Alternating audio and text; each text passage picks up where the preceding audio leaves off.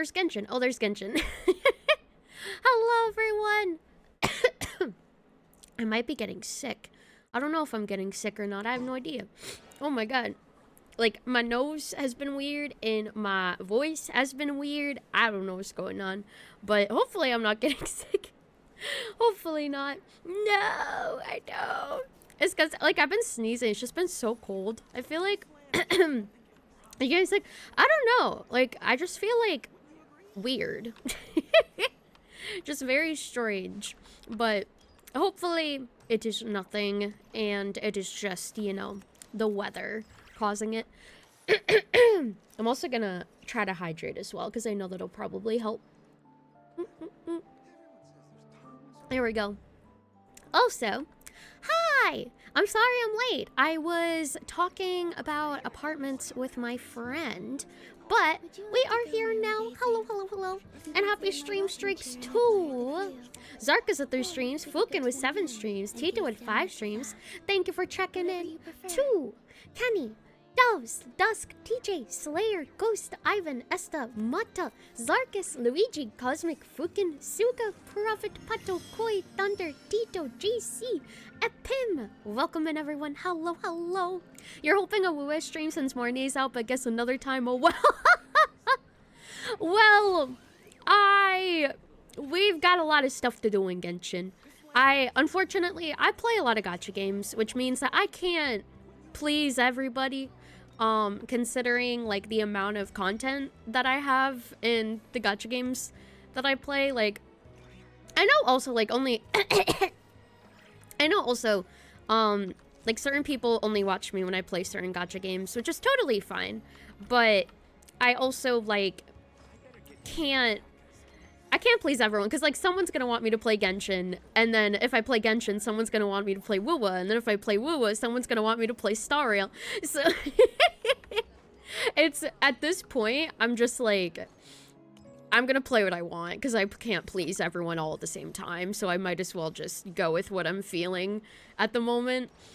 Which I think is why my stream schedule is like stream day, stream day, stream day, stream day, because I don't like I don't like locking myself into specific games, which just feels restricting. I kind of am just like, oh, I'm gonna play this today.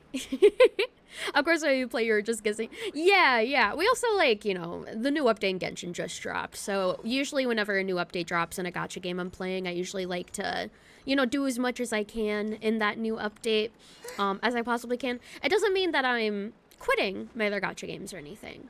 It's just mostly I get fixated whenever a new update comes out. Is what I'm trying to say. Welcome in, everyone. Hello. You can't stay long because you want to avoid spoilers. Have a great stream. No worries, Thunder. Yes, if any of you need to avoid spoilers, definitely understand. Please do so. Please stay safe of those spoilers. It is hard to juggle all of them. Yes, it can be incredibly hard to juggle all of them. I think, like, my mental state used to only play what people were asking of me. So, like, if someone's like, oh, I want you to play this on this day, then I'm like, oh, okay, I'll play this on this day. But then, like, someone else comes in and they're like, oh, I want you to play this on this day, and I'm just like, oh, shit. So, like, the fact that I've learned over time after becoming a streamer and gaining more experience with it, realizing that, you know, no matter what I'm playing, some people are gonna want me to play something else. Because I've literally had people come in while I'm playing WoW and they're like, can you play Genshin?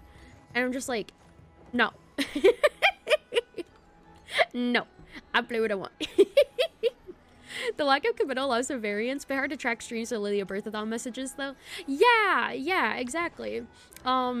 And it gives me more wiggle room as well to kind of just, like, you know, decide how I'm feeling at the moment too.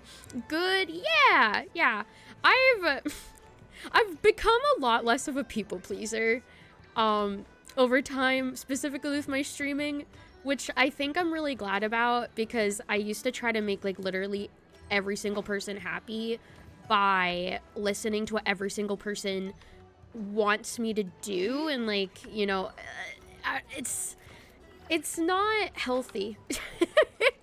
It's not healthy. I love you guys, but I also need to remember that, you know, it's my streaming space and I want to enjoy what I'm playing as well. Like, I don't want to just play things because people want me to, because then I'm not going to have fun, and then it's not going to be as entertaining if, like, I feel like I'm being forced to play something.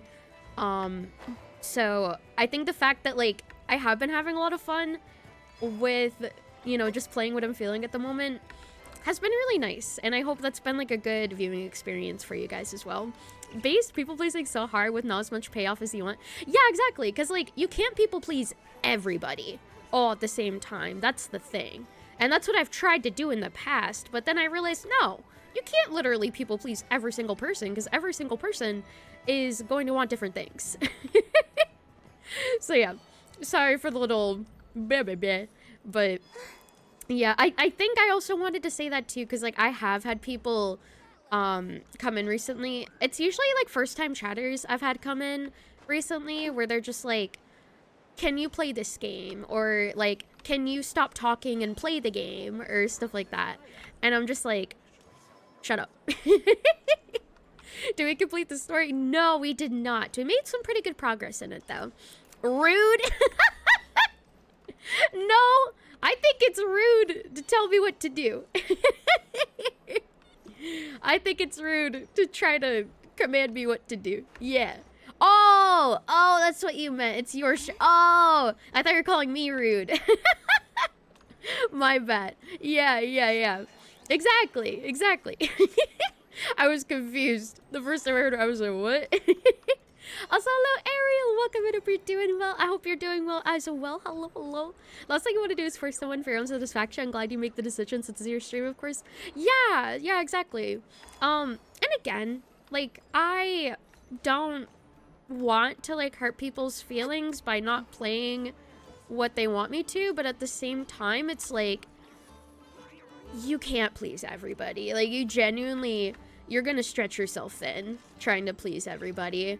So at the end of the day, I'm just gonna play what I want, and we're gonna have a fun time. And that's all that is. That is all it is. But let me see. I'm trying to think about what I want to spend my resin on. You enjoy being here for chill vibes? Yeah, absolutely. And I enjoy having you guys here as well. I hope I wasn't coming across like strict or anything. I don't want to seem that way, but I think it's just something I've been noticing recently, mostly with like new time chatters and stuff, where they've been like kind of acting like they should be in command of like what I play, and like very entitled to what I play and stuff like that. And they're like, you're playing this, how dare you? And not doing it like unironically. And I'm just like, no. You do you, baby, to street. Thank you. No, not at all. Okay. Yeah, I just want to make sure. At this point, like, I don't know. Sometimes it's an instant ban, depending on like how they're acting with it. Like, I've had someone come in here and literally just literally just say like, oh, this game sucks that you're playing. Like, play Genshin instead. Like, not even asking like, can you? They're just like commanding me. They're just like, play Genshin. And I'm just like, bruh. I play different games. Come on. And thank you for checking in, Andy. Enjoy your strav. Welcome to Fortuna. Thank you for checking in, Flaggy. And Excel. And Kiss. And Russ. Enjoy your dinner strawberries. Yeah, we were better. Oh my god. Just a lot of, like, I don't know. New time chatters can have, like, weird levels of toxicity sometimes, where it's not even streamer etiquette at that point. It's just, like, common sense when it comes to, like, being a nice person. So, just, like, a lot of entitlement. It's really crazy. I don't know. Maybe it's kids. Maybe it's kids usually saying that. Because I feel like it mostly is, like, younger people who don't understand that streamers aren't, like, you know, a TV show where they can just switch the channel. I feel like that's a great metaphor. I feel like that's a great metaphor for people who think that way, is they view streaming as like they're watching a TV show and they can just change the channel at will. Like they have the command of the TV remote, and it's like, no, I have the command of the TV remote actually. I choose which channel that we're watching. So yeah, I feel like that is like a very younger mindset, most likely. Is they don't view the streamer as like an actual person. They view it as more like, oh man, I'm watching TV on my mom's iPad. Of course, with every gacha patch dries up on content, you'll eventually jump on to the next thing that offers more things to do. Yeah, exactly. Exactly. I like to wring out as much content out of the gacha that I can during that patch until I can move on to the next one and have nothing left. Exactly. And like, we're checking in Jaja and Imperial. Enjoy your straps and welcome to doing well. Why aren't you playing Club Penguin? Is Club Penguin even still around? I don't think it. I think there's like a renewed version of it or something, but I can't remember.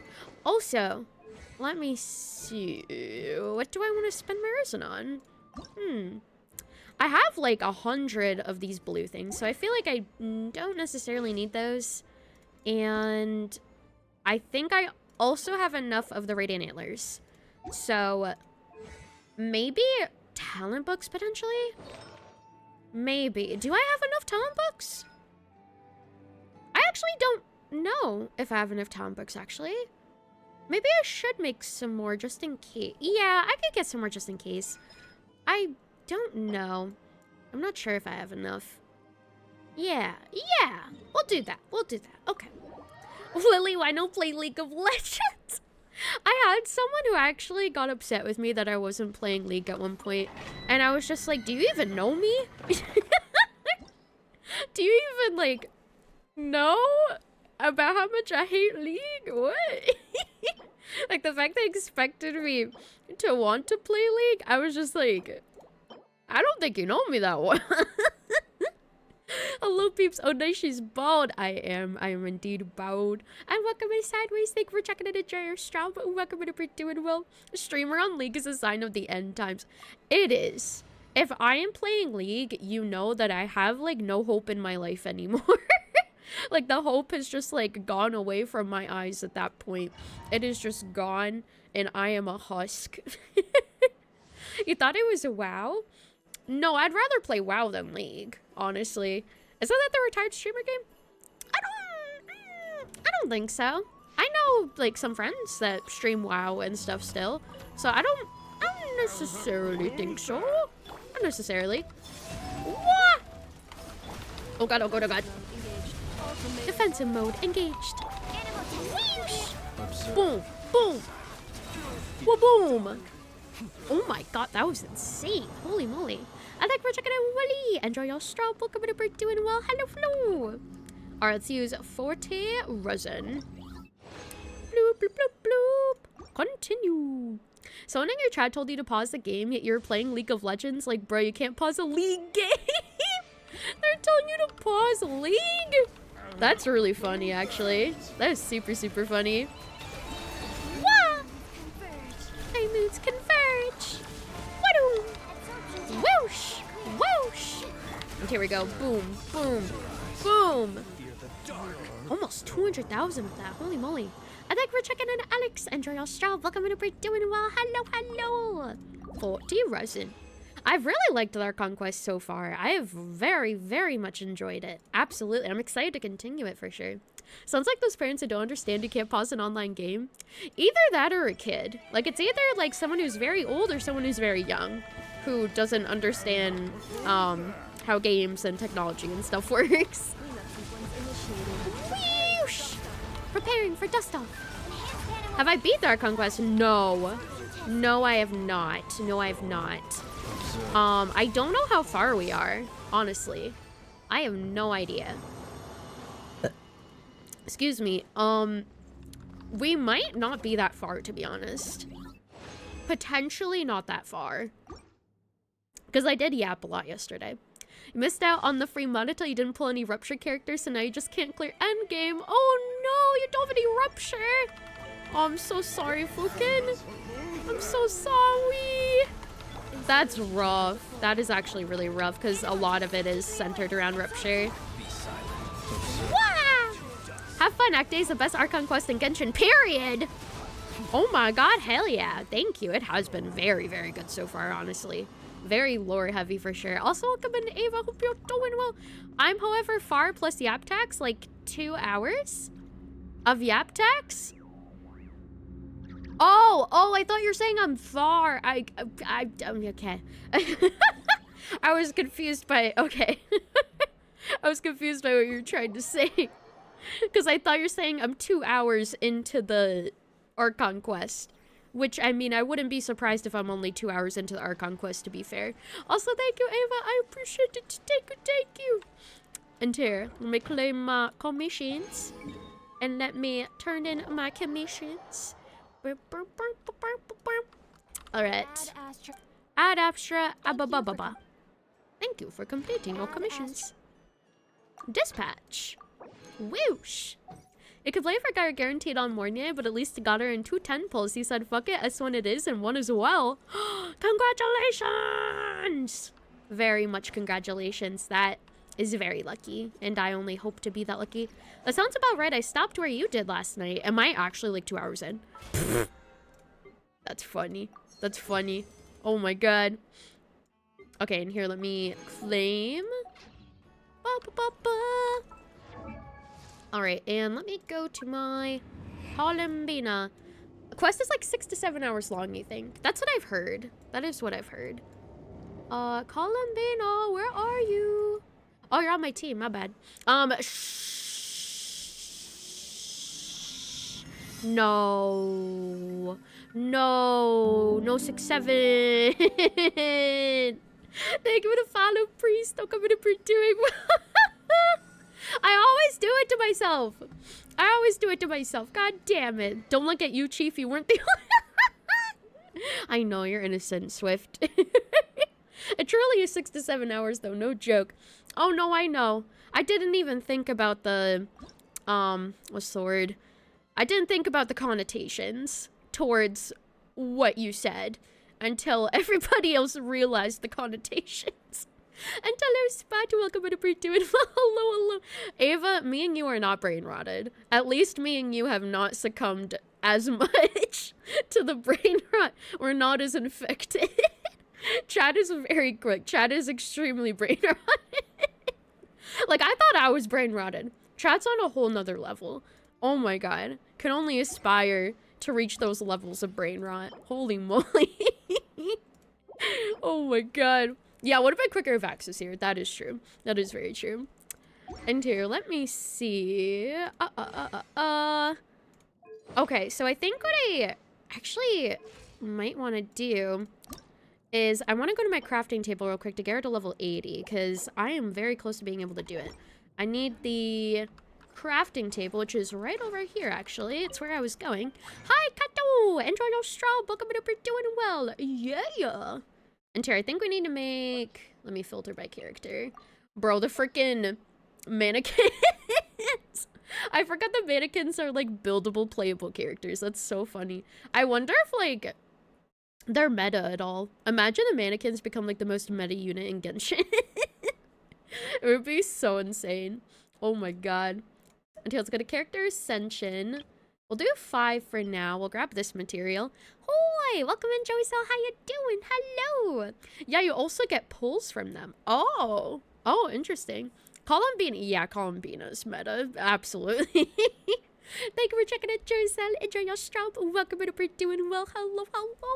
You had Genshin, WoW, HSR, and Zenless on your PlayStation. Delete WoW and Genshin first, as are the ones you played the least, before deleting HSR last month after not playing it in 6 months. Oh, dang, you're scrubbing the gotchas. Oh my goodness. The gotchas, they're dying. Or not literally, but from your account, they are. Rest in pepperoni. Also, here, let me go back and let me get her to level 80. That's honestly fair, though. Gotchas are a big time commitment. Probably better for your own mental. Absolutely. And here, where is Columbina? Ascend! Yeah, don't play gotcha games, guys. They will ruin your life. Just like they've ruined my... I kid, except, you know, My wallet, they definitely did. Don't play the games that I play. It just sounds like gatekeeping at that point. Don't play the games that I play literally every single day. But the waifus, I know.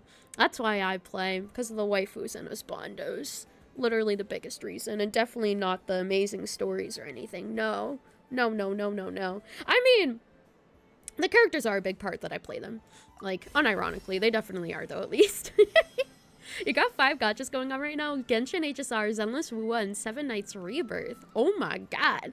That is a lot. Holy moly. And welcome in, Sam. Hope you're doing well. Hello. Definitely not to spend money either. Yeah, definitely not to spend money either. Absolutely. Wait, I should be able to get her to level 90 soon, actually. I just need flowers. Did my flowers reset? I forget if they reset daily. I don't know if they do. Oh no, they don't reset daily. Oh no. Oh no. Okay, well hold on. Let me make what I can make at least. Hold up, hold up. I just can't make the flowers yet, but everything else I can make at least. So let me make these. Oh yeah, Enfield. Yeah, Enfield's coming out. Oh man. And every 10 streams, Kato. Let's go, let's go. Only gacha you ever played was Genshin back when it came out. You barely even did anything in it. I also, I just lost my train of thought. I also played Genshin when it first came out, and then I only played it for a couple of months, and then I quit for like 2 years. So I definitely feel that, for sure. 7 days a week. I know, a week away. Only a week away for Enfield. Oh my god. Oh my god. Okay, let's make more of these. Whoosh. Perfect. And now I just need the flowers. Oh god. Okay. So, does any... Okay. If I try to join random people to steal their flowers, I feel like they're not gonna let me. I feel like they're gonna tell me to fuck off. So, do any of you guys have any Columbina flowers to spare? I know it's like the worst sin that I could ever ask for at this moment in time in Genshin. But... Oh, you can get on? You're not rolling for Bina? Oh, yes. Okay, cool. Amazing. Flower. Flower. Gasp. Invade Vax world, he won't know. I would steal his flowers. Spare flowers, please. Oh, if you weren't in story, let me in. Oh, that's okay. That's all right. I think we're gonna follow Bishop. Welcome to be doing well. When does the new RE come out? In February? Yes, I think end of February, I'm pretty sure. And after 3 streams, Alex, let's go. You didn't get all the teleporters, but you got all the statues of the 7. Got you. That should be good enough. Yeah, I should have traversal, so it should be all right. You can run around and grab some while I'm collecting. Oh, awesome. Nice. Thank you for checking in, pudding. Enjoy your strobe. Welcome to be doing well. Hello, hello. You play Genshin, HSR, Wuwa, Zenless, Nikkei, Snowbreak, GFL2, Blue Archive, and DNA. Oh my god. You totally don't have a problem. Bro, that's so many. Props, dude, for being able to handle all of those. Oh my goodness. Oh yeah. Here, let me check my teapot while I wait. I also have some pulls I can do on standard as well, I just realized. Let's see if we get anything crazy. Random 5-star, come on. Badoom. Oh! Got me! Gaming! We're gaming. We're so gaming with gaming. Oh yeah. Oh yeah, oh yeah. And oh. No, don't buy Primo Gems as standard pulls. Don't do that. Bro, you want coming so bad. Let me see how many... Hold on, let me see how many constellations I have for him. Is he... Let me see. I have him C6! I have him C6. Wait! His C6 is crazy. What the hell? Plunging attack crit rate increased by 20% and crit damage increased by 40%. And attack radius increased. What the hell? That's insane. Is he like an actually crazy plunge DPS? What the hell? That's insane. 20% crit rate, 40% crit damage. Damn! He's good, yeah. Oh my god. I think I'm gonna follow Raelian. Welcome to be doing well. Hello, hello. Wow. That's nuts. He'd be good with Shangyun. He would be good with Shangyun. Oh, imagine he's better than my Xiao. That'd be insane if he was actually better than my Xiao. Pretty nice plunge vape character and good with Cloud Retainer. Dang. That's wild. Maybe I'll build him at some point. But yes. So, guys, let me know if I can invade your world. Because I want flowers. Oh, yeah, but let me check my teapot while I wait for you guys to answer. Are you almost done? Get just on your HDD since it's 2 terabytes. It was free 50. Oh yeah, no worries, Voss. Take your time. No worries, no worries. Stop being a Columbina. She's so beautiful. I know. Look at her. She's so pretty. Oh my god. She's so freaking beautiful. And let me claim my stuff. I probably won't do WoW pulls today because I usually do pulls while I'm playing the game. So I know a lot of people wanted me to do WoW pulls for them, and I do apologize. But I think, like, pull anyway. Unfortunately, it could be really hard, because then I would have to, like, exit the game and then load a new game and then exit that game and then reload the game. But once I play WoW again, for sure. I'll probably continue it sometime this week, once we catch up on more of the Genshin update and everything. Thank you for checking out Splat. Enjoy your stop. Welcome to Never Doing Well. Hello. I think I claimed everything from my teapot. That should be good. Let me see if I can also claim the weapon materials as well, because I need more of these, and I already got all of them that I could from the Stardust exchange. So let me see if I can find these enemies and teleport. Hello, Nix. Welcome in. Thank you for checking out Cam. Enjoy your stop. Welcome to Never Doing Well. What? Oh, wait, what? A new update is available. Please log in again to update to the latest version. The game's kicking me out. What? Pfft. Banned. Genshin banned me. Can't believe it. Absolutely banned. Account bricked. Account banned. Everything's gone. Rest in peace. Man. Almost 1,000 WoW going into my account, just deleted. It's like I threw money into a fucking burning fire. Man. It is what it is. On to the next gotcha then to spend $1,000 into. Time to find another gotcha to spend all my money in, I suppose. Okay. Oh, it teleported me right to where I needed to go. Awesome. Is it still tracking the enemies I need, though? Well, I don't know if it's tracking the enemies I need. I mean, technically throwing money into a burning fire that will die eventually. That's true. Which I don't like to think about. I don't like to think about that. That's like thinking about the end of my existence. It gives me the same amount of, like, existential dread as thinking about end of service for gacha games that I spend money. It's like thinking about what happens after death. It gives me the same type of, like, very ill feeling inside of me. Which is why I try not to think about what happens after death, and I try not to think about what happens after end of service either. They are the same thing, basically. Two of the same thing. Whoosh! Wadoom! Grandma Genshin! Granny Genshin! Wadoom! One day I'll look back in this and be like, wow, I went there. Wow, I spent like $10,000 over the course of like 6 years. Holy moly. Also, Flints didn't even do anything. That's crazy. They just died. Also, here, let me grab this teleport point. What the heck is that? Let me grab this teleport point real quick. End of day and end of service are one and the same. They are. They really are indeed. Absolutely. And here, let's go over. Oh my god. There's so many of these enemies over here. What the heck? Okay. It tracks like multiple of them too, which is interesting. I used to only do one at a time. I wonder if that's a new change that they made. Death is literally end of service for your playthrough of life. It is! Actually, if you think about it, that's true. If you think about it, that is definitely true.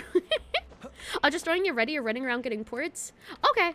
I shall. Let me just grab these enemy materials first. Whoosh. Oh yeah, here they are. They even have a chest for me. Oh my goodness. Life is a game in many aspects. Life is like a video game. Collecting coins.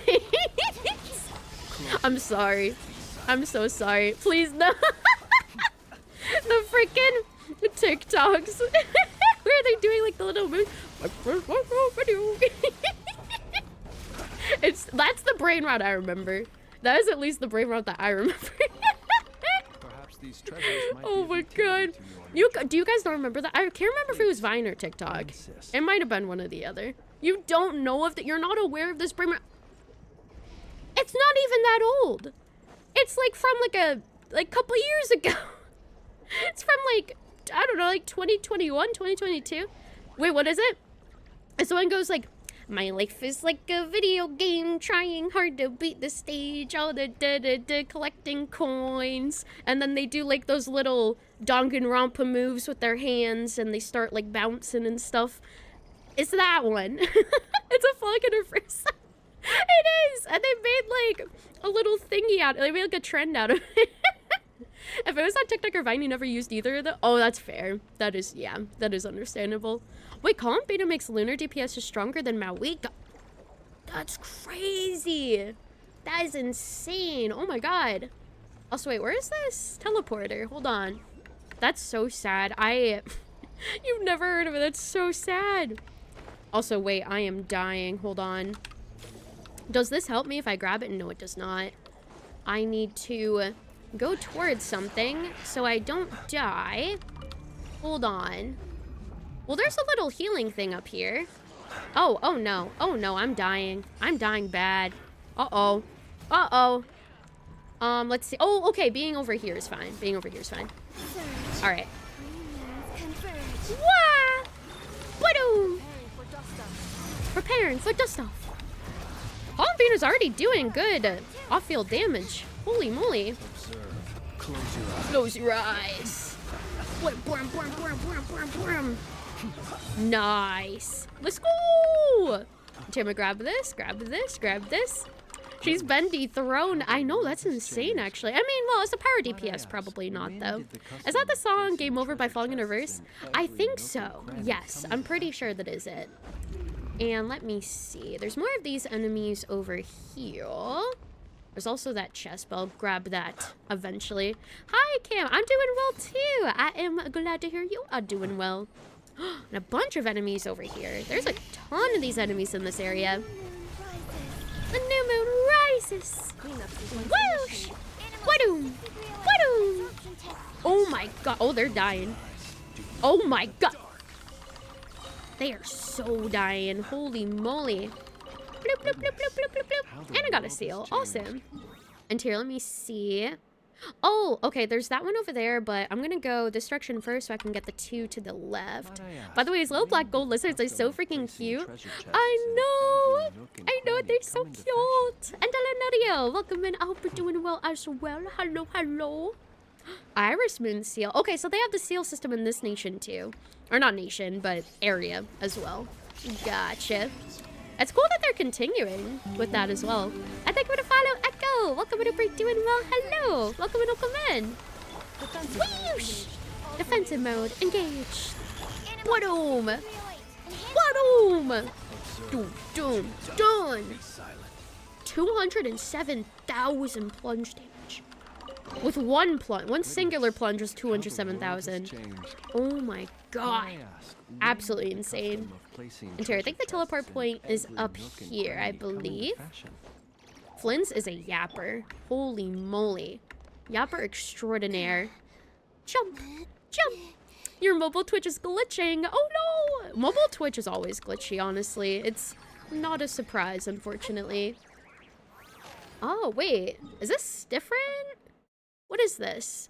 Oh, that is different. Okay, it looks like the same enemy, but it's not. That's like a boss enemy. Yeah, it's a boss. They look very similar, though. A little bit too similar. So very easily mistakable. Also, I didn't pick these up. Here, let me grab these. Whoosh, whoosh. There we go. Bye-bye. Also, wait. I need a glider for Columbina. I forgot to put one on. Ooh. Oh, this one would look so good on her. This one looks so good on her, but I don't have it yet. Oh man. I'll have it eventually. I guess for now, maybe the purple wings potentially. I'm looking at the other ones too. I think the purple wings, yeah. Purple wings most likely, because the other wings are kind of purple anyways. So Inazuma wings it is. And here we need to go, let me see, this direction. Whoosh! Avatar stream Charmin, let's go! Alright. The enemy should be right up here. Probably around the corner, I'm assuming. Let me see. No, not there. By the way, I finished the quest last night. So peak. I'm really excited to continue it.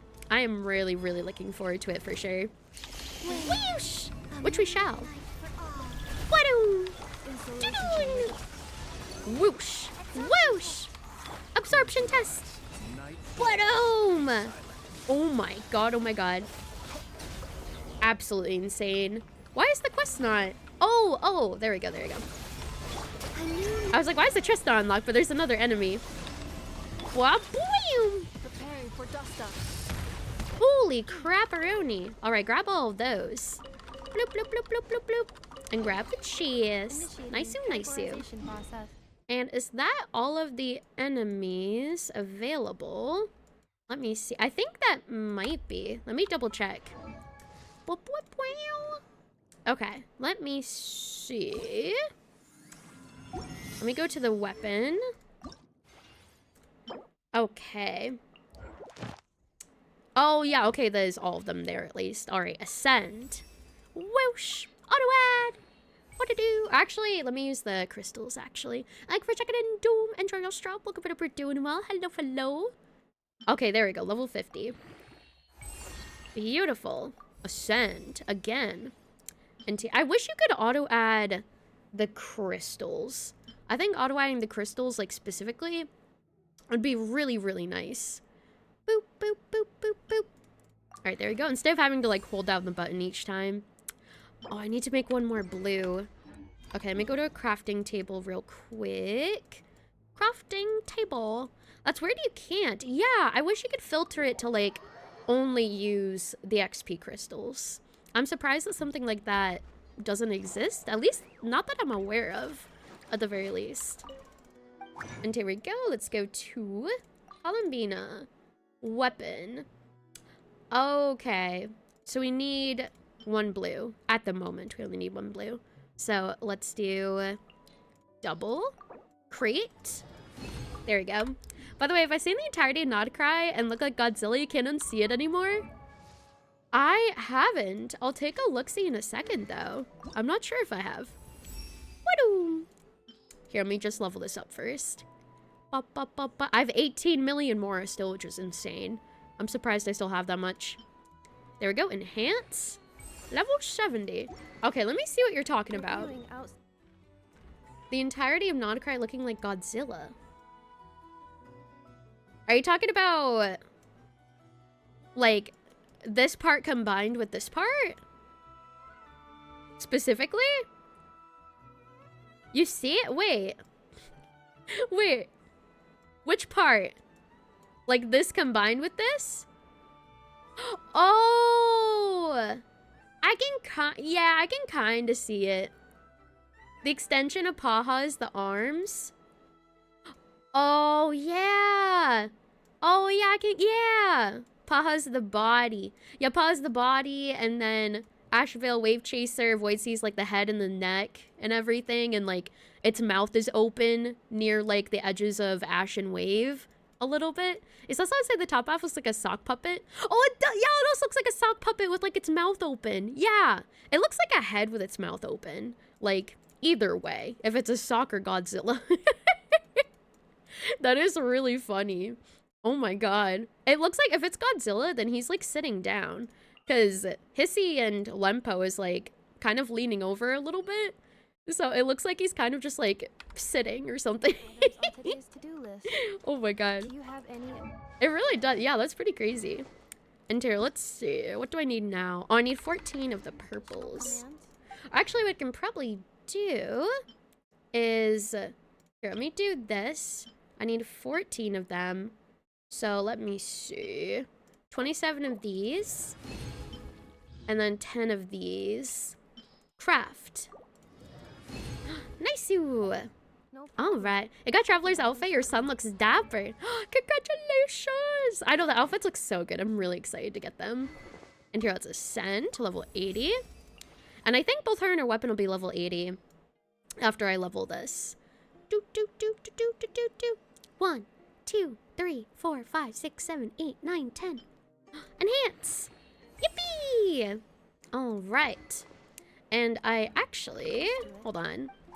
I might be able to make enough of these at least. Yes, yes I can.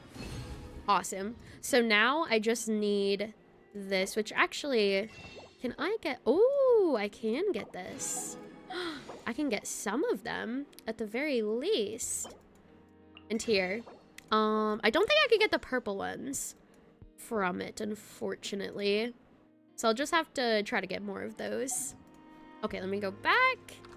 And let me see. Let me also go to her talents, because I can probably continue leveling them. Oh, no, I can't. I need the weekly boss material. No, I can't. Oopsie. Okay. Let me see.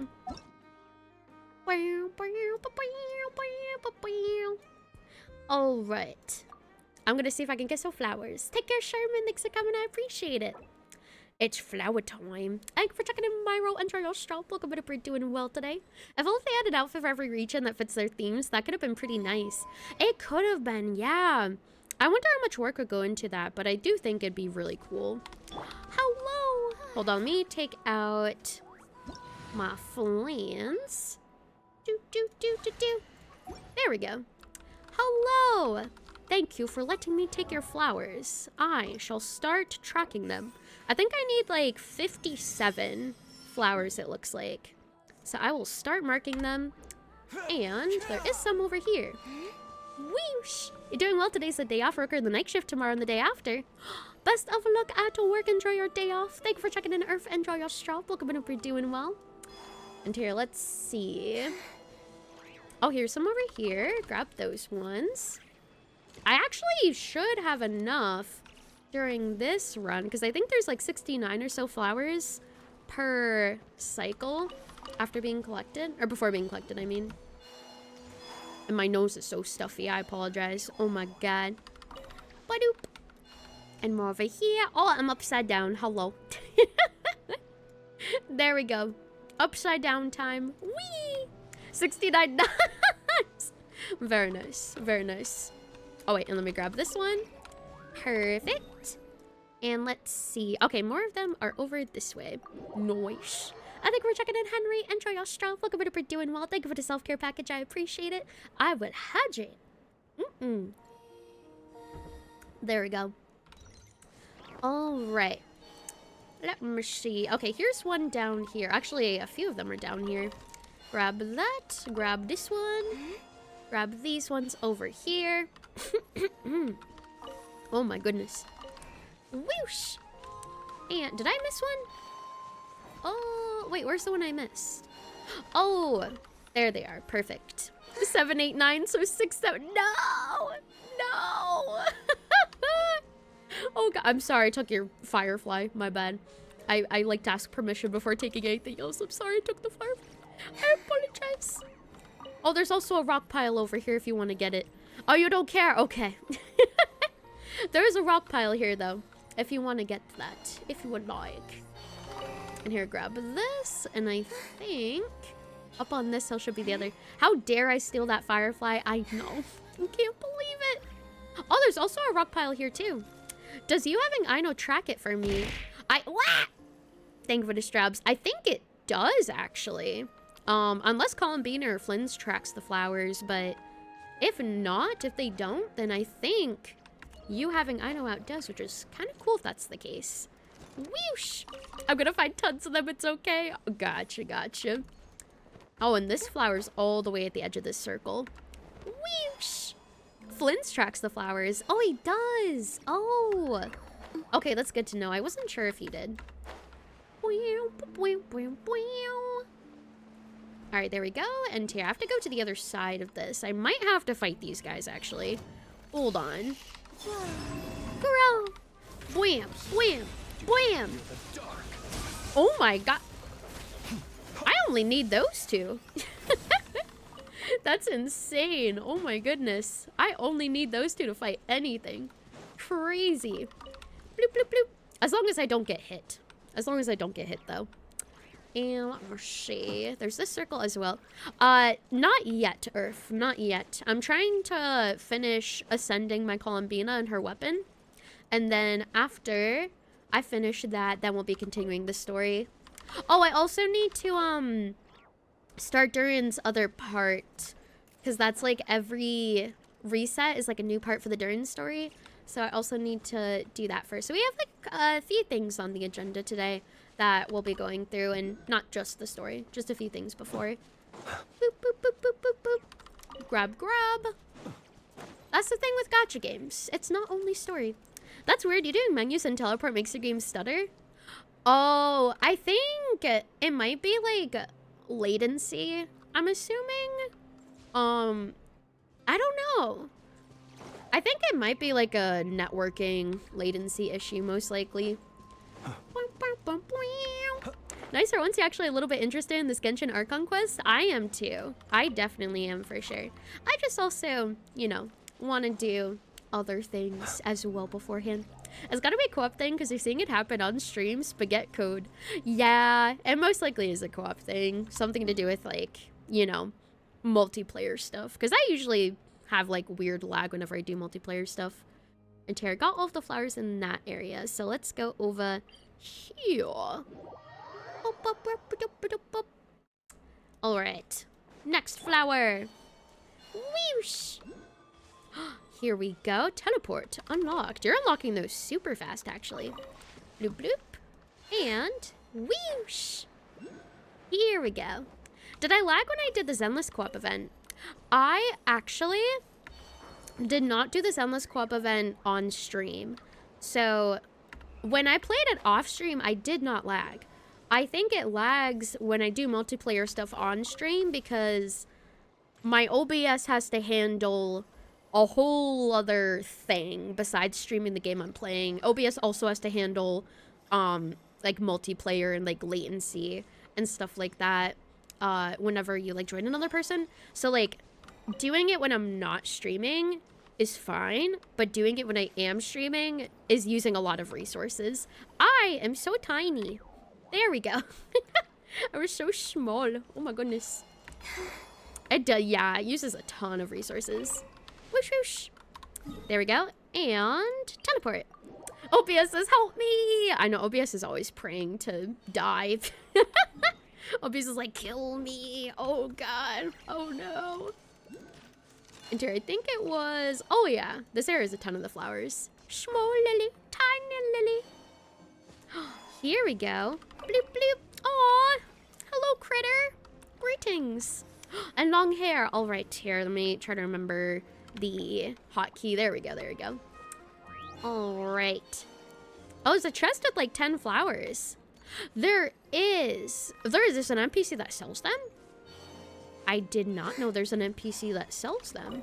Interesting. I mean, I'm in someone else's world, so I think both of those things are unobtainable at the moment, since I'm not in my own world at the moment. We did find the chest last night, though. I just didn't realize about the NPC. Whoosh! Doo-doo. Yeah, I had no idea about that part. And here we go. Whoosh! Do do do do do do. Here's 4 more of the flowers. 2 right here. Grab, grab. Whoosh, whoosh. And grab these ones. Whoosh, whoosh. Nice-oo. All right, and next area is up here. You're like 47 flowers away to Max Bina. I'm very close. I am also around that number. Yeah, I need like 7. I need like 7 flowers, I think, in order to finish maxing her. All right, here we go. Flowers, 7 more. Here we go. Here, I swear to God, none of you say 6. The thought came to my head. The thought came to my head, but I'm like, no, no, intrusive thought. 6. Oh God, intrusive thought. I hate intrusive thoughts. Also, aww. Oh, are these like the little lizard creatures that you were talking about? Oh, they're so cute. They're just looking at each other, spending time together. Aww. Oh, they're so cute. You can capture them for the teapot. You can. Oh, that's amazing. Yeah, you held it back. You're thinking about it. Thank you. The little guys just need a 6-7. They do. They really do. Yoink the lizard. Yoink. I mean, I don't know if I can do it in someone else's world, but otherwise I would. I think I might also have enough, but let me just grab these ones just to make absolute sure. Oh god, oh god, oh god. And let me get to a safe place as well. Hold on. Alright, let me see. Ascend! Yay! Auto-add! Level 90! Nice. Ooh. All right, now, oh my god. 86 over 165. Holy moly. Okay. And here, we need to get this to level 90. So I actually, is it okay if I fight these things in your world? Because they have not reset yet in my world. So is it okay, Voss, if I fight these enemies and get their materials? Go right ahead. Okay, perfect. Thank you, thank you. I think we're checking in Herb. Enjoy your shop. Welcome to Bird doing well. Hello, hello. Do I want the special things for level 100? I do. I don't think it's for level 100 though. I think it's for level 95. And then you need a second one for level 100. So I don't know who I want to spend it on though. I actually have no idea. Yeah, the mobs respawn daily anyways. That is true, which is very nice. And hello, welcome in Herb. Hello, hello. Where am I going? Oh my god. Whoa. I think I need to go this direction. Yes, yes. And let me grab this. Why not use it for her? I could. I don't know how much benefit it would give to her is the thing. Like, I don't know if I'd rather give that to a main DPS is the only thing. Not sure. I've been on the fence. I've been on the fence about it. Not as much from 80 to 90. Yeah, it's probably not too much. It also, like, increases base stats and, like, I don't know, like, how much it would help. 1 to get to 95, 2 more to get to 100. Oh, so it's 3 in total. Oh my god. Okay. Whoosh! Around 10%. Close your eyes. Observe. Nightfall. I just don't know if she benefit that much from being level 95 in comparison to other characters. That's what I've been on the fence about. Close your eyes. Whoosh! Night falls. A new moon rises. A new moon rises. Wadoom! Die, die, die, die, die. Observe. Wadoom! Be silent. Is Columbina worth it fun? Oh, absolutely. Abso-freaking-lutely. But I might be a bit biased. There we go. Nice. And grab materials. Grab, grab, grab. Whoosh, whoosh, whoosh. Do, do, do, do, do, do, do. Grab these ones. Whoosh, whoosh. And more down here. Oh, let me grab this too. Thank you for checking in, Wave. Enjoy your shop. Welcome to We're doing well today. Not all the characters benefit from 90 plus. Yeah, that's why I have to be like a bit more particular with who I end up choosing to do that for. 3 moons converge. Wadoom! Whoosh, whoosh. Observe. Dot, dot, dot, dot.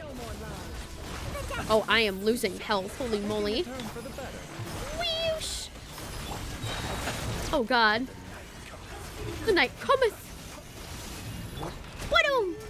Thanks for checking in, Ryu. Enjoy your straw. Welcome to We're doing well. It all adds up. Be silent. Wadoom! There we go. Nice! Oh, some of the materials fell over here. There we go. Oh, this one's not dead yet. Die, die, die, die, die, die! Die! There we go. Nice.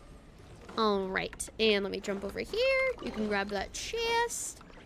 And is there materials that I missed? I think I picked them up, I'm pretty sure. Yeah, I believe so. Okay. And let me see. I'll go to the left first. Or actually, yeah, we'll go to the left first. I'm not gonna fight those guys. I'm just gonna ignore those guys. All right. Run, run, run, run, run. Over here. Ignore, ignore, ignore. All right, there we go, there we go. I'm on my way. Also, ad break in about 1:30, just a fair warning. Blue moons converge. Observe. Wadoom! Oh, did I get the mats of Stardust? I did. Yeah, I already got those ones. Silent to dust. Dust. Nice. Oh my god, so many.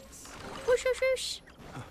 All right. And I think more over here as well. Thank you for checking in, Senia. Enjoy your straw. Hope you're doing well. Hello, hello. Yeah, there's 3 more down here. Actually, 4 more down here. Whoosh. Almost forgot I have another part of Durin's quest. I do, yes. I'll be doing that after as well. And then main story. Wah! No more lies. Die, die, die, die, die!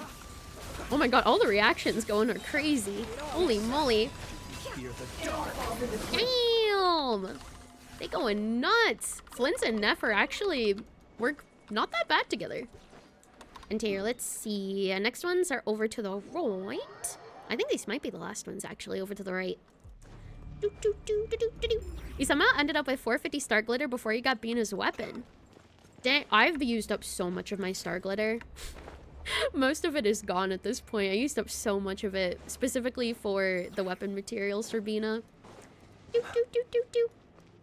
Here they are. And I'll see how many weapon mats I have after I get these. I can also get the ones from the shop as well once I get back to my world. Also, we will be having a 3-minute ad break starting any moment from now, just a fair warning. But we'll be back after the ads are over. Thank you for sticking around with them. I appreciate it. Unfortunately, Twitch just forced me to run 3 minutes of ads per hour, but we will be guys. Thank you for the follow, Anime. Welcome in. Hope you're doing well. Hello, hello. Oh, you're still fighting one. Hold up. No more lies. No more lies. Whoosh, whoosh. Whadoom. There we go. Got him. Nasu. Oh, and there is one down here, actually, which I forgot about. Now I need to grind for a Nefa. Oh, the character grind starts yet again. It never stops. You discovered a team that revitalizes one of your old ones. Really? What team is it? I thank you for checking in, Chaos. Enjoy your straw. Welcome to we're doing well. Hello. Aoife, Raron, Shingshou, and I call him Bina in there. That's an interesting team composition, actually. I don't know if I have thought of that before. That's cool. Also, yes, we are having ads, but I am in co-op at the moment, so I can't really pause or else stuff is gonna kill me, unfortunately. I should be able to in a sec, though. Here, let me just grab these. Whoosh, whoosh, whoosh, whoosh. Whoosh. Whoosh, whoosh. Nice-oo. And... okay, here, let me stop tracking these. And let me go to the crafting table. And let me see if I can make enough of that. I'm just gonna borrow your crafting table real quick. Teleport! Beta revives so many characters and Anefa puts them in a wheelchair. I know. Anefa's so good, though. Like, Anefa is crazy, crazy good. I am so glad that I pulled for her when I initially didn't plan to. You made a mistake doing the quest all in one sitting. It's worth it. It's so worth it, though, honestly. I would if I could. I would if I definitely could. And here, let's see. Whoosh. There we go. Confirm. And make. Yay! Alright. And here, let's go to Ascend. Yaya! And let's add the crystals. Do. 1, 2, 3, 4, 5, 6, 7, 8, 9, 10. Nice. Auto-add! Alrighty. So let's see what she's at now. Let me see. 86 over 173. Not bad. Definitely not bad. I think that I could get more crit damage, though, honestly. Ooh, yeah, I could definitely get more crit damage, honestly. And also, I think my HP is like 24,000 as well. Would you like to go moon gazing? Excuse me. You can sit in my rocking chair and admire the view. Or we could go to the moon and gaze down at Tefat. Whatever you prefer. Don't trust your eyes on crit. This one has crit damage on it, but I want to keep the crit rate on this. And that one just has regular crit rate on it. Oh, it's a 4-star. God damn, it's a 4-star flower. Okay.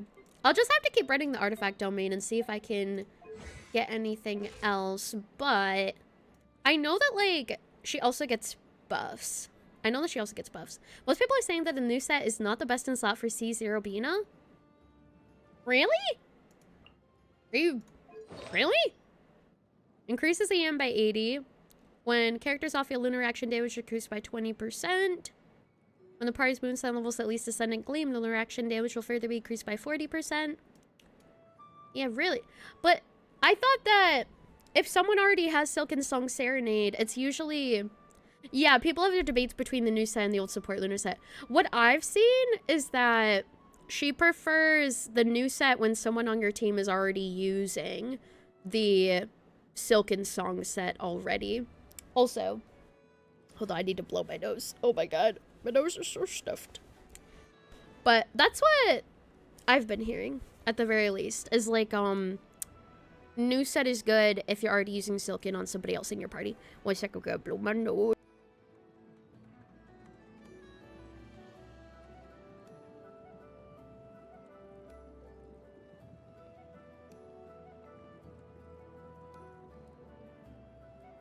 Alright, there we go. Actually, hold on.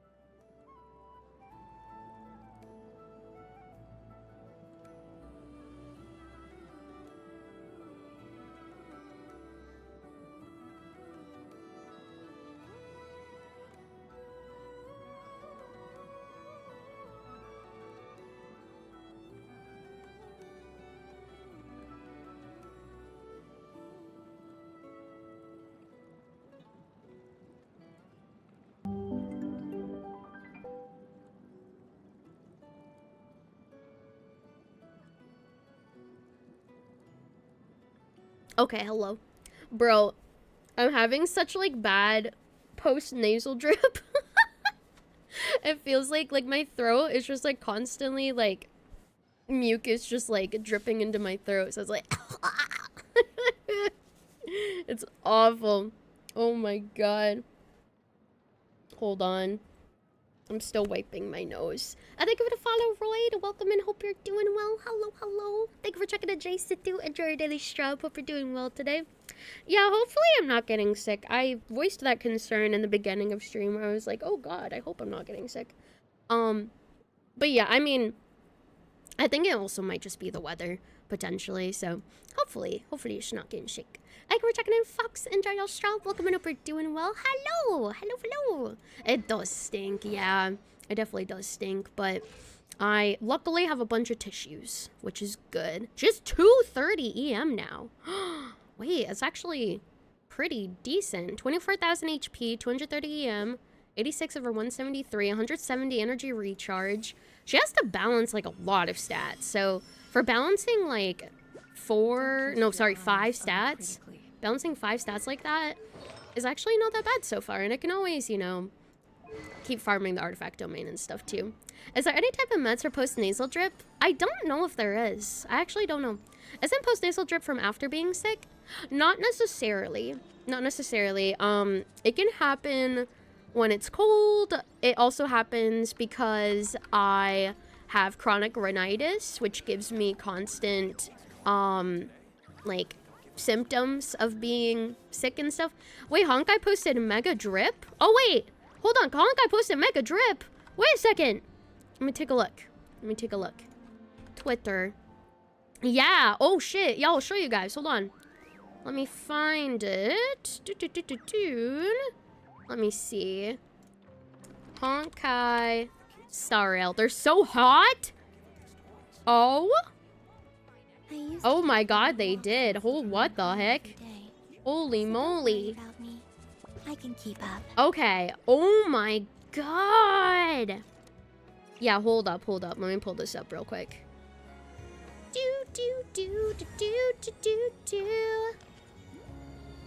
Okay. 1 second. 1 second. Bum bum bum bum bum. Alright, let me see. Thank you for checking in on Copy. Welcome and hope you're doing well. Alright. Let's take a look at this. Let me share my screen. Hold on. Alright, let me see here. An Ionic game, a paradise of elation, geniuses and oddballs all gathered here, ready to become a ha. Also, hold on. Oh my god. We could go to the Kitty's moon gotta earn. and Let gaze me- down into that. let me just go to that screen real quick. They keep yapping. Oh my god. Okay. An Aeonic game of Paradise of Elation. Geniuses and oddballs all gathered here, ready to become a Ha. Of course, they could also choose to surpass a Ha, overthrow a Ha, manipulate a Ha, take a Ha hostage, assassinate a Ha, ignore a Ha. Huh? Ha ha ha ha ha ha ha ha. This is a work of fiction. Any resemblance to actual events is totally a Ha's fault. Oh my god. 2 tweets with images. Okay. So first we have Yaoguang. We have Yaoguang here. Prosper a Ha. Divination, earning money, getting rich. Even a Ha would be green with envy. Oh my god. Okay, so this is the peacock lady. Elation peacock lady. Ooh. Aha, aha, aha. And then we have Blade. We have Blade XP. What the heck? Glory, aha. Reignite the past glory of laughter. Bladey's on it. Oh my god. Oh, this is a work of fiction. I resemble actual persons as events is entirely Ha's fault. Oh my god. Yeah, Blade looks so good, actually. Holy, that jacket? Like the red jacket. Oh my god, the colors. It looks so, especially with his eyes already being red. It looks really nice. Holy, it's covered in bandages or something as well, which is interesting. And we have Evanisha. Who is a Ha? I don't know. My teacher didn't cover that. Why not ask the next person? Oh, it's just Yai Sakura. Yeah! I actually... Yes. She also resembles Yai Miko a little bit, too. Holy moly. Yai Sakura XP. Yo! I just got, like, the Sakura blade and everything. Oh, she's so pretty. And she's pink and flowery. Oh, I'm so pulling for her. I'm absolutely so pulling for her, definitely. Yai Miko is a Yai Sakura XP, you think? Oh, that would make sense. That would make a lot of sense. They do look very similar to each other and have, you know, similar names and everything. Pink! And then we've got Sparksy! You're the aha. Oh my gosh, whoa, that's some nasty trash talk. Oh, she's so cute with the little wink and everything. Oh, me, we're all aha. We're all aha deep down, actually. This is the Sparkle XP, yes. So we think this is the Sparkle XP. This one is the Yai XP. And this one is the Blade XP. I don't know if Yaoguang's an XP, though. She might just be, like, a brand new character, honestly. Because I can't think of anyone that she resembles besides, like, you know, Finan. Because people have been making jokes about her resembling, like, a female Finan or something. So maybe, but I don't think she'd be an XP of Finan. I don't know. She's inspired by someone in HI3, forgot who. I'm not sure. I'm not totally sure. There's also one more, though. There's also, ooh. There's also this one. Silver Wolf XP. Very likely an XP to one of the Stigmata. Oh, gotcha. Silver Wolf XP! Silver Wolf! King Aha! Aha once said, "All hail the esteemed wolf. Time to show the universe what she's really made of." She's so pretty. I love, like, the long hair that they gave her. Oh my god. And, like, the outfit and everything. I feel like she fits really well. Because she already has, like, a gaming aesthetic to begin with. So, her gamer glove is awesome. It looks like a Thanos glove almost with, like, all the gems in it. That's so good. Oh, man. And then we have a Nihulix. I don't know who this is. This one's interesting. Origin Aha, known as the strictest mother of the Aeons. As long as she turns in her manuscript on time, yeah, right. Her name seems like it has to do with, like, nihility, because it starts with Nihilix, but it could be unrelated. She's really pretty. Is she, like, a manga artist? Because you can see, like, if I tilt my head a little bit, it has, like, the manga panel with her eye and everything, and she's holding, like, an ink pen. So I think she might be a manga artist. Whoa, that is really cool. I never expect to see, like, a manga artist as a character. I don't know if I've ever seen that in any gacha game before. That's awesome. And we have Ashvale. Ooh, true aha. He stirs, he yawns, and aha, he's awake. Oh my god, he looks like a mix in between Gallagher and Blade. Like, he looks at really a big mix in between Gallagher and Blade. His cloak has eyes on it. Wait, it does? His cloak has eyes on it. Oh, it does have eyes on it. Yeah, like at the top you can see it. Oh my god. Or like a little bit like Boot Hill as well. That's true. Wow! Thank you for the strobes. Thank you. Oh my god. And there they are, ready to become a ha. He does, yeah, he does resemble them. I can also see Bootail though, like a little bit of everybody, which makes me think of the Enigmata, like kind of resembling a little bit of everybody, but probably not. I think we're checking it, Bossy. Andrea Strout, we're doing well. Hello. Why is Silverwolf highlighted? That's a good question, actually. Why is Silverwolf the only one with like a highlight and an emoji on it? Is it because, I don't know, she's special in some way? She hacked the screen to highlight herself? Maybe. She is a hacker, so like maybe she hacked the promo. Oh, like a game selector, and she's a gamer. Oh, it could be like a game selector. Yeah, I could definitely see that too, actually. That'd be cool. That'd be cool if it was like a game selection screen. That'd be really, really awesome. Oh, man. Join the Aha-verse and customize your very own Aha? Oh my god! That's so fun. They gave you like a template. They give you a template so you can put like your character as well as like titles and a description and everything. That's so funny. I should make an Aha Lily. I should actually. Hold on. I'm going to save this to my computer. There we go. I will cook it up. I will cook it up, absolutely. That'll be very awesome. I'll put myself there. I'll put like a little tagline and everything. It'll be fun. It'll be fun. Hell yeah.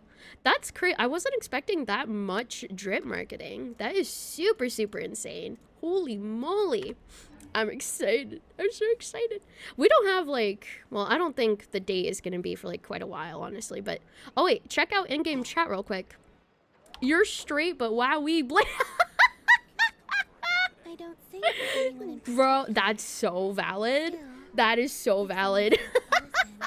I hope it provides a moment of Truth. peace all the same. Truth. That is why I am grateful to play both ways, because I love my husbandos and I love my waifus. But honestly, being straight and like salivating over anime guys is fair. It's fair game. It definitely is. The return of Blade Man, I know. Bro, I was so looking forward to it. Oh my god. They released like so much drip. Like it wasn't just like, oh, like a couple of characters drip marketed. Like that was like 6 characters or so. That was wild, and like descriptions and everything. Oh my god. Crazy. Wait, you think the Abyss just reset? It did? Oh, I'll have to go back. I don't think it did. I don't believe so. No, not yet. Yeah, not yet for me at least. First half of 4.x lineup, you're guessing? Yeah, that's what I'm thinking most likely. Yeah, it looks like it has 4 hours on it. But I think I have gotten everything I needed. I can't work on talents yet because I still need the weekly. But I did get mostly everything I need. So thank you, Voss, for letting me steal your mats. I appreciate it. Can't help you there? Yeah, that's okay. That's all right. Happy question? Thank you. I appreciate it. Take care, take care. And we are going to continue the During Quest real quick to make more progress in it. And then after During Quest continuation, we will continue main story. But I do want to get During Quest out of the way just because it's like locked and time gated. So I want to make sure that I can, you know, complete it. Be able to complete it and be able to show it to you guys and like react to it and everything. So let's go to where is Quest? Where's Quest? Quest, there we go. All right. Go see Durin. Why do people start to forget Durin? Oh yeah, everybody's starting to forget who Durin is. You and Paimon have no clue, just then the magic book offers another hint. M's story does not end in Simulanka, and the next chapter seems to lead where Durin first set foot in this world. I think this is part 4. I believe this is part 4. Yes. Yeah, part 4. Entering focus experience. There's bad endings? There's multiple endings? Oh my god, okay. I didn't realize that my choices would result in endings. Oh. I mean, that's okay. It's not really a spoiler. It's just something good to, like, keep myself aware of. It's okay. The usual right. This is 4. There's one more part after this. Gotcha. I should try to find them. Yeah, I will try. I will try my best to find them. As long as I can, you know, get all of them. That'd be kind of cool if I could. Whoosh. Durin is a good bean. He is. I love Durin, my baby. Oh, it's just exploration content. It's pretty obvious. Oh, okay. Got it. I wasn't sure if it was like part of the main story of it. Good to know. Good to know.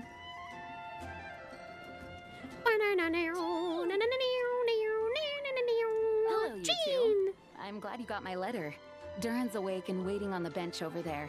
I'm here if you need help. Just give me a shout. Be warned though, if you choose a good ending, you can't go back for any of the other ones.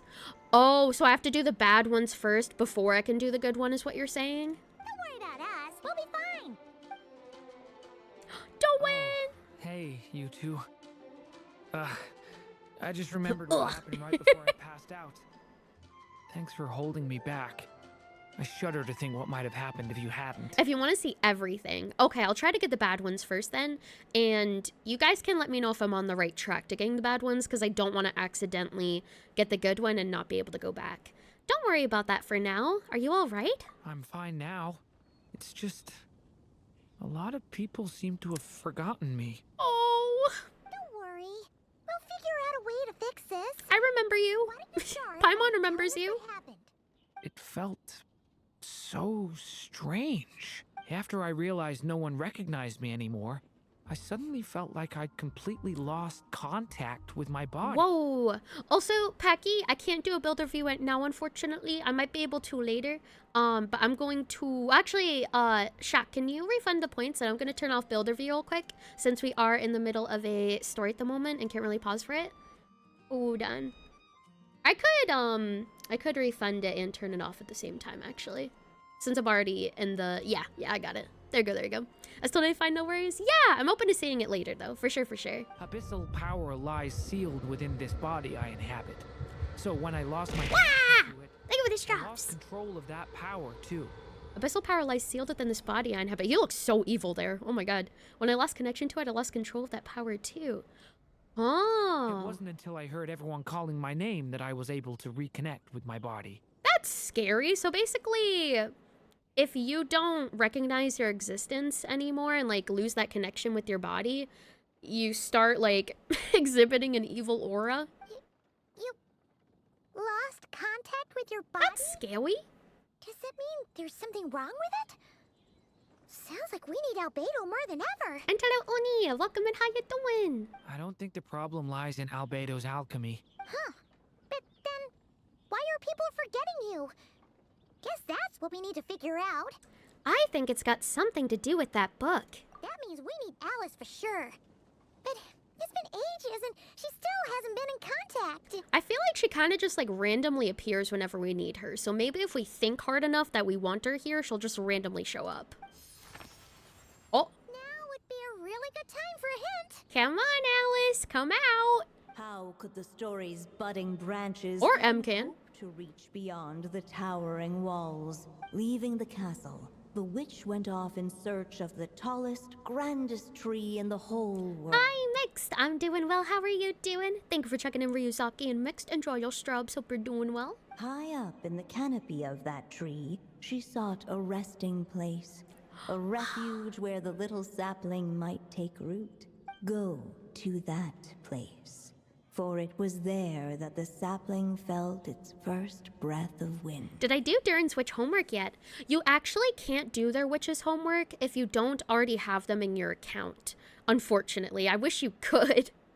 I wish you could, because technically it's a quest that like I'm locked out of because I don't have the character, which is really sad that like literally locked out of a quest if you don't have the character. That kind of upsets me a little bit because I like quests. I don't like missing story, but it is what it is. I do want to get him on a rerun though eventually, so hopefully I will be able to do it eventually. Who am I missing? I think I'm missing, for witch's homework, I'll have to check. I know I'm missing Durin and Klee. I'm also missing Klee because I think she also got a witch's homework. Huh? Was that another clue? Does that mean the story isn't over yet? I can't remember if Albedo got one, but I also... Oh yeah, and Venti. Yeah, I don't have Venti either. I think the only witch's homework I was able to do was 2 of them. I was only able to do Sucrose and Fischl. And those were like literally the only 2 I could do. Unfortunately. Leaving the castle. It just occurred to me. If this story is all about my own experiences, then wouldn't what happened after I left Simulanka be part of it too? Cleo, Beidel, Official, Razor, Sucrose, Venti, Durin, Mona. Oh, okay. I do, like, the only characters there I have is Fischl, Razor, Sucrose, and Mona. I don't think I've done Mona or Razors, though, because I don't think I have them leveled high enough. I think you need them also leveled, like, a certain amount or something. I know there's, like, yeah, like, level 70. There's some restrictions to it, so I think that's why I couldn't do those ones. I think we're checking in Booba and Raiko and Sero and Jojo Straub, so welcome and hope you're doing well today. But how could she possibly know exactly what would happen? And even if she did, how could we know when the story was complete? Looks like we gotta go back inside the book. Yeah. Since we can't reach Alice right now, we'll just have to get to the bottom of this ourselves. But first, we gotta figure out where this riddle wants us to go. The tallest, grandest tree in the whole wide world. Huh. Irminsul. The only place that ever gave me that feeling was the one I ended up in right after leaving Simulanka. Thank you for checking in, Sam. Enjoy your straw, but welcome and hope you're doing well. It's an actual crime how long it's been since Albedo's rerun.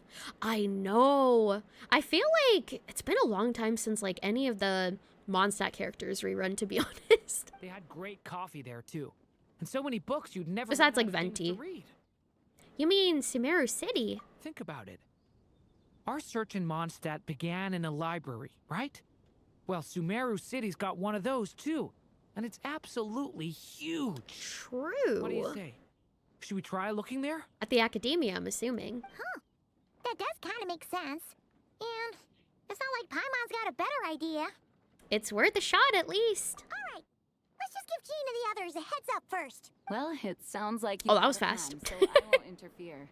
All I ask is that you stay safe. Albedo won't be back for some time, and until he is, we can't know for sure how dangerous Durin might be in his current You think state. Klee's gonna rerun with Alice Banner? That would make a lot of canonical sense, true, especially since she already got a buff recently. I'm so sorry about what happened before. Believe me, I'm not Also, I'm gonna blaming turn you, off my heater real quick, neither one is sec. anyone else here. If There we go. anything, it's the opposite. We're all just worried about you. Worried? About me? Oh, that's sad that he has to question the fact that, like, people actually worry about him. Come with me. I want to show you something. As soon as they heard you were awake, they all hurried over to see how you were doing. You all came to see me? Oh my god! Lisa, Kaya, Klee! A little birdie told me you're working on finishing a storybook. So maybe all those people losing their memories is just a plot twist waiting to be resolved. Oh, that's so sick. I love seeing all the Mondstadt characters together. It's just so nostalgic. Your friend asked you this question. What gacha characters would I like to have meet each other? You said Bernice and Klee. Oh yeah, Bernice and Klee would be a dynamic duo. For sure, for sure. Oh, it's such a good question. I feel like maybe... I'm trying to think. What gacha characters would, like, really get along with each other? I'm trying to think of, like, Zenless. Maybe Anby and Paimon. Anby and Paimon would be really funny because they both really love food. Flint and Lycus would also be very funny. Sarah Dodore. Oh my god. Sarah Dodore. Holy moly. Lycus and Dodore. Oh my god, Lycus and Dodore would be actually insane. Miss Lisa, you always seem to know how to put my mind at ease. Please, everyone, don't worry about me. When I get back, I'll find a way to complete my mother's story. And the one we started, too. Oh, Kaveh and Dr. Ratio would be interesting as well. Yeah, Lycus and I'll hate them. Lycus and everybody. Hi to the house of Dana with Durin. Alright, let's see. We'll grab the pine cone. So I believe that is in Sumeru. So let's teleport. Is the bad endings that I can access at the end of the quest, I'm assuming? I'm not sure when they start appearing. I'm not sure how obvious, excuse me, it's going to be. Also, I need to go down more, actually. Whoosh. Bum, bum, bum, bum. It will be obvious. Okay. Gotcha. Endish. It will. Okay. Cool. Oh, God. I never know, like, how to get inside. I guess maybe this way. There's a door over here.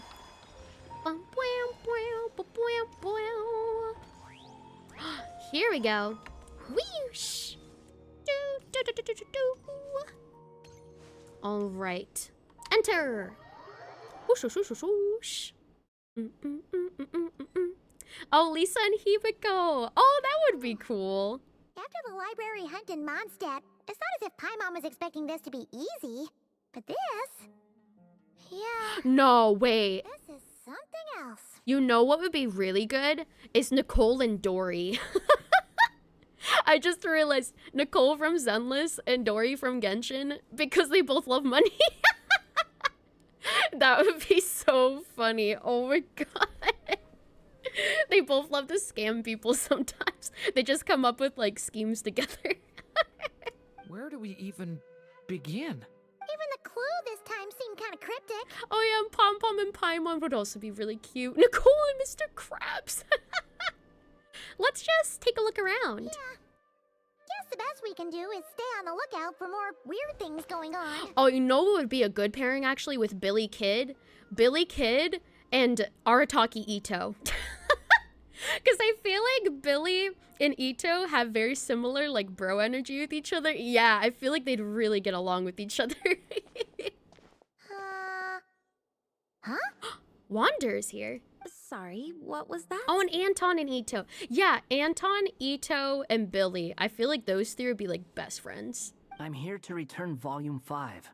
Oh, he's reading a book. According to the catalog, Volume 5 of this series is not available for loan. I can't accept the return of a book that was never checked out in the first place. Did he steal it and he's trying to return it? Let me put it this way. My copy is complete. Yours, on the other hand, is missing large amounts of content. Oh. So you should swap it for mine instead. He's like, mine's better. Sir, you have to understand. Managing a library is a serious business, and we have protocols in place for this kind of thing. I can't just replace an important volume in our collection based on nothing more than your word. I mean, show it to her then. She can decide for herself. Look what the Wandering Tom dragged in. That isn't how a library works, though. Yeah, I feel like if you go to a library and you're just like, hey, I want to give back this book. And they're like, we already have that book. And you're just like, no, mine is better. Replace it. I feel like they're just going to be very confused. Oh, it's you. Well, well, what a surprise. I had a sneaking suspicion we'd see you here. And, what is it you're doing here? Haru, yeah, I did name him Haru. I'm a traveling scholar, as you know. Isn't a library the most natural place for me to be? Well, the last time we saw you was all the way in nod-krai. Paimon just didn't expect to suddenly see you in Sumeru, that's all. I feel like I spent like a good 45 minutes like trying to pick out a name for him and doing like research about good names to give out. Because I was taking it so seriously. I'm just like, I want a name that really fits him because, you know, I'm not going to be able to change it that much. I won't be able to change it once. There were some things I needed to come back and take care of. Some documents had gone missing, so I tracked them down, restored them to their original condition.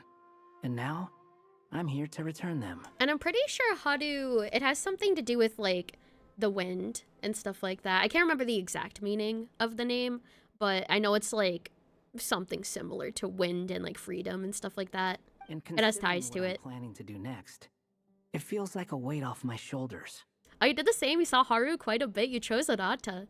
Oh, nice. I think I saw Arata like being another one that has to do with similar themes when I was looking through names and stuff. So that's also a good name. Yeah. Did you know they wouldn't let you name him Scaramouche? I'm not surprised. I think I knew that, but I'm also not surprised because like, you know, he doesn't want ties to that name anymore since he's not necessarily the same person as he once was. I think we're checking in cutes and Jariel Straub. Welcome in, we're doing well. What's going on with you, huh? You look like a kicked puppy. Look like a kicked puppy. Hat guy. Ah, at least you haven't forgotten about me. Oh my god. What's that supposed to mean? Durin fills Haru in on recent events. So it's been getting worse. Who would I pair with later? Ooh, who would I pair with later? That's a good question, actually. I don't know who I'd pair with later. Sounds like you know something we don't. After he left Simulanka, he spent some time traveling Sumeru with me. I was working on several texts at the time. And Ito? Yeah, maybe Ito. Strange. Anytime Durin of Simulanka was mentioned, before long, the record would disappear. Oh, Risley. Oh, Risley's a very good pick. Yeah, definitely Risley for sure. Which means all the remaining records on Durin are about the evil dragon that fell on Dragonspine. Oh. How did you even discover that? Thanks for checking in midnight. Enjoy your stroll. Welcome in, we're doing well. If I remember correctly, Hat Guy loved the time he spent in Simulanka so much that he started writing a travel log. We love our punchy boys. We do indeed. That's besides the point. The fact is, you're not affected by the ley lines of this world. True. I'm sure you can grasp the implications of what that means. Irminsul, the things you've done. His case is different from mine. It's more like the world itself refuses to accept his existence. Okay, so it is really similar to Columbina's situation then, because I was referencing that before. It started in the last with a few part. written records, but now it sounds like it's spread to people who never met him or didn't know him well. At this rate, the whole world might forget him altogether. Oh no! The whole world? But that includes all my friends in Mondstadt, and even Hat Guy too. At least I won't, because I'm not connected to Irminsul. So that's what you've been worried about all this time? Paimon probably will, though. Why didn't you just tell me? There are more important questions right now, like figuring out how to fix this. Yeah, we've been trying for a while now. We just haven't got to the bottom of it yet. That mage clearly cared a lot about her child. She left that book behind for a reason. If you want answers, isn't that the place to find them? We're going back in. You think that didn't occur to us already? Problem is, we need to find the memory that unlocks the next chapter first. Mind if I take a look? You're offering to help us. I just want to know what secrets this book is hiding. Besides, I've run into a bit of red tape. Red tape? So I've got time. What does that mean? Of course. Be my guest. Oh, we're going in with him. So, the memory we've been looking for was about you all along? Oh, he was the key. Oh, snap. Well, that was easy. Go to that place, for it was there that the sapling felt its first breath of wind. Oh, wind! Because of hot, yeah. Became companions with Kitty! a stray cat with dark blue fur. Kitty! It was a friendship born of all they had in common. Oh! Oh my god! Cat Scott is Castle real! at the stray's invitation, setting out to explore the world beyond its walls. Oh, that's so cute. They did a little drawing of There, him. He grew fond of the outside world, eager to make friends and share the story of his life. He looks so angry still as a cat. He still looks The so dragon moody. Story, the stray tried to write it down. How But does he a cat soon write? realized He has that paws. No matter how he tried, it would always warp into the evil dragon's tail. Oh, okay, so that's what he meant. Like, when he was trying to record information about Durin, it would always turn into, like, the bad version of Durin, and, like, all accounts of it. Hello, Nerdy! Thank you so much for the resub. Happy 2 months of anniversary! Thank you so much. I appreciate your support. W Nerdy. Welcome, and hope you're doing well today. Thank you for checking in. Enjoy your daily strawberry. W resub. Hell yeah. Oh. So, this is the world where this chapter takes place? Looks like we're at the top of some kind of gigantic tree. The story just now. This one must be about what happened to me when I first arrived in Tevat. Hi, Jeannie. I am. Hope you are too. Welcome and hope you're doing well. No wonder the memory that unlocked it was about Hat Guy. Most of my memories from that period were. Thank you for checking in, Jeannie. Enjoy your daily strawberry. Hold on. Anyone want to explain how I ended up looking like this? What? He actually became a cat? Scare him, meow. Oh my god, cat guy. Bro, he's so funny looking. No thoughts, head empty. Oh my god. That's it. I was not expecting that. Maybe you've become a character in the story too. He's so small. Look at him compared to Durin. He's so tiny. The way you appear here is basically how Durin sees you. Durin sees you as a cat? You see me as a stray cat? How did a stray cat in the story? A wandering Tom, to be exact. You should count yourself lucky. Friends, your character is by far the most memorable. That is true. That is very true. Maybe it's because I've known Hat Guy for longer, so my impression of him is more vivid than the others. My impression of him being a cat is very vivid.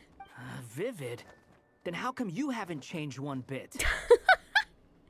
I don't know, actually. I should be a cat as well. Guess that means the impression the traveler left was so vivid, it didn't need changing.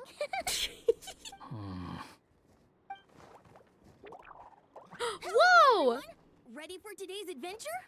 We get to see baby Durin too? Aw! It's the storybook Durin. Oh my god! Oh, they're so cute together. Like, seeing, like, Scare Cat and little Durin next to each other. They're both so tiny. They're both so cute. Oh. So you're not playing yourself in this one? Does that mean the two of you have even more memorable roles to play? This is Alice's magic we're talking about here. She's the only one who can make sense of it. Where are we going today, kitty cat? Kitty cat! Whatever. Just follow me. Same as always. I love how moody he is as the cat, too. It really fits with, like, the cat aesthetic. Hello, Vegas. Welcome to We're Doing Well. Hello, Flo. Okie dokie. Can we chat along the way? Okie dokie. If you have something to say, just say it. Oh, tsundere cat. Was that seriously how the two of you communicated when you first got here? Yep. Yup. Anyway, How do we get ourselves out of here? usually, the narrator gives hints to help us figure out what to do. Speaking of which, about time we got some of those, don't you think? Narrator, where art thou? The story's vines had woven themselves together into a giant tree, the boughs of which a little storyless dragon now paced, homeless among its leaves. Homeless? Oh no. He had to find a way to leave this place and set off in search of a home of his own. If he stayed, the world would erase him from its memory altogether. To leave this place. But where am I supposed to go? The little dragon felt completely lost. Just like the vines, the road ahead branched off into different directions, twisting and turning before disappearing into the mist. But as luck would have it, a prophetess waited up ahead. Prophetess? Perhaps she might know where each path might take him. Oh snap! Dodoko! Dodoko Hexen Circle! Seek answers from the prophetess. Alright. Whoosh! Hello? I think I'm gonna follow Kalai. Welcome to We're Doing Well. Hello. It's true. My friends and I are lost. This meeting was no accident. The prophetess was in fact the seer witch, here to present her promised gift. Oh snap, he is so cute. I know, they're both so cute. The seer witch. Oh yeah, that's Mona's teacher, right? The old hag? The old hag. Insolent child.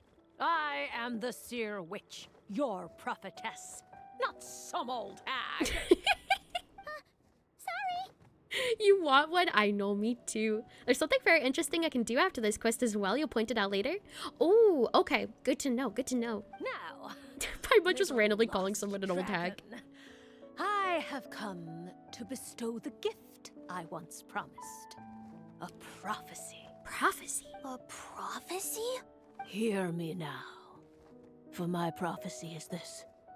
One day, the dragon from beyond the castle shall be reborn, and none may avert its coming. And that is true. The wind took the prophecy and swept it off into the distance. And so, the little dragon was shown a path to wander. A path shown by the wind. Could that be referring to what happened back in Mondstadt? As far as I remember, once that alchemist from Mondstadt learned about the prophecy, He chose to stand with you against the evil dragon. So, what does any of this have to do with And you the being alchemist probably forgotten? being albedo. Oh, wise witch of prophecy. Oh, wise witch. Trouble you with another question? I love it. It'd be really funny if she's like, oh, old hag of prophecy. As enigmatic as she was elegant, the seer witch spoke no more, for her thoughts had long since returned to the starry firmament above. Oh, she's just gone. She said her piece and dipped. Okay. Just when we actually needed her. The seer witch was my mother's friend, so the prophecy she just gave should turn out to be helpful. Well, it's not like we've got better options. But if all we need to do is leave this place, which path should we take? Any ideas, Durin? Why don't we take a look around? Oh, is this gonna be find a way out? Wait, I can talk to the seer witch still. As enigmatic as she was elegant. Oh, she spoke no more. Okay. Is this the part where it's like branching? Because it looks like I can take different paths potentially. I'm not sure if that's actually the case. It is. Okay. All right. Which way? Go forward first? Okay. This way first? Like this direction? Whoosh, whoosh. Just down and you'll see. Okay, okay. Oh!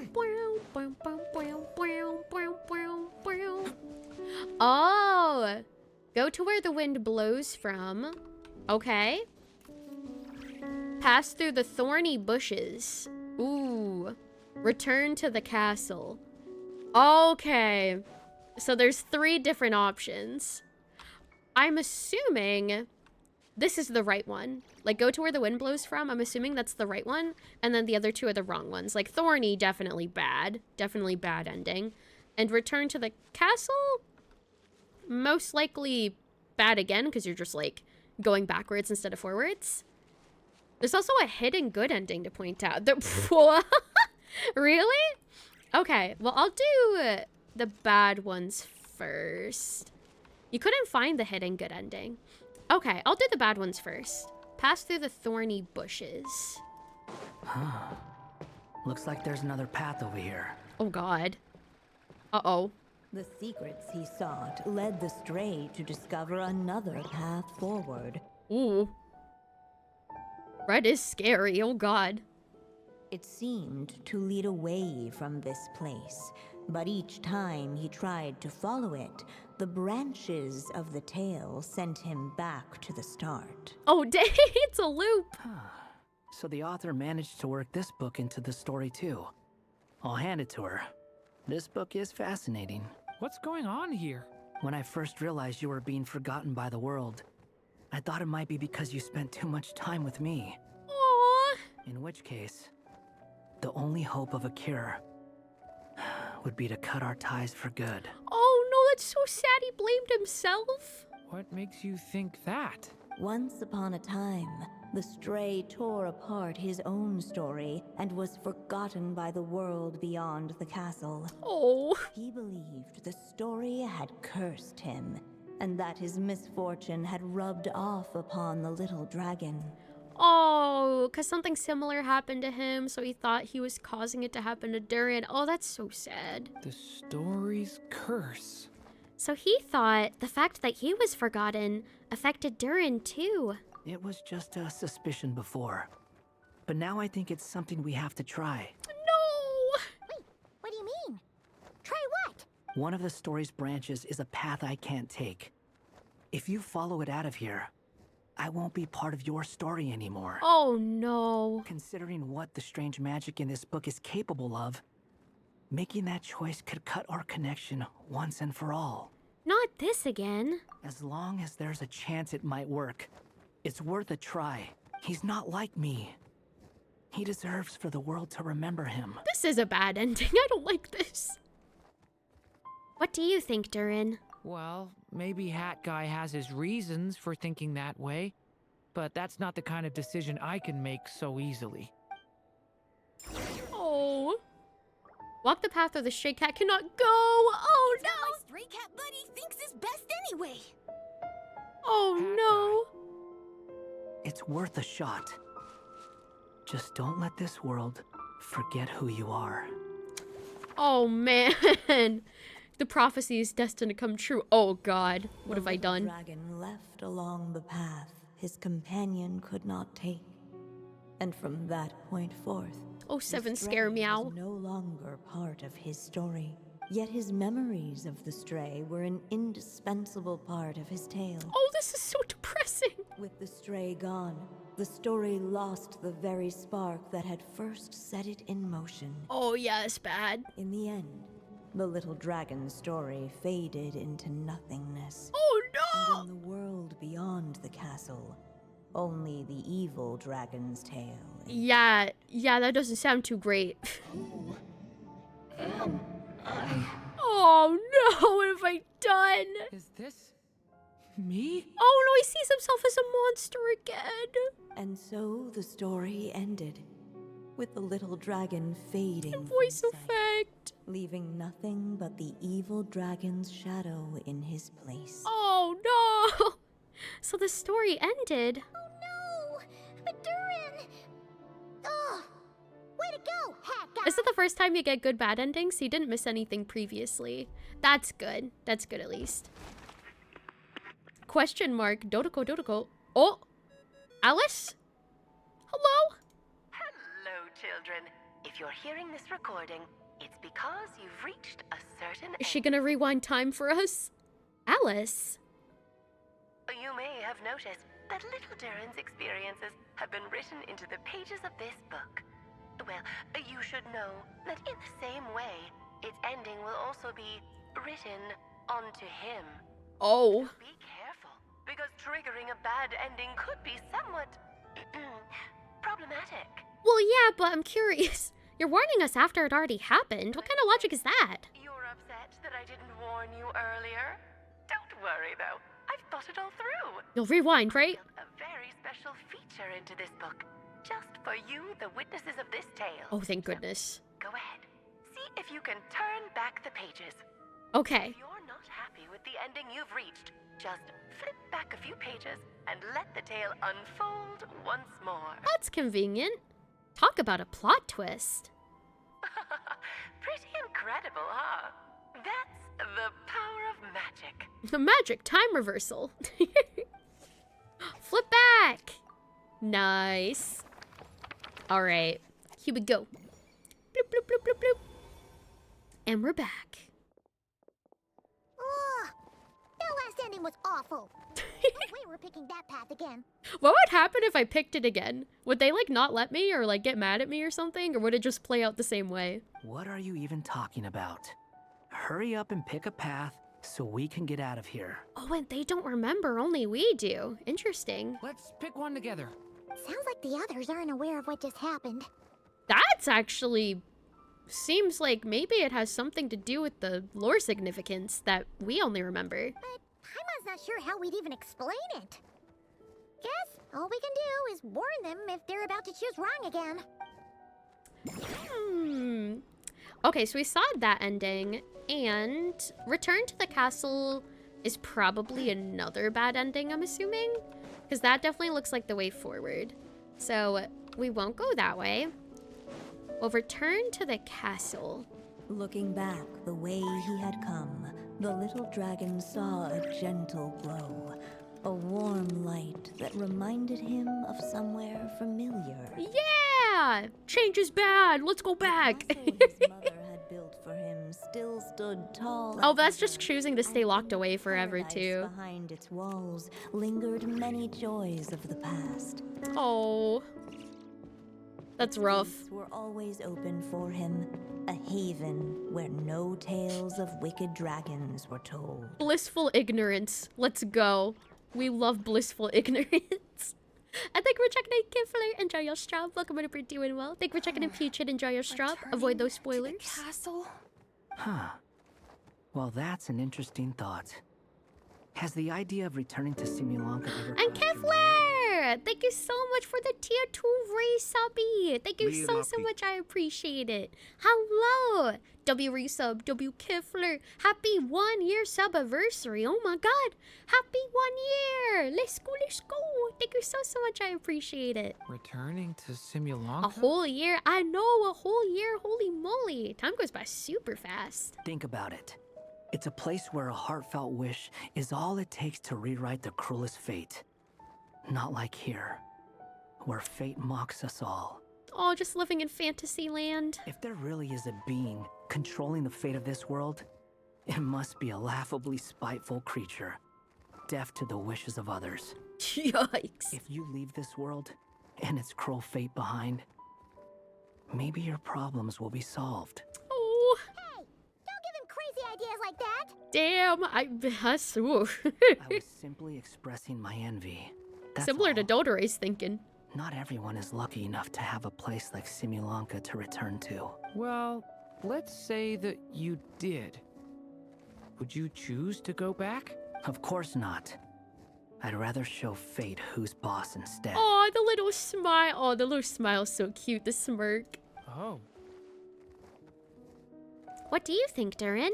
I just need some time to think this over. Ooh, returning to the castle. Oh yeah, we're going back. Second bad ending. Let's go! Return to the castle. Return to the castle, don't you, little dragon? Yes. When you're there, ignore the future. No problem ever feels too big for you to solve. Oh. Yeah, I guess I do feel that way sometimes. Oh, that's so sad. Oh my god. The story will eventually reach its conclusion.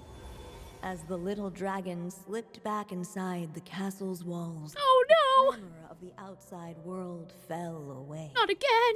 There was no danger here. No problems for the little dragon to resolve. Just sleep all the problems away. Ignore everything out there. As soon as his mother finished her story, it was time for the child to drift off into the world of dreams. Oh no. And so the story ended, with the little dragon fast asleep in his castle, just like he had never even had. I don't know if this is better or worse than the previous bad ending that we did. Also, I'm upside down now. I'm not sure if this is better or worse. I honestly don't know. Both are really bad. What's going on? I feel so weak. We do love sleeping our problems away, though. We do indeed. Also, take care, Flaggy. Thank you for coming. I appreciate it. And thank you for checking in Legend. Enjoy your straw. Welcome to Brit doing well. Hey, what's happening? Durin, wake up! Oh no! We've reached an ending. But this can't be how it ends. Oh, he just sleeps forever. Oh no! Everyone's memories. There's no way he'd accept an ending like this. Oh no! Totoko! Another ending already. Yeah, the endings are pretty fast. And thank you for checking in, Heart. Enjoy your straw. Welcome to Brit doing well. If you're unhappy with this ending, try thinking of a way around it.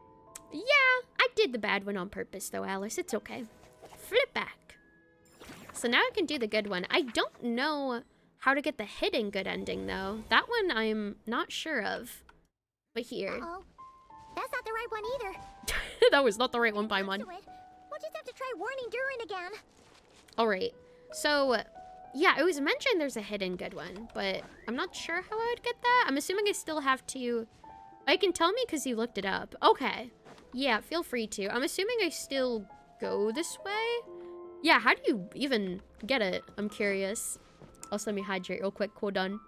Oh, we will be doing the Archon quest in a bit after I finish this part of Durin's quest legend.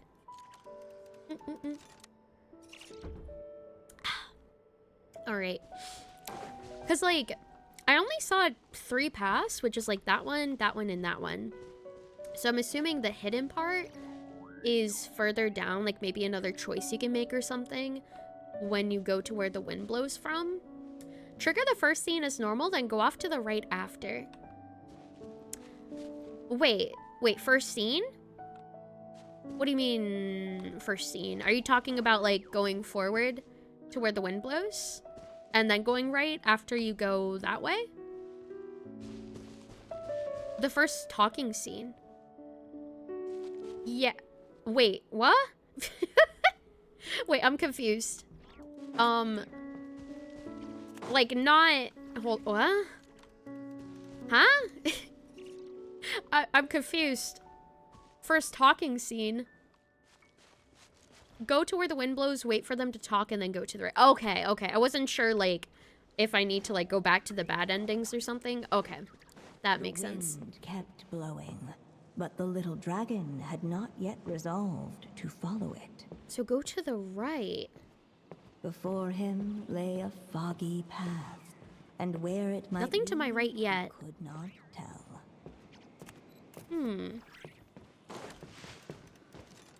Okay, so this is probably the talking scene. If we go this way, we'll be heading back to Mondstadt, just like we planned. Out of all the options so far, this seems like the safest, right? At least we know what happens next. He helps stop the evil dragon from returning, gets a new body, makes a whole bunch of friends, who all just forget about him. Oh. But you didn't forget, Hat Guy. And we didn't either. I'm just saying, choosing this path wouldn't solve the main problem. You'd still end up being forgotten. There's a hidden corner with a wooden boat off to the right.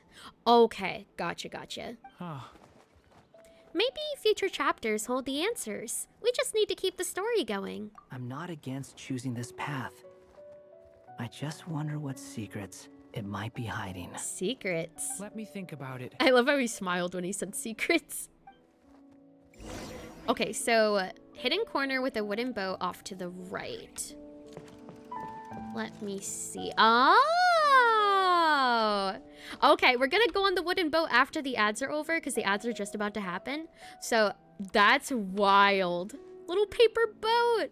Okay, we'll pause the game and we'll be back after the ads are over. I'll have words on stream on screen for you guys to play. Otherwise, feel free to take care of yourself during the ads. Thank you so much for sticking around through the ads. I appreciate it. Unfortunately, Twitch does force me to run 3 minutes of ads per hour, but I'll pause the game so I won't miss much. We'll play words and we'll be back after the ads are over and we will get onto this paper boat, which has like little gold glitter coming out of it too. That is very well hidden. Like, I feel like if I was just walking this way, I wouldn't really take too much notice of it. It even has baby Durin on it too. Oh, that's so cute. Yeah, it's got a little mini Durin picture. That's awesome. Okay, yes, we'll go on that after the ads. We're back.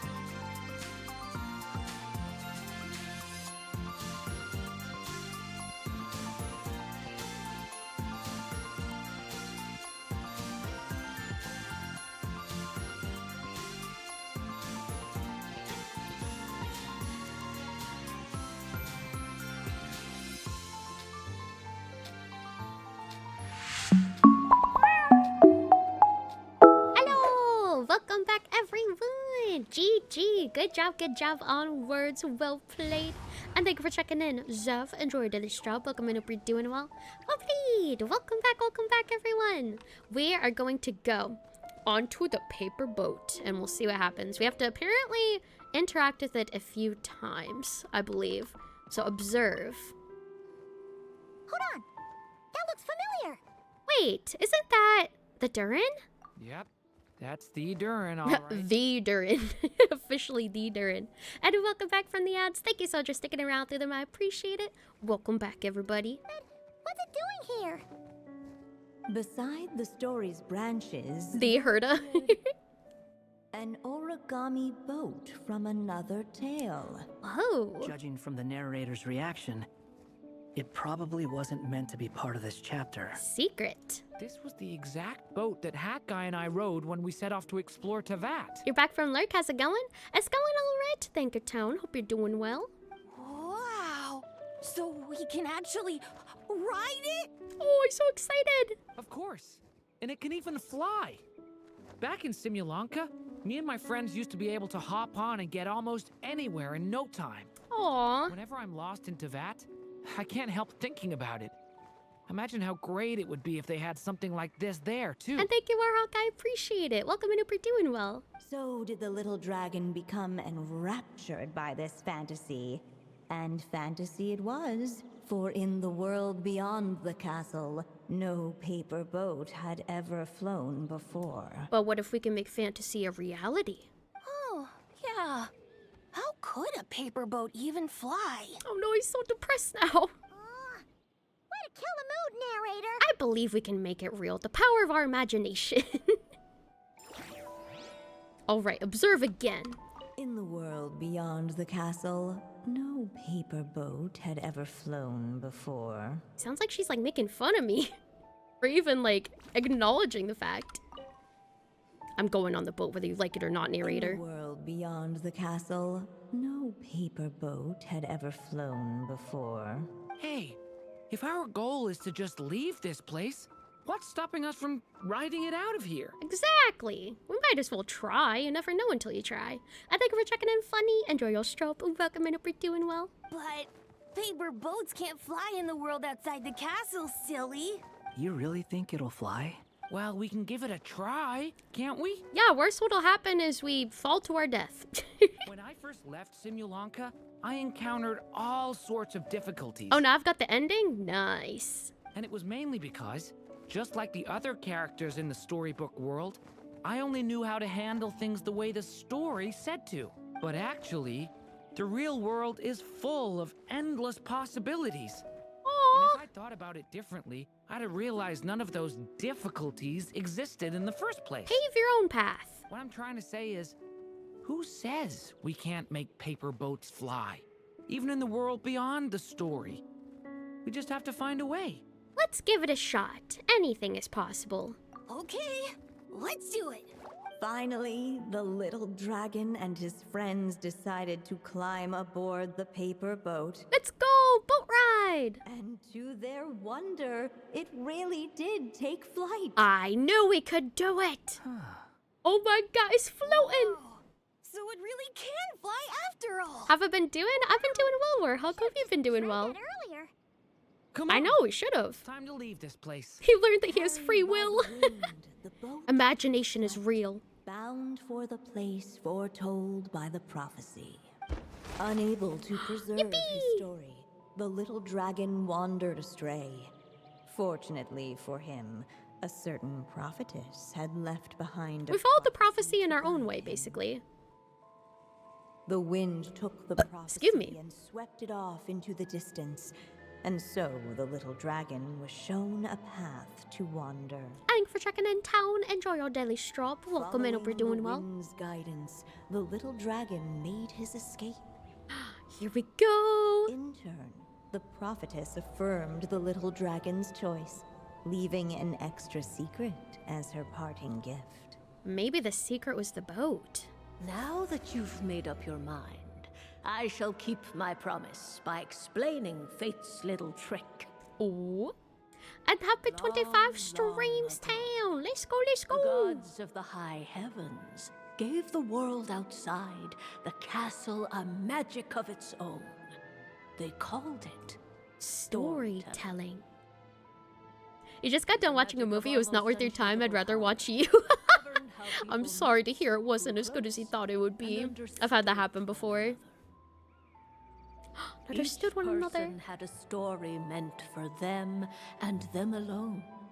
One whose ending was written. Thank you for checking in, Powder. Enjoy your strop. Welcome, and hope you're doing well. Thank you for the lurk. I appreciate it. Your story and the evil dragons are simply two versions of the same tale. Whoa. That is something the magic of storytelling cannot abide. That's deep. Beyond the castle's walls, your story cannot take root, for the evil dragon's tale has done so already. Hi, wonderful. I'm doing well. How are you doing today? Welcome in, welcome in. Finishing up part 4 of During Quest. The wind took the prophecy and swept it off into the distance, and so the little dragon was shown a path to wander. So, that was the secret? The secret is the friends we made on the way. It really was. It really was. Huh. I see. I'm confused. You still don't get it? Simulanka Durin and Tevat Durin share a special kind of connection. Their fates are mirror images of one another. Is this ending just taking us back to the beginning? Maybe. Potentially. While they were in two separate worlds, there may have been some mutual influence, but their fates were independent. Oh. But when Simulanka Durin came to Tevat, a version of his fate already existed there. So, how can two fates exist at the same time? I guess it would be a kind of paradox. The answer is, they can't. The rules of this world don't allow it. You can't return a book you never checked out in the first place. Oh, in reference to what he was trying to do earlier. Everything else now is the same regardless of which ending you chose. Or good ending you chose. Gotcha. So, what's Durin supposed to do? Those mages seem to have come up with quite the ingenious solution. Oh, which is? I'm here to make a return. Didn't he already try to do that? There's no record of Volume 5 of this series ever being checked out. You're okay, you just woke up to the sound of yourself drop-kicking your phone onto the floor. Oof. I feel like I've done that before, where, like, I accidentally put my phone too close to my pillow, and sometimes I'll just, like, whack it off the bed in my sleep. Then just think of this as Volume 6. Based on what I know, the author was planning on publishing another volume anyway. The catalog does have a slot reserved for Volume 6. So, this is it? Oh, so basically, like, making a new chapter to a book that already exists, I guess is what he was trying to say. Sure, let's go with that. All you need to know is, I'll be the one writing this series from now on. And changing the author. You... I'm the new writer. What are you up to this time? Remember the red tape I mentioned before? Well, I just took care of it. Now, I guess you'll be off to see your alchemist friend? It should be pretty obvious by now. He has the answers you're looking for. He does. Well, we do have a whole bunch of things to confirm with Albedo, that's for I would sure. hope that he does. But didn't Jean say he'd be gone for quite a while? Thanks for checking in, Matches. Enjoy your stroke. Welcome and hope you're doing well. I'll join you. Just let me know when it's time to go. Hat guy? Don't sound so surprised. I'm part of this story too, aren't I? I'm just playing my role. So many tsundere characters in this game. Just admit you want to help. Yeah.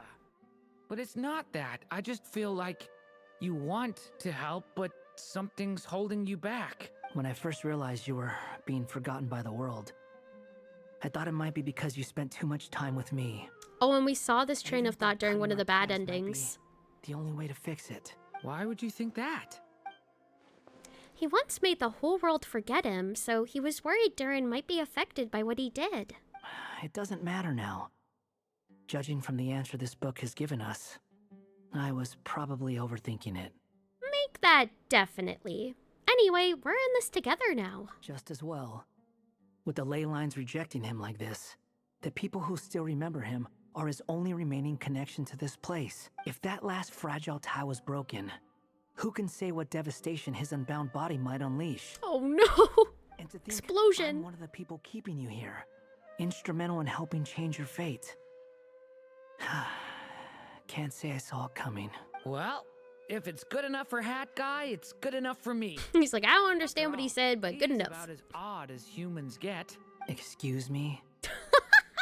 He's weird, but I like him. With some people, even if you try asking a simple question, they'll always give you a complicated answer. And the more you ask, the more complicated it gets. Truth is, Hat Guy's just that kind of guy. Yeah, that is true. At least he's not, like, as riddly as some people, though. You did look for a while, you gotta go, you're gonna watch a sequel to the same movie, hopefully this is better. I hope it is better. I hope that you enjoy it. Thank you for the lurk, I appreciate it. Sometimes for sure, but he isn't always like that. Whatever. All I needed was a yes or no, so we can quit it with all the back and forth. Hey, nice. And here, wait for news from Albedo. Oh, I think that's, oh, nice, okay. I think that's everything. If you feel like stepping back into the story, just the special thing you can do, go back into the book and talk to the witch again. Okay, we shall. Open book. Step back into the story. The wind took the prophecy and swept it off into the distance, and so the little dragon was shown a path to wander. Okay, so I'm assuming it's this witch over here that I talked to again. Bye-bye, town. Talk to the seer witch. Thank you for the head pats. Hold up. Oh, the prompt keeps going away. Okay, there we go. Hey, it's Mona's teach... Or, the seer witch. Ah! She's still here. Fuck you! Fuck! Oh my god! Oh my god! Oh my god. That got me. That was loud. Holy shit. You jumped from your chair. Bro, my heart just leaped out of my chest. You're waiting for the perfect one. I was really distracted. That's true. Oh my god. Good job. Good one. You got me. Also, welcome in, Davey. Genshining is going great. We just finished Durin's little quest, or at least part of the quest, part 4 of the quest. And then we're going to be continuing our conquest after we check out this little secret interaction. Who goes there? Can you not see? I am busy stargazing. At what stars? Looks like she's back with us. Hey, since we've got the chance, why don't we ask her to read our fortunes too? After all, according to the book, her prophecies are meant to be super... Is everyone awake? If I wasn't awake before, I certainly am now. And happy 30 streams, Waterfall. Let's go. About a month. Hell yeah, hell yeah. The only thing is, Paimon's not sure how we're gonna convince her to do that. By paying her, maybe? How dare you? You take my fortune telling for some kind of street performance? Okay, maybe she doesn't like money. Sorry. Paimon's just curious how accurate it is. Very well then. I'll show you what my wisdom can do. Wait, she's gonna tell Paimon's fortune? Silver Sprite. Let me see what fate has in store for you. Wait, this should be interesting if it's Paimon's fortune. Ooh. You truly wish to know your own fate? Paimon lore, please? Just a crumb? Enough with the suspense already. Is it good or bad? Oh. What is it? Aw. Oh? Wait, what? She didn't even... Hello? Why is she groaning? Is it that bad? Oh no.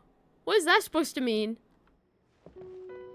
Yeah, why? Like, she's like, I'll tell your fate. And then she just starts like groaning and turning away from her. It has to be like so bad that she doesn't even say anything. Because like if it was just like a little bad, then she would have just like outright said it. But the fact that she just groaned is just like, that's concerning. That response is really concerning. Oh god. Alright, well, I think that was the only secret thing. I don't have good feelings about that. I definitely don't. May recommend a voice line, Columbina when it snows. Oh, I can try to take a look. See, I don't know if I have it unlocked though, because I don't have her friendship up like at all. So I might not have it. Let me see. When it snows. I might not. Hold on, do I? Wait. Singing and moon gazing when it rains. Oh, when it snows. Oh, I do. Yes. I love the snow. It's so beautiful and peaceful. And I can have snowball fights with the Kuhenki. Oh. Shall we have one now? Shall we have one now? Yeah, let's have a snowball fight, Columbine. I will pummel you. Absolutely. Paimon's fate will be obvious. Emergency food. Maybe it's so bad that she had to turn away because she's just like, you are going to be sacrificed as food at the very end of the game. Oh, God. Oh, no. And here, now that we did that, that unlocks in 3 hours, so we can take this off. Never mind. I need to leave the area first. All right, teleport.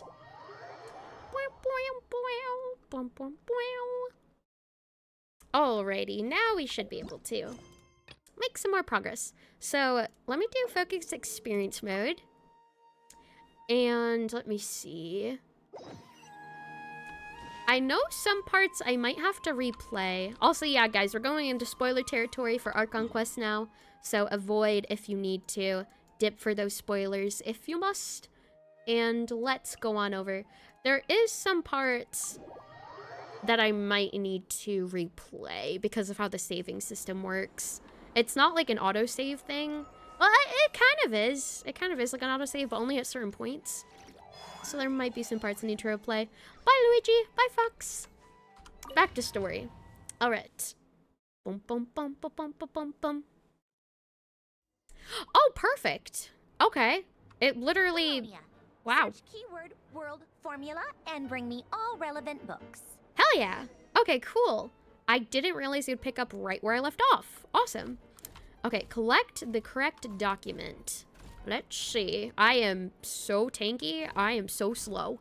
We don't replay anything. Let's go. Search related content. Oh, I can scan everything. Okay, here. He is beefy. He is very beefy. Here, let's scan left to right, I guess. Left first. Oh my god, the whoa. I was like, I'm gonna follow God. Welcome in, you're doing well. Hello, welcome in, welcome in. Oh my god. Lore. Lore galore. Holy shit. Oh yeah, oh yeah. I think I'm gonna follow Jen. Welcome in, you're doing well. Hello, welcome in, welcome in. Okay, guys, it's story time. It is story time officially. Ancient log. Carter Sherbius. I'm gonna read all of it. If you know who I am going to literally read all of it. From the top. Here we go. Ancient log, Carter Sherbius. I'm probably pronouncing that wrong, but it's okay. We were assigned to the same lab. I was nervous at first since everyone said that he was a child prodigy. Since the disaster, such people are more precious than ever. I had thought that an institute star recommended by higher-ups might be more full of himself, but he's much better than I expected. He's just not the most sociable sort. No obvious symptoms. Wait, does this have to do with Narcissus Cruise? Because it's talking about the institute, which might be the Narcissus Cruise Institute, I'm assuming. Because I know Sandrone has a lot of connections to it. Assigned to the same lab, he was a child prodigy. Since the disaster, such people are more precious than ever. I thought an institute star recommended by higher-ups might be more full of himself. He's much better than I expected. Not the most sociable sort, no obvious symptoms. I made a huge mistake and knocked over an ancient geometry machine that took a lot of effort to bring back from the desert ruins. The machine came to life and made a huge mess of things. Though he's a lot younger than me, he's really smart. I can't believe that's how he managed to tame the machine. Maybe taming isn't the right word. Maybe the other engineers will look down on me for using it. But it really did feel like taming. Taming a machine, interesting. I know modern clockwork machines well enough, so I can see the huge technological gulf between the two, even disregarding construction. We will make little meaningful progress if we do not resolve the power issue. but I still have to be careful. I've never seen Elaine angry. Oh, yep, it is Narcissus and Cruz lore. I've never seen Elaine angry, and I don't want to find out what he looks like when he gets angry. A few minor symptoms. Symptoms is interesting, because in the first paragraph is no obvious symptoms, and the second one it's a few minor symptoms, so they're starting to develop. I don't know about who. Maybe the writer themselves is like keeping track and keeping logs of their own symptoms. I don't know. Took the day off. I can hardly believe it. Elaine came to visit me and even brought his sister. Excuse me. She's a lovely little lady and unafraid of strangers. A fine day indeed. We discussed the idea of a thinking machine based on gems and tape circuits. I used the word discussed, but actually I just said things like, oh, or that's really amazing, or how will you do that, whenever he paused and didn't make any real contributions. I feel like that's me whenever someone's talking to me about something that I don't know anything about. I still listen and I, you know, act interested, obviously, or I'm just like, oh, like, tell me more. Oh, that's cool. Oh, nice. I feel like everybody does that, though, and, like, they don't have any real, I don't know, real depth to add to the conversation because they don't know too much about the topic. He was really into it, though, and he behaved very differently than he usually does in the lab. He was passionate. Oh, his little sister is probably way smarter than I, a research assistant. It seems there are interesting upsides to having my disease flare up. Oh, it is the writer's disease. Okay.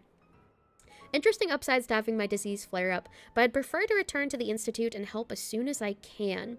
The additional machines got here. The previous ones are no longer usable since they were completely dismantled. But it did clear up a lot of things, at least according to him. Something about it being driven by the elements and the ley lines, an interaction we cannot recreate with our current level of industrial precision and material science. I helped to compile the report, but there's so much I couldn't understand. Apparently, lots of people are secretly unhappy that Elaine is getting more research resources than they are. And BB! Thank you so much for the Hello, Lilia. Purple heart emoji. Purple heart emoji. Purple heart emoji. Welcome in. Hope you're doing well. Happy 5 months. Thank you so much for your support. I appreciate it. And thank you for checking in. Enjoy your daily strobe. Welcome in. Hope you're doing well tonight. We are currently having some story time. And let me see.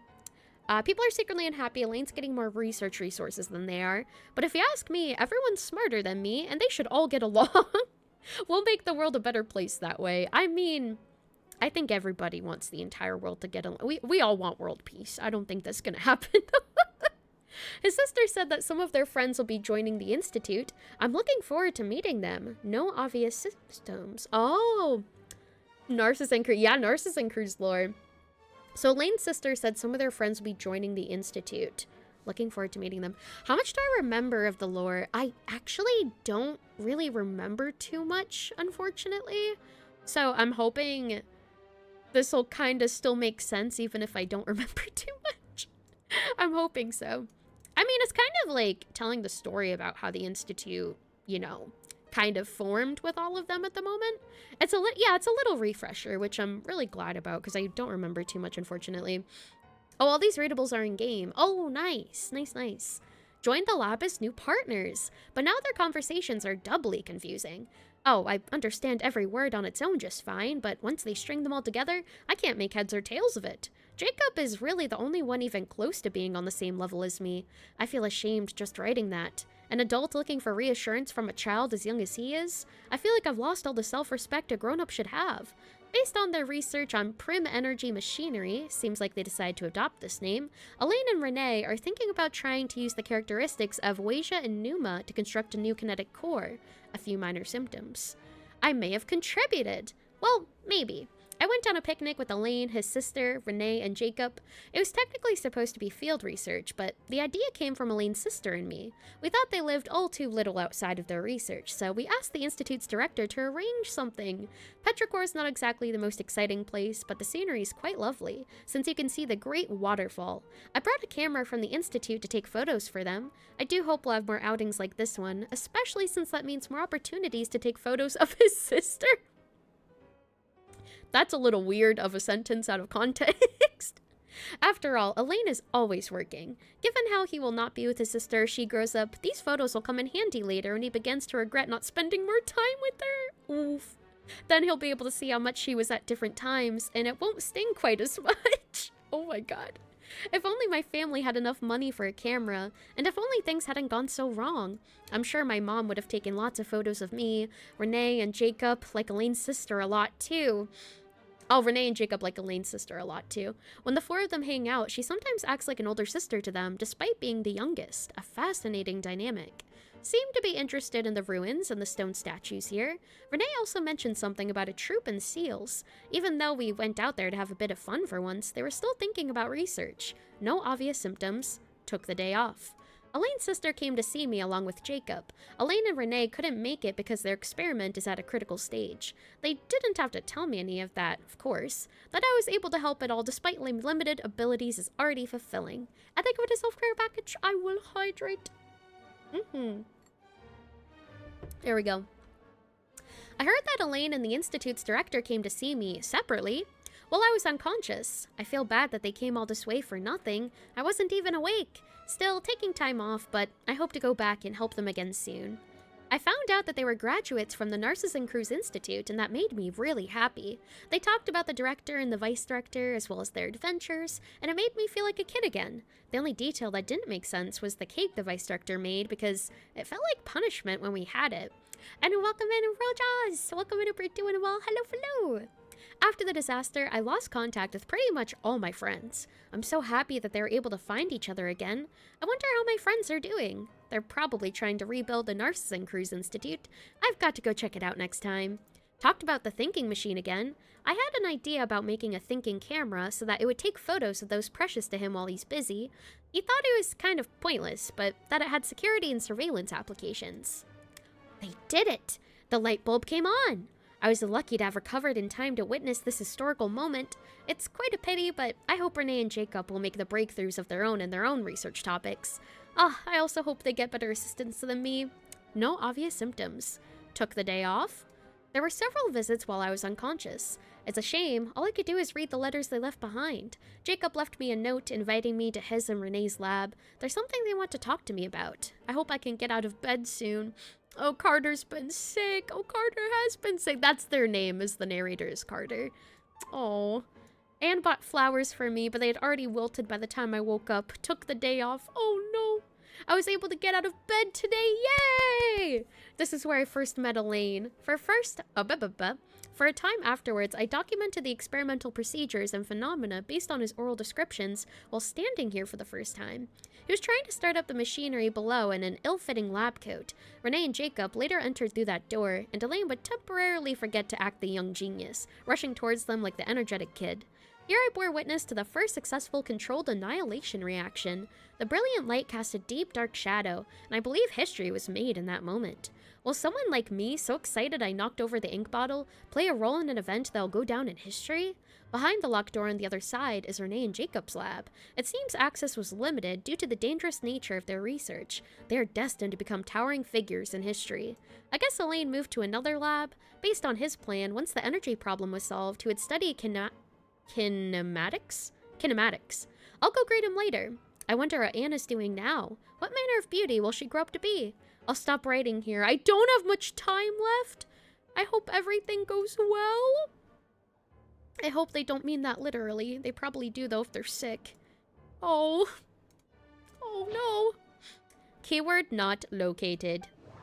Okay, here, let's scan this one. Oh, keyword located. How the heck do you say that word? Autumnekwi sermon dictation concerning the apocalypse. Apocalypse. And thank you for checking in, Shaywon. Enjoy your stroll. Hope you're doing well. In light of the formal and rigorous proof outlined above, I believe that the correct term for this situation is fortuna. I can read more after locating the keyword. Okay, that's good. Yeah, I've never heard autumnekwi before. Concerning the apocalypse.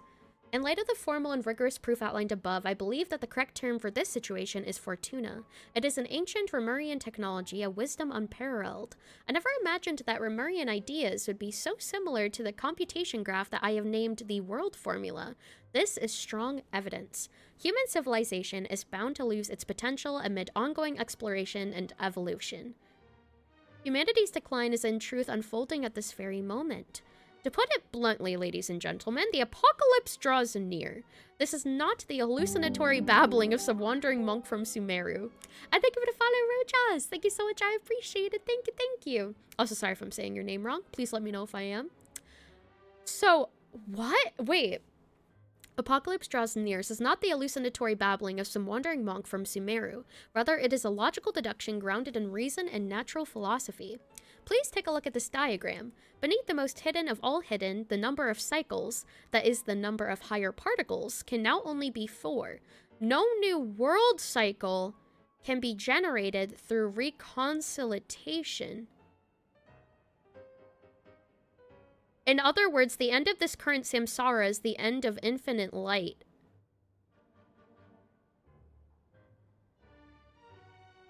Did it just get proved that Tavad is in a samsara cycle? Did it just get, like, confirmed that Tavad is literally a fucking samsara cycle? What the fuck? Oh my god, we've been saying this for so long. It's been confirmed. Bro, we've been theorizing this for so long. Holy shit. Oh my god.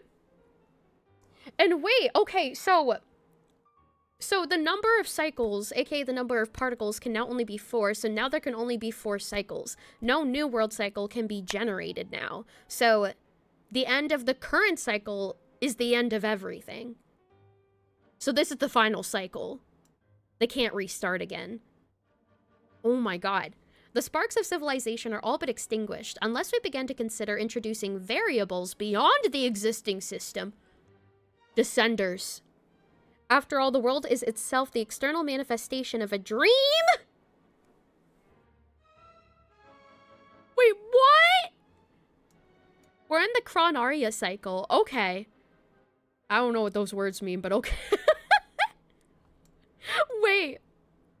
Okay, the variables, I'm sure they're talking about, like, people from beyond Teyvat, like, Descenders, basically, is the equivalent.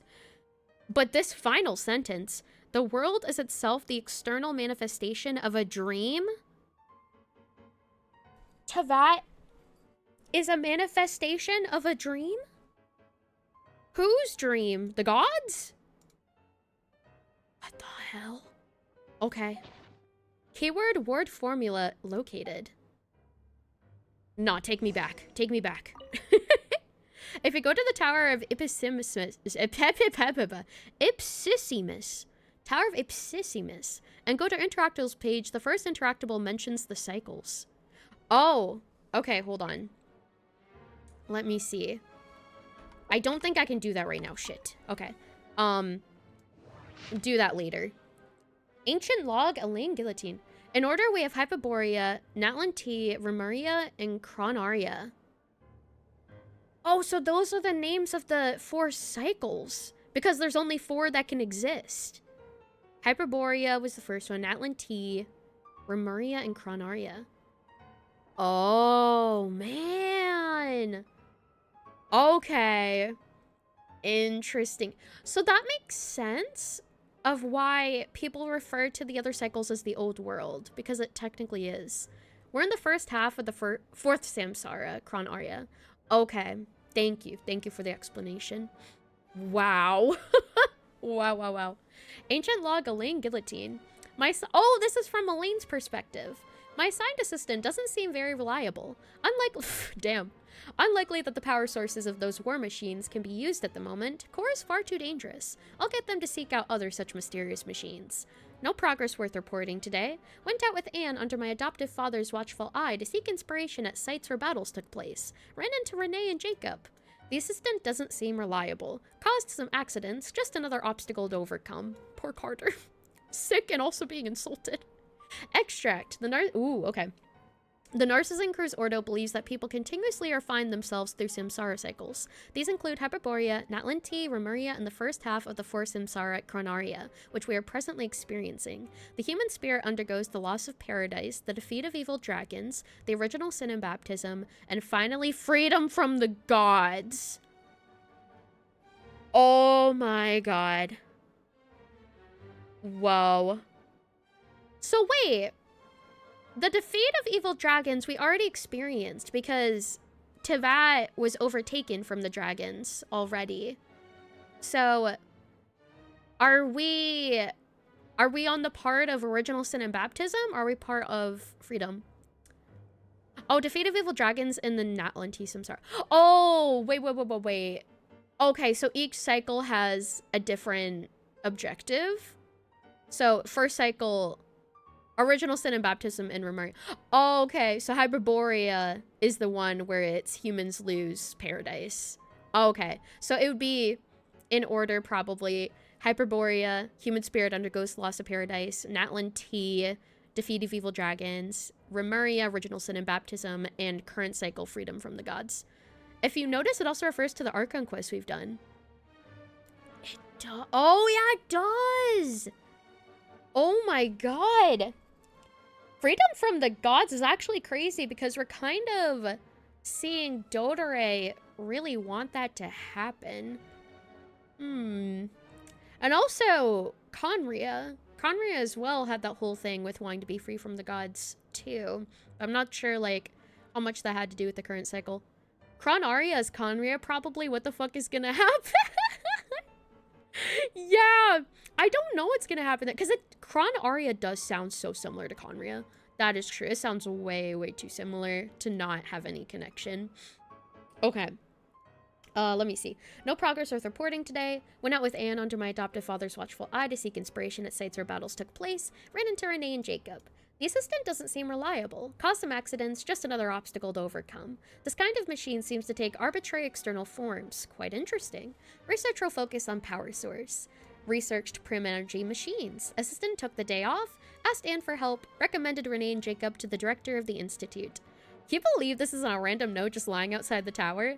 That's wild to me, actually. Yeah.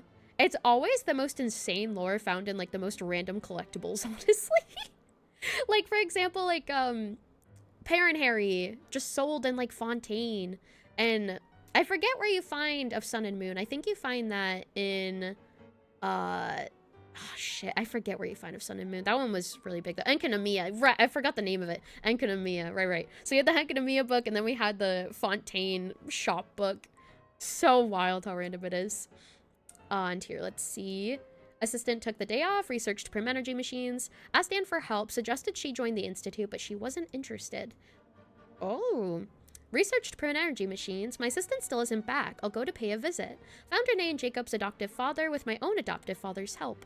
Fontaine dropped a ton of lore in the form of Nurses and Crews. They did, which makes a lot of sense of why Nurses and Crews is playing a lot more of a primary role in the main story at the moment. It definitely has a lot of significance. The supplementary prim energy machines have arrived. Should be able to make progress now. Assistant seems to be in good spirits, probably just a minor illness. I don't think so. I think they died. Not minor. No. Researched prim energy machines. Renee and Jacob joined the institute. They've been assigned to my project.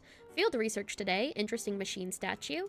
Researched prim energy machines. Researched print. I can tell, like, Elaine's writing style is so short and blunt and to the point, versus Carter's writing style is, like, very thorough and detailed. It's really funny. Researched prim energy machines. My adoptive father visited, but I was too busy to host him. And scolded me. Oh, God. I'll remember to apologize next time I see him. Researched prim energy machines. Assistant took the day off. On the threshold of a major breakthrough. Assistant took the day off, too busy to visit, and scolded me. I'll go tomorrow. No, you won't. On the threshold of a major breakthrough. Forgot about the visit. Am sorry. Wow. Wow, never saw that coming. We'll invite everyone to go with me. Took the day off. Assistant took the day off, went to visit. An idea. A virtual neural network based on a vast quantity of thinking units instead of logic trees. Cameras? Researched print energy machines. Assistant took the day off. Am sorry. Not even I'm sorry, just am sorry. Researched prim energy machines. Assistant took the day off. Researched prim energy machines. Renee and Jacob went to begin conducting their own research today. Assistant took the day. Oh, he's taking so many days off. He's getting sicker and sicker. A breakthrough. Patent application process is too annoying. Forget it. Assistant's condition seems all right. Still a little worried. Considering the gap in medical technology, advised assistant to go to Sumeru. Took the day off, researching machine kinematics next. Must make a materials list. ... visit. ... visit. ... visit. They said a bigger lab has been prepared for the kinematics experiments, but I've decided not to move for now. Oh no. ... visit. ... visit. ... visit. Been urged to move the lab several times, but if the... Oh! But if the lab is moved, my assistant might not be able to find it. Oh! But his assistant's gonna die, but he's caring about him not being able to find it. Oh no! Visit. Visit. Visit moved my lab. Oh. Elaine does care in his own way. He does. And then at the end, he finally moved his lab, probably after he passed away. Oh. Keyword not located. Oh man. Okay, let's scan these books next. There's so much lore. Oh my god. Ancient notes. I love ancient notes. Okay, here we go. Though it's a shame, we'll have to miss it. Carter's face was worse than death you'll see soon. Oh, shit. Okay. Ancient notes. Though it's a shame, we'll have to miss it. I was looking forward to Coppelius's new work. Ever since he was a child, he's always been incredibly talented. Out of consideration for everyone's safety, it has been decided that the Institute shall close. Driven by the energy and vigor of youth, the young ones are clamoring to go out and do battle. I hope someday they will understand the importance of prioritizing post-disaster reconstruction over marching off to die. I fear that it shan't be long before we must depart. We've chosen a good piece of land near the Fountain of Lucine as the post-relocation site. They even say they want to use the land to build an opera house. They'd sooner set faces aflame with shame and laughter. To think that anyone could be so comical. Oh my god. Well, there is an opera house in Fontaine, so actually... We're going to pay our respects at Basil's grave. Basil? You have acquired new traveler fit and many, many, many new questions after AQ. Let's go. We're reading lore at the moment, and I also already have a lot of questions. I'm assuming I'll get even more as I go on. We're going to pay our respects at Basil's grave. I hope it all turns out like Emmanuel said. However, it's the Institute's responsibility to support gifted and talented youths.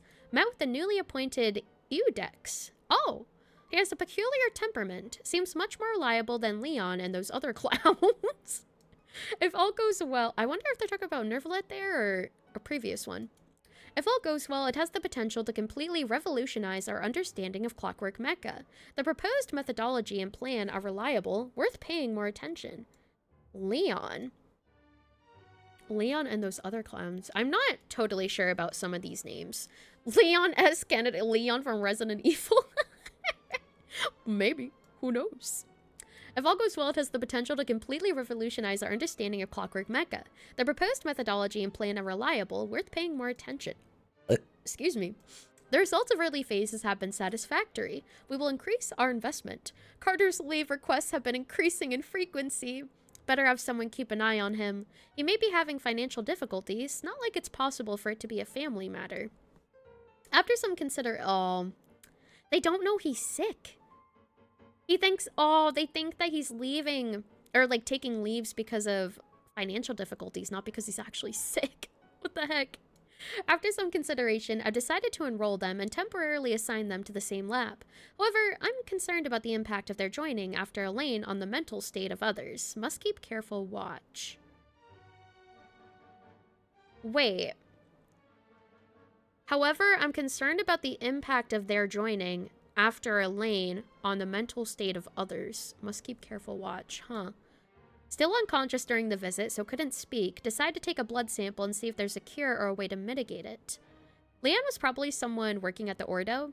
Maybe, yeah, potentially. Although the proposed research plan is expected to face challenges in obtaining recognition, I believe it holds significant practical value, so it justifies approval. Toxins remain in the soil and water and have not yet been fully neutralized. The water is producing deformed oceanids. In a way, this could be a reflection of previous events. I only just learned that these are Carl's adopted children. It's a shame the Narcissus Cruz Institute no longer exists. You think this is Elaine talking about Renee? No, I don't think this is Elaine. I think this is the director. Because in an earlier paragraph, after some consideration, I've decided to enroll them and temporarily assign them to the new lab. So I think this is the director. Because they're acting like, yeah, this is one of the early generation of the Narcissan Cruise. I think so. I think this is the director. At least I'm pretty sure. Gen 2 is Elaine, Marianne, Renee, Jacob. Right. And Gen 1 was their parents. Okay. Oh, yeah. But Elaine is, yeah, Elaine is mentioned here. Parents and friends, yeah. I'm concerned about the impact of their joining after Elaine and the mental state of others. Must keep careful watch. Still unconscious during the visit, so couldn't speak. Decided to take a blood sample, see if there's a cure or way to mitigate it. Oh, the director of the Narcissan Cruise Institute is an Ocean. Oh, yeah, that's true. My bad. I mean, can Oceanids write? I don't know if they can. Also, have a good night, Slayer. Thank you for coming. I appreciate it. Although the proposed research plan is expected to face challenges in obtaining recognition, I believe it holds significant practical value, so it justifies approval. Toxins remain in the soil and water, yada yada yada. The water is producing deformed oceanids. This could be a reflection of previous events. I only just realized that these are Carl's adopted children. It's a shame that the Institute no longer exists. This could be the biggest breakthrough in a century. It'll change all of society. The report mentioned abnormal movements. I'll have to find a chance to talk to Emmanuel about it. Keyword not located. And I think the final one is the scrolls here. A relevant engineering blueprint. Keyword not located. Oh, dang. I can't even read it. I can't even look at the blueprint. Damn. Oh, Emmanuel is Elaine and Marianne's adoptive dad. Emmanuel Guillotine. Oh, okay. Gotcha, gotcha. No blueprint. Unfortunate. Unfortunate. All right. Hand the document to Marionette. Here we go. After lots of reading. Here you go, milady. Let's see.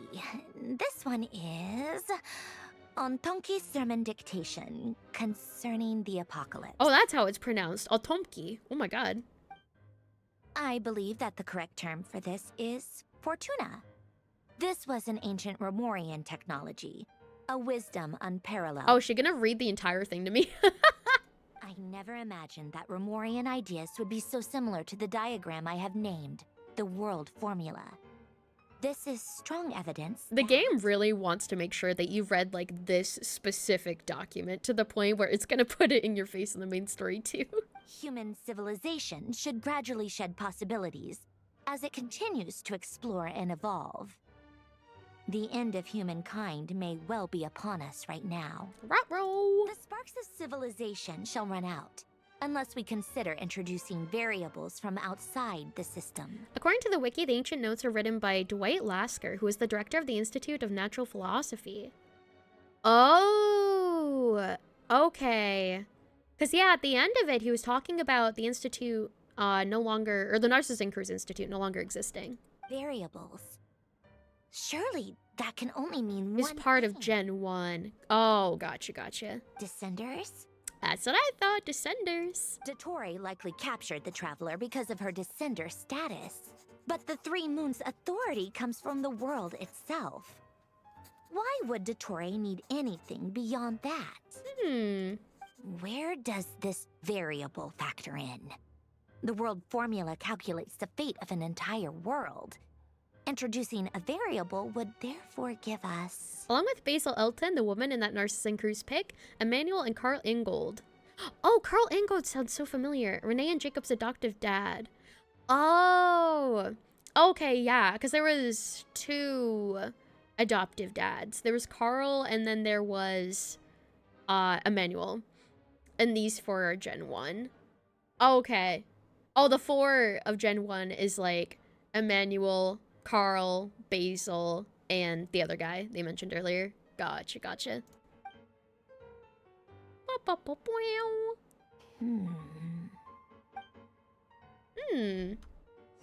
I have another task, my lady? Wait for the next directive. Polonia, search keyword pathway and bring me all relevant books. More? Okay, it's time to read more lore. Search related content. Alright. Polonia GPT, literally. Oh my god, there's so many things here. Okay, this is like lore galore. Holy moly. Alright, let's see this one. Ancient log.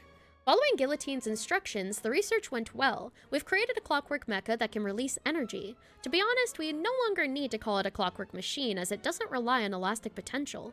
It'll be compelling to see what results he achieves next in kinematics. There's no way old-fashioned clockwork mecha can withstand such power output.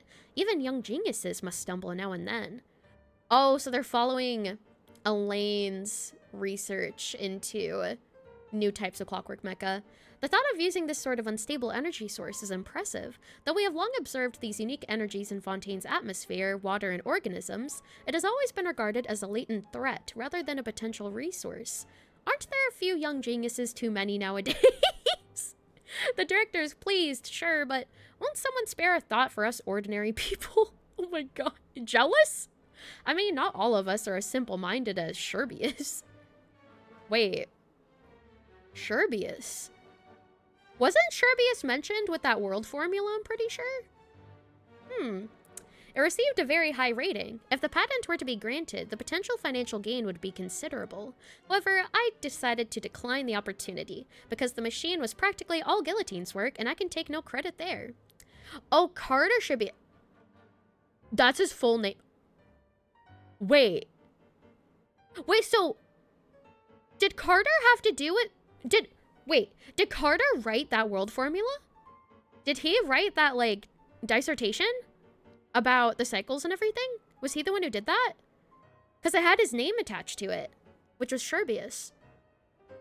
No, that was Renee's world formula. Oh, okay. I don't know why the document had the word Sherbius on it, though. Carter was something else. Okay. Weird that it had his name attached to it. Let me see. Take no credit there. My family was quite angry about it, but as an engineer, one must have at least a little dignity and self-awareness. Still making improvements, and output efficiency has increased. Seems to have been specially recruited. That's good. Had he continued that line of research, who knows what horrors he might have unleashed. At this stage, we have to pull out. The director says everyone will be given a position and research resources after reconstruction. But I'm afraid if it were me, I would use this as an excuse for a major shakeup. People like me won't get recalled anyway. Never mind. I've been pretty happy these past few days. I guess I'll consider it my retirement. I'll go to the city and open a small workshop, repairing watches for folks. Cameras too. Right, I'll see if I can make a waterproof clock. With the way things are going, I might make a killing in the future. Keyword not located. Don't know who wrote that. What about this one? Wait, did it have a name attached to it? Hold on. No, just ancient log. Okay. This one has Jacob Ingold's name attached to it. Ancient log. Anyway, when it comes down to it, our research directions are different, so I applied for a new research lab with the direct... I think this is Gen 1. I'm pretty sure this is talking about Gen 1. Maybe? Maybe. Anyway, when it comes down to it, our research directions are different, so I applied for a new research lab with the director, but there's nothing for it anyway. No, that's Jacob writing the title? Yeah, Jacob is part of Gen 1 though, right? Which is why I thought this was, at the time, Gen 1. It could be Gen 2. Wait, Jacob's Gen 2? Oh. Oh, okay. I was confused. Never mind, he is Gen 2. Okay. Anyway... Oh, Elaine, Marianne, Renee, and Jacob are Gen 2. Oh, they're the important ones. Okay, got you. Anyway, when it comes down to it, our research directions are different, so I applied for a new research lab with the director, but there's nothing for it anyway. Elaine is incredibly intelligent, but he only trusts himself, and doesn't trust our observations or accomplishments unless he reaches the same conclusions through his own calculations. Well, it's okay, since Elaine is making the world a better place in his own way. I trust him, because this is the world that Anne lives in. Carter was Elaine's research assistant. Okay, gotcha.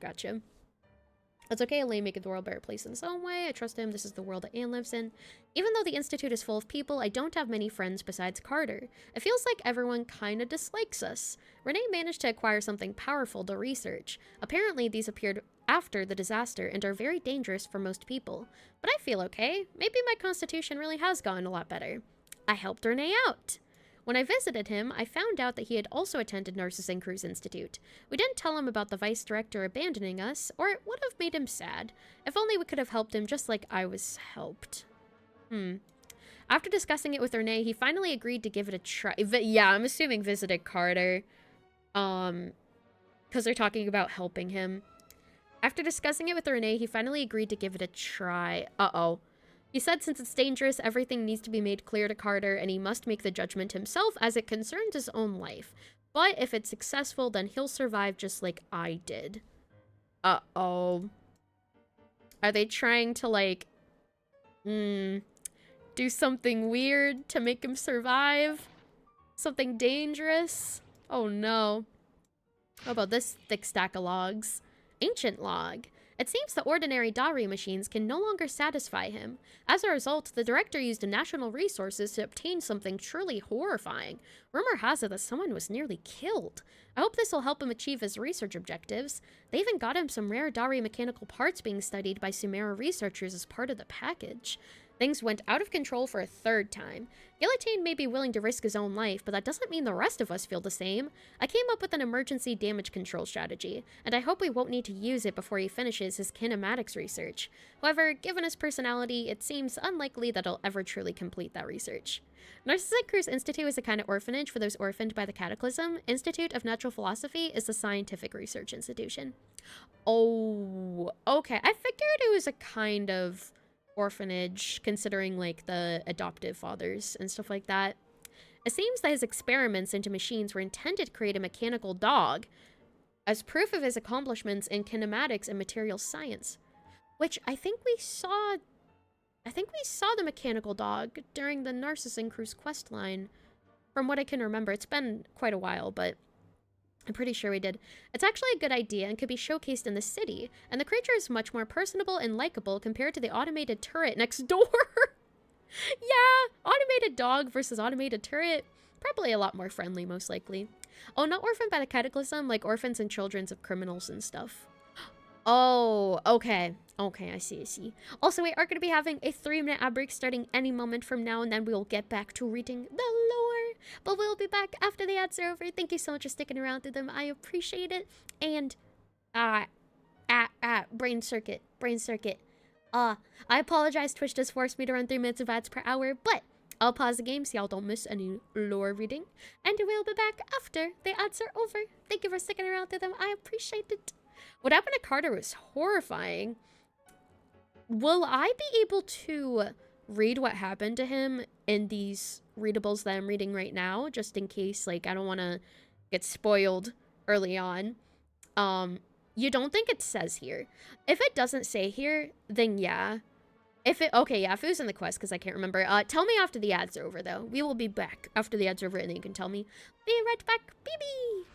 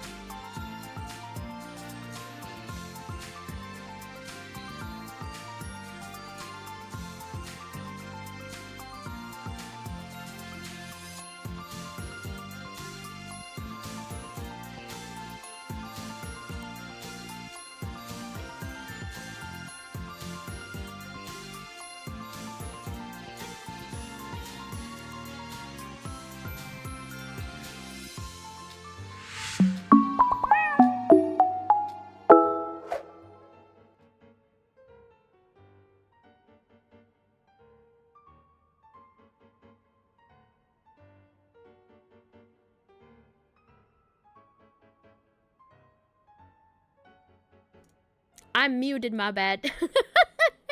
Thank you for letting me know. Hello! Can't hear you? Yeah, I was... I was still muted. Oopsie. Welcome back, everyone. Thank you for sticking around through the ads. I appreciate it. Welcome on back. We are so back like never before. Thank you for checking in, Sari. Enjoy your strop. And thank you for the self-care package. I appreciate it. And yeah, so what happened to Carter if these documents don't end up telling me? I am curious because I can't remember too many things from the quest, honestly. I thank you for the lurk, Sari. Enjoy your lurkers. Enjoy. And here. Automated turret about a dog. At least he lived long enough to be poached by the Marichasi hunters. It wasn't easy for us to survive this long either, but what will we do with this blasted crazy killing machine that can repair itself? Whatever, that's a problem for future generations. Oh god.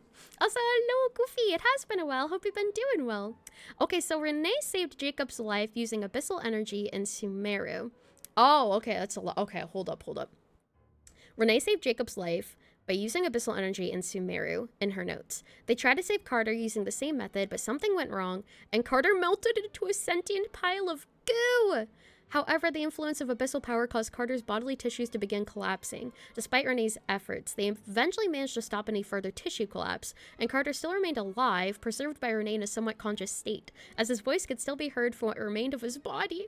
Renee knows they had tried cutting the vocal cords from the tissue to silence the voice, but the organs grew back within days. Oh my god! Oh my god! That's so sad and dark. Renee was crazy. Yeah. Oh, no. I think the fact that, like, it worked with Jacob doesn't mean that you should try to do it again. Like, something that dangerous to be stuck as a pile of goo forever? A pile of sentient goo? Oh, that is a fate worse than death. Holy moly. You remember you joined me with, like, 10 to 20 viewers? Now look at you. Oh, thank you, Goofy. I really appreciate that. That means a lot. Thank you. Renee's goal is to melt everyone in Fontaine into a shared consciousness using primordial water to make everyone immortal. Oh, that's bad. That's problematic. That's really problematic.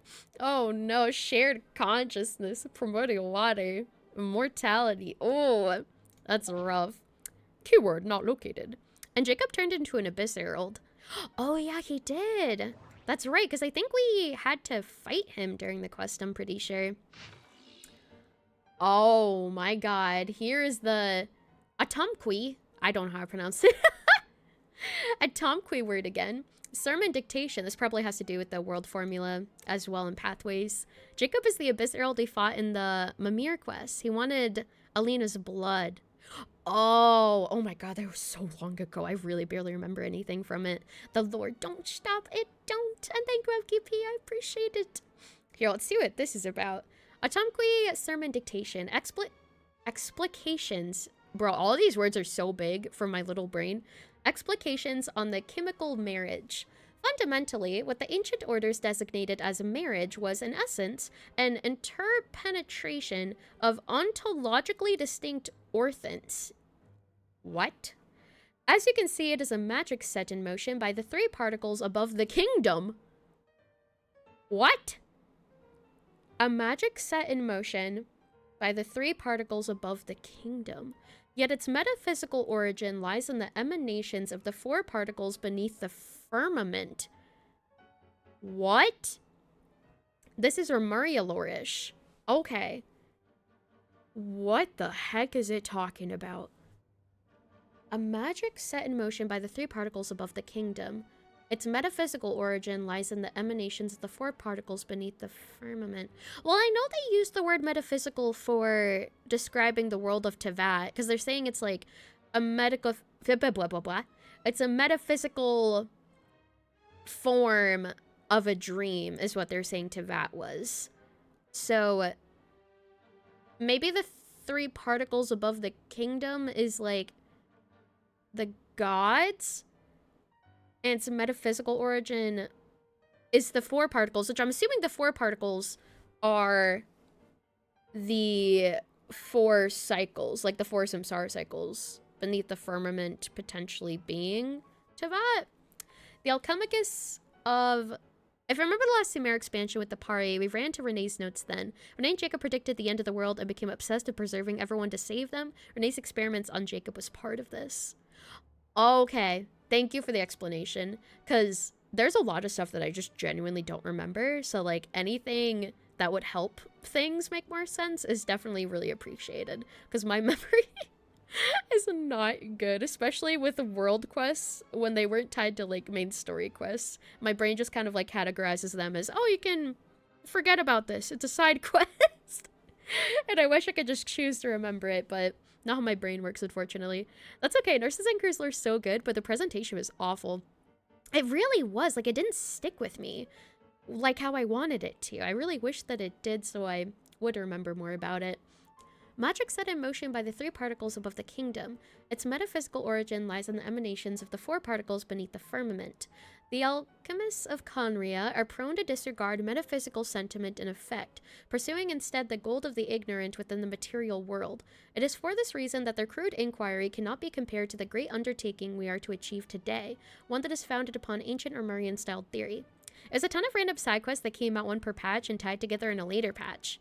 Yeah, like the pauses in between them definitely also caused me to forget a lot of details as well. Got lost in the sauce. 3 pertains to appearance, while 4 pertains to the intrinsic. 7, obtained through their overlap, constitute the number of paths for vertical transcendence. I feel like I'm not smart enough to understand what any of this means.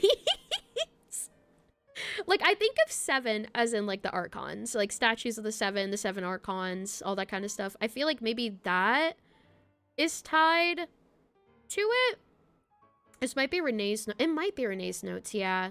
It seems like it. 3 pertains to appearance, while 4 pertains to the intrinsic. 7 obtained through their overlap. Constitute the number of paths for vertical transcendence. So, maybe 7 being the 7 Archons, the 7 elements, and the 7 elements are like the 7 paths for vertical transcendence, whatever that means. Like, those elements are the paths. We designate this process of overlap as marriage, for the union of the two through a mediating medium is akin to the matrimonial covenant of those bound in mutual love. Observe and compute the pathway displayed in the guidance diagram. Deconstructing and reversing its effects could generate potential ideas. I think we're checking in Shaolin packs. Enjoy your straps. Welcome and hope we're doing well. There's a lot of complicated words in here and a lot of terms that I don't know how they tie to certain things. Nevertheless, there's one thing everyone must keep in mind. Solve the first half of the equation, leave the second unattacked, but you have all in the clear light and what? What is this sentence? One thing everyone must keep in mind. Solve the first half of the equation, leave the second unattacked, but you have all in the clear light and some, though not all, in the dark. What? You have all in the clear light, and some, though not all, in the dark. I'm not the only one who's confused, right? I hope I'm not the only one who's really confused. This is not because they possess any sanctity that renders them untouchable, but because they offer no benefit whatsoever to the world formula. Only mediocre minds, foolish beyond a certain measure, would actively seek to trespass upon such prohibitions. If I remember fighting a giant tulpa, that was part of Renee's consciousness. Oh, I do. I do remember that, yes. She is crazy. I don't know what she's going on about.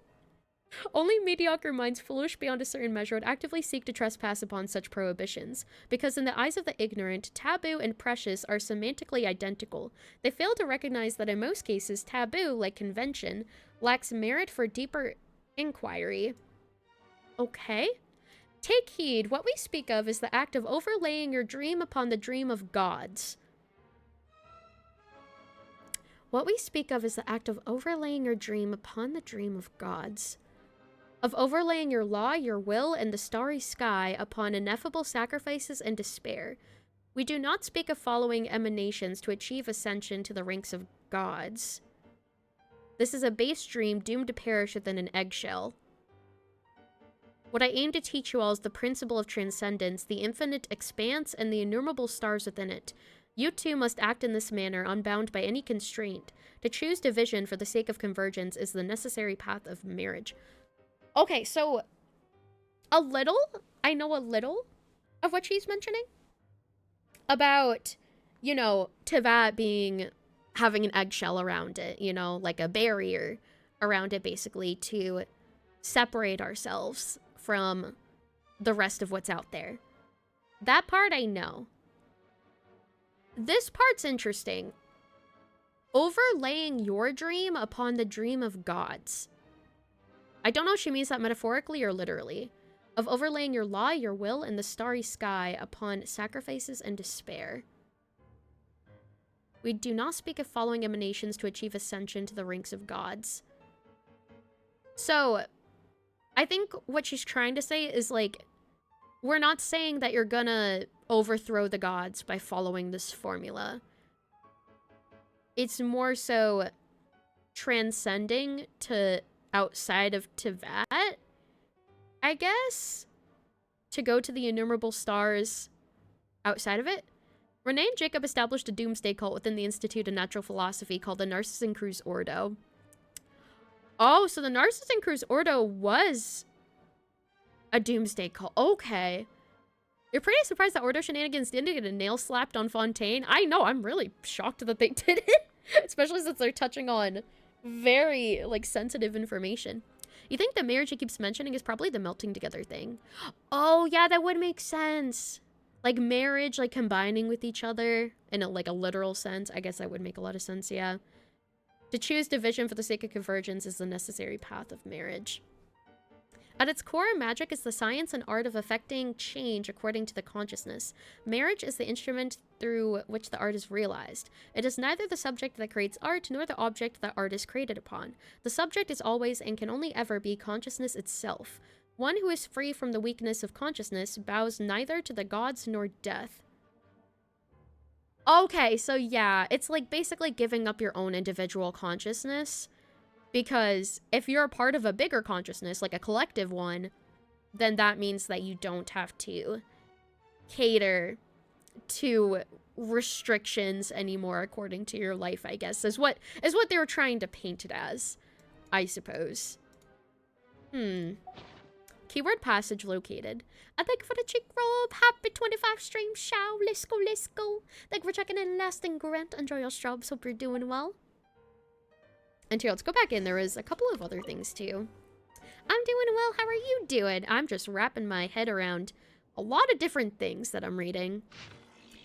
The research notes of Master Ruggiero about the Golden Troop. Oh, the artifact set. Comparative studies have been conducted on the surviving...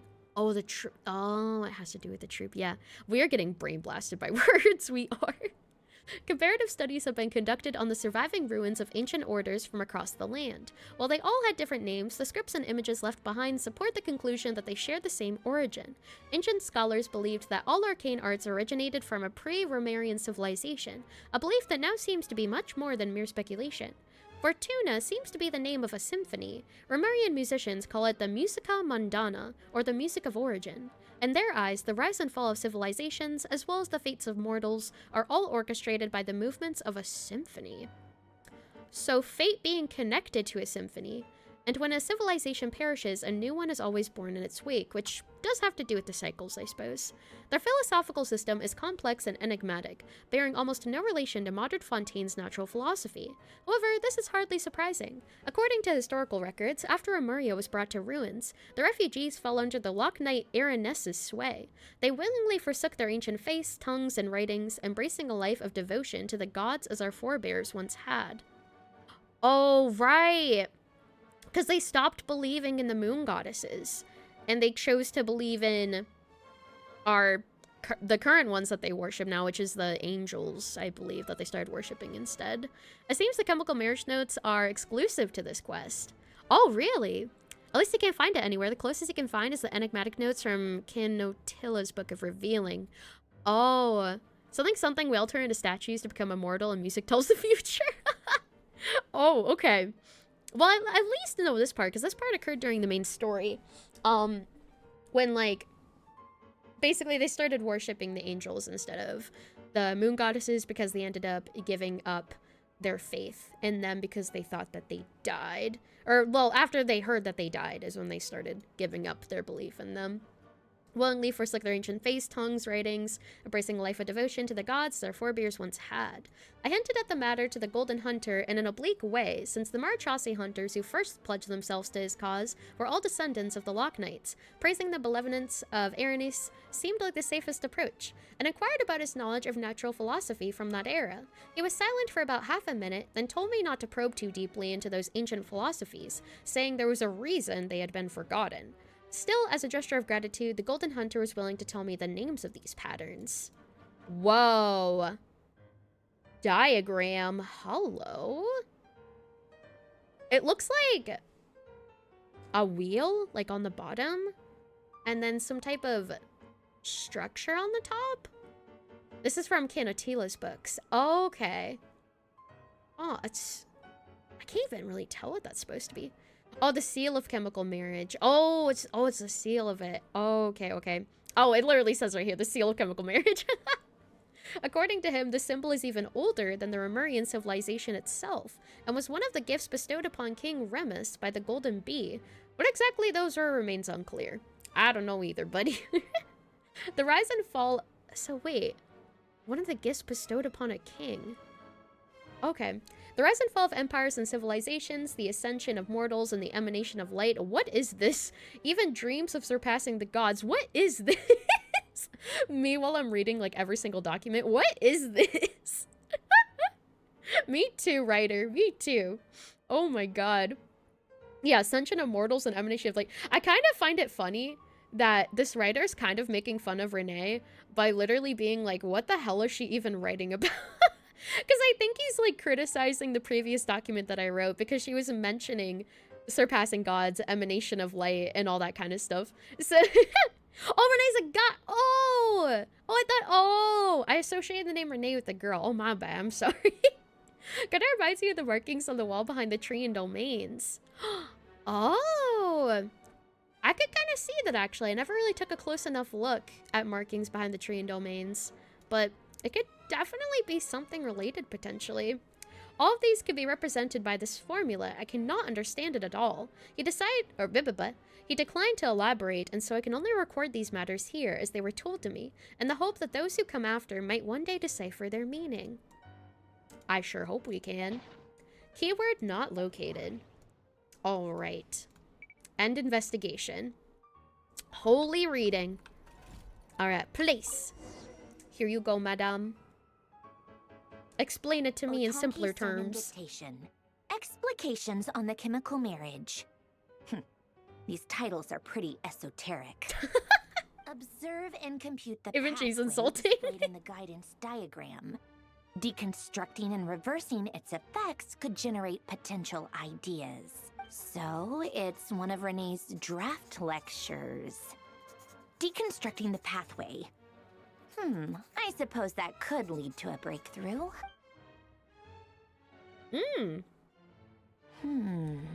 Making progress. This is so long. This guy sure loves showing off his knowledge. Oh, man. More? Oh my god. Search keyword tree model and bring me all relevant books. Ermine Soul?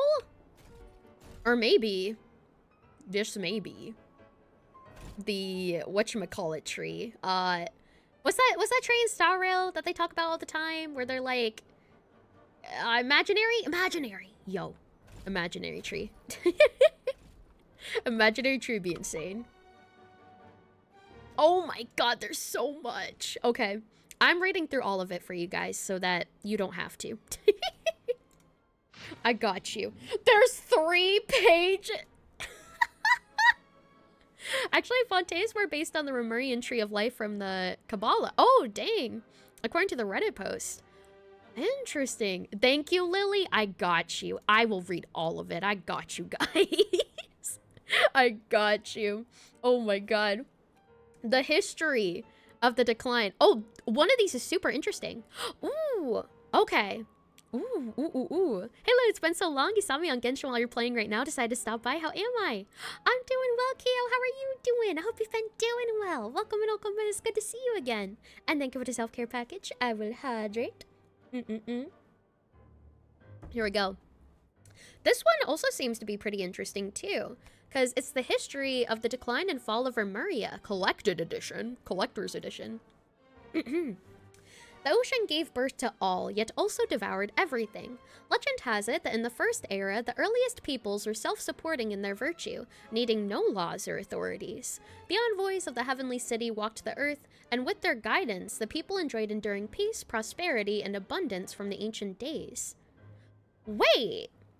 So, the gods walked among the people back then? They didn't just, like, sit in the frickin' Celestia up above? They actually, like, walked with everyone? Whoa! They, like, lived their life with everybody else back then. What the heck? Interesting. This heaven-blessed reign lasted countless generations until people grew tired of their inscrutable eternity. Oh, Celestia killed all of the other gods. Archon War, remember? Oh, yeah. That's right. So, these weren't... Well, yeah, I know they're probably not the same gods as, like, you know, Celestia gods. But the previous gods did walk among... At least the, like, gods in the Remuria area. Or era, is what I mean. Did walk among them. This heaven-blessed reign lasted countless generations until people grew tired of their inscrutable eternity. Their offspring ceased to listen to the oracles. Instead, they desired things never promised to them by the divine, trying to break free from their fate. Enraged by their behavior, heaven sent gigantic waves to smash the settlers' cities. Oh no! Celestia's even higher gods are probably other gods who came from outside Teyvat, or ascenders. Vanessa ascended to Teyvat. Oh, that's right. That's right, she did, from the manga. Ah, I remember her name being mentioned. Or to Celestia, yeah, to Celestia, basically. As gods are wont to do. Yeah, gods wanting to smite people, yeah, pretty normal. Happy 5 strings, Shidoku. Oh, let's go. Okay, so they tried to break free from fate, and then the gods got mad, and they sent gigantic waves to smash their cities. My god. 100 days of rain came afterward, and the roaring tides drowned all sin and irrigation. Oh, so that was... Because Remuria was the cycle with, sin. Like, something to do with sin. That was mentioned earlier, that's right. Drowned all sin and irrigation, and thus were the early peoples brought to an end. And that was the end of that cycle. You think this was the first great flood? Yeah. Remuria is the original sin and baptism. Yeah. Because it's saying, and thus were the early peoples brought to an end, so that was probably that cycle was coming to an end. When the tide receded and the earth was revealed again, no cities nor civilizations now stood above the high waters. Survivors and the newborn alike lived amidst the forests and rivers, shorn of all knowledge and wisdom. Human lives are no different from those of wild animals on the earth or in the sea, driven on by the laws of nature. Yeah, so this does start, like, it's like a new beginning. Like, they de-evolutionized, basically. They went backwards. So now they're just, like, wild animals with no knowledge that they had before. Oh, man. Could also be a reference to Jiria's original sin being creating humans from oceanids, and baptism being Nervalek granting them true humanity. Oh, it could. Yeah, no, it definitely could be for sure. Huh. Okay, so hold on. Where was I? Human lives are no different from those of wild animals on the earth or in the sea. Is this Noah's Arch? It kind of sounds like it. Driven on by the laws of nature, muddling through time with neither beginning nor end. Untold years passed. The throne of Gurabad was established and overturned in the far south, and the noble kindred of the east once reached the rim of the high waters, all while their ancestors remained bound by ignorance and superstition. Civilization and order were finally restored to the land named Fontaine, the day the great king Ramus descended upon Meripus and his golden fortuna. There's a ton of Noah Arc parallels on Teyvat and Fontaine, etc. Yeah, there definitely is, for sure. Okay, so civilization and order finally restored to the land named Fontaine, the great day. the day the great king Ramus descended upon Meripus and his golden fortuna. He taught people how to farm and raise crops in the land and built temples and cities with giant rocks to house the people. Most importantly, it was he who spread the beauty of music and art, which differentiated humans from other living things, causing them to see themselves as masters of all things. With his immortal fleet, Ramus conquered all the islands on the high waters. Even the great dragon beneath the abyssal depths submitted to his power. Those are the best days since the end of earliest peoples, and eternal prosperity seems so near at hand. The God King and his people indulged in the sweet dreams of carefree lives and fantasies of never-ending progress. However, the seers prophesied discord. The greatest empire will face the most utter destruction, and this is Fortuna. So Fortuna is basically the name given to the fated cycles, I'm assuming. Thus did the God King derive the primordial plan from the 7-day rotation and the flowing winds of sea and land, and composed a harmonious symphony of prosperity. He believed that so long as all the cities echoed with this greatest of songs, they would escape the judgment of fate, and at last reach the land of eternal bliss. But thusly did the ancient writers concur. Oceans will rise, empires will fall, and the only constant is change. Uh-oh. Greatness and glory unto Remuria and its immortal ruler, Ramus, king of all under heaven and universal Harmost. Today, the glamour and luxury of the bygone eternal city is beyond the imagination of even the most knowledgeable scholars. As you sailed past the ocean pillars along the royal fairway to the giant port playing host to Fortuna, the imperial ship, you would have first seen a lofty tower. The Tower of Remuria was not built to receive heavenly oracles, but to guide ships traveling between islands in the high waters. It is said that the tower stood at the border of reality and dreams. Even if sailors were to be lured into slumber by sirens, they could follow the sound of the bell to break through the mist and find their way to Remuria. Towards the end of the First Era, likely the era established after the heavenly principles rise to power, humanity begins to covet things that belong to Celestia and attempt to break away from their fates. The people are eventually punished by having their cities destroyed by tsunamis and then buried underwater after 100 days of rainfall, which drowned all sin and irrigation, and forces humanity to rebuild civilization all over again. Sibylla remains as the sole survivor of the flood. Oh, okay. So yeah, that actually lines up with everything that we just read. That does line up pretty perfectly with everything we just read. And here, let me see.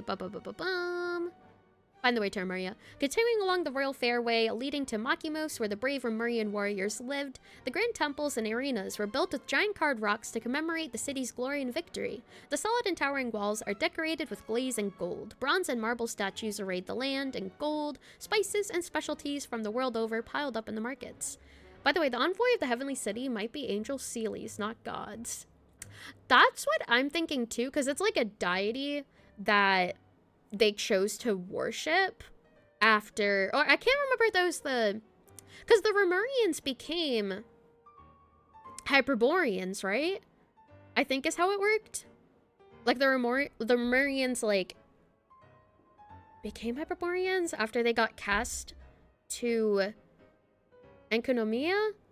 I don't know. I don't remember a lot of things. No, the Remurians became Fontanians. Okay, I couldn't remember what Enkonomia was in regards to lore. The Remurians became Fontanians. Okay. That makes more sense, because they were talking about Fontaine in the Remuria document. So that does. I apologize. Bear with me. Bear with my knowledge.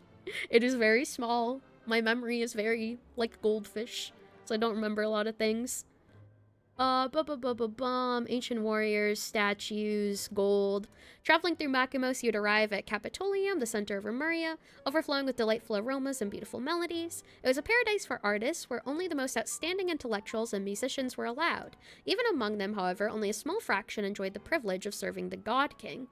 Enkonomia had the remnants of the first unified human civilization, the ancestors of Watatsumi Island. Okay, thank you. Thank you for clearing that up. Remurians may have also belonged to the first unified civilization. Okay, got you. It's a lot. It's a lot to keep track of. It's very, very difficult. Here all the theaters and palaces were established in shapes most harmonious, their beams and domes adorned with the most sumptuous and intricate carvings, and centered on a golden palace of towering copper pillars. The king, resting peacefully at the heart of the palace, listened closely to every melody and every note coming from every corner of the empire.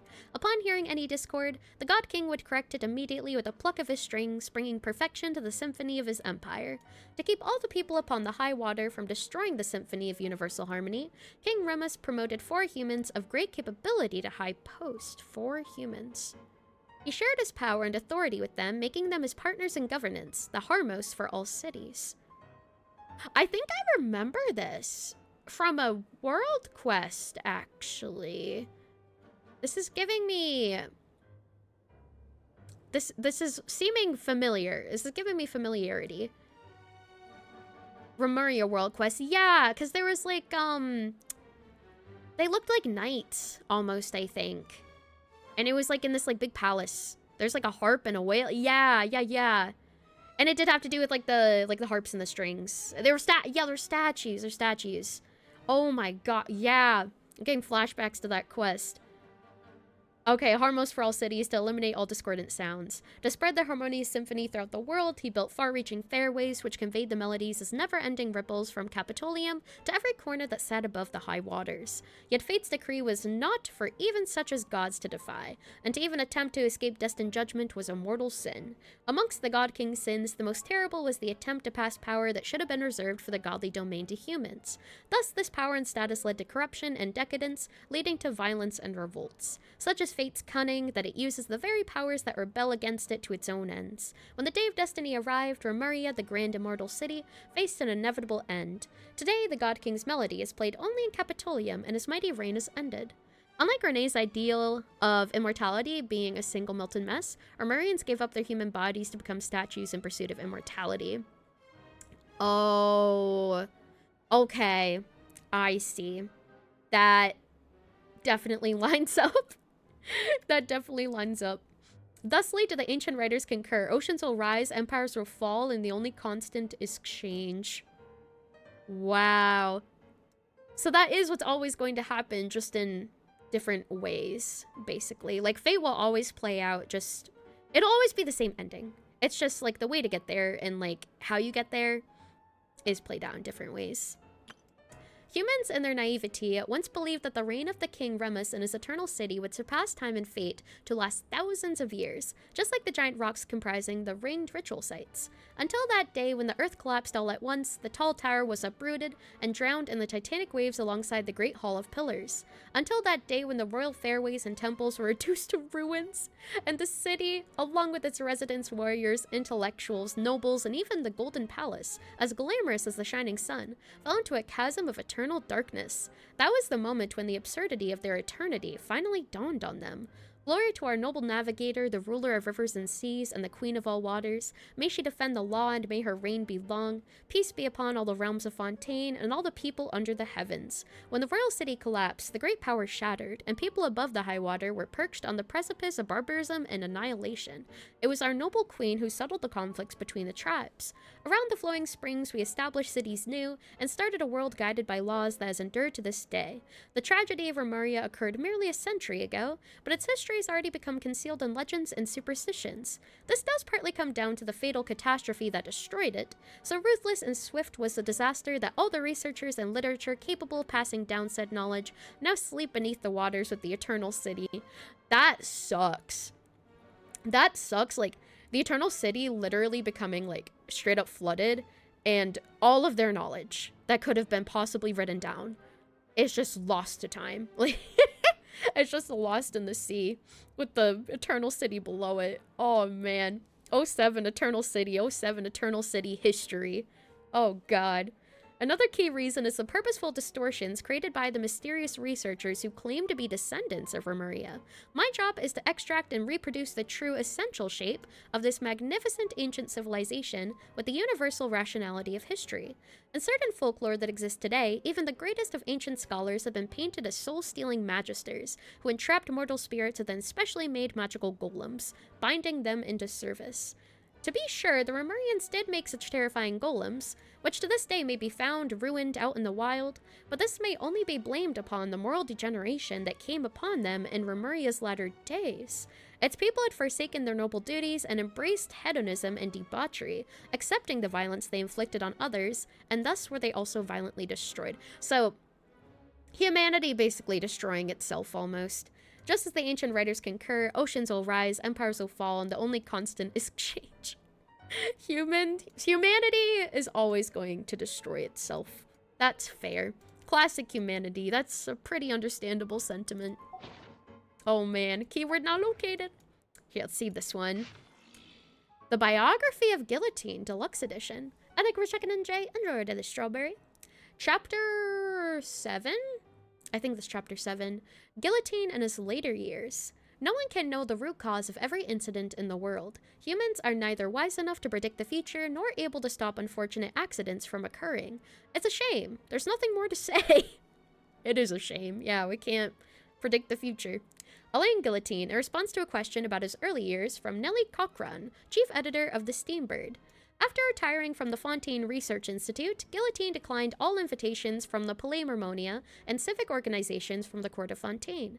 Instead, he withdrew to the Bayeux region countryside, living in near total isolation from society. Notwithstanding, even prior to this, the reclusive old man had never formed any deep connections with others.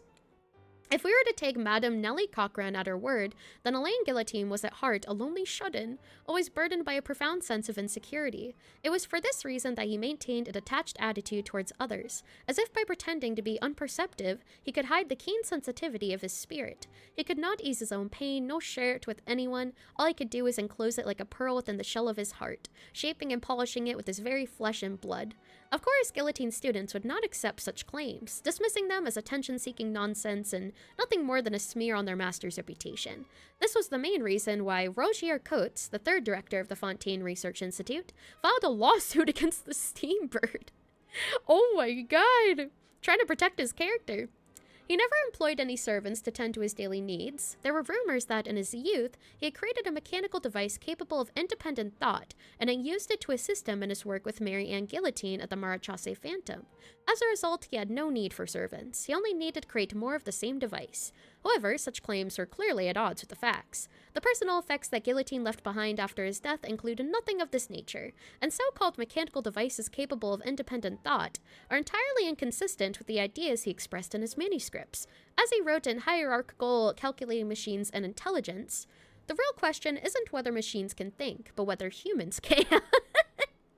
God damn. Fontaine Natural Philosophy and Engineering Science Press, 3rd edition, section 13, p5. We have every reason to believe that page 5. We have every reason to believe that whatever contraptions Guillotine crafted in his workshop in his later years were deliberately destroyed long ago. After all, it's hardly uncommon for an engineer to discard their designs. Popular fiction has offered many flights of fancy about these contraptions, yet all such tales contradict the surviving evidence. Nevertheless, we must recognize that as a cultural symbol, Alain Guillotine's posthumous work has been instrumental in stirring the imaginations of the young. Oh, reading the Memoria lore, it's super similar to what Renee was trying to do. They melted all the Remurian souls together in the Grand Symphony and replaced them with golems with ichor for blood. And Renee theorized that Jacob's immortality was related to Remurian immortality. That would make a lot of sense of why he was a workable vessel when it came to trying to activate that inside of himself. If he already had that part of him inside of him, like maybe genetics or something had to do with it, that would make a lot of sense. But that's also very similar about trying to melt consciousnesses together. It's just melting them together, like, and making a collective consciousness in a different way, which kind of goes along to say, like, what the other book was saying, where it's like, all of these things are bound to happen. The only thing constant is change. Like, things are going to play out in different ways, but they're gonna result in kind of being similar to each other and, like, ending in a similar fashion because of fate being, like, preordained.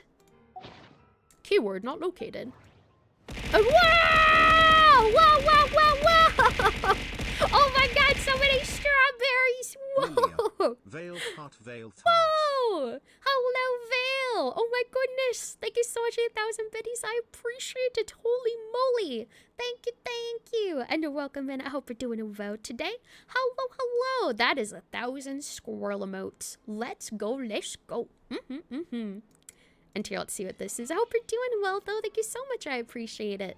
A relevant mechanical blueprint. Keyword not located. Oh. Okay, I guess we can skip that scroll. What about this thick book? Time Tracker. Oh, this is the one that you were excited about, Andy. Hold on, I need to hydrate. I've been reading so much. One sec.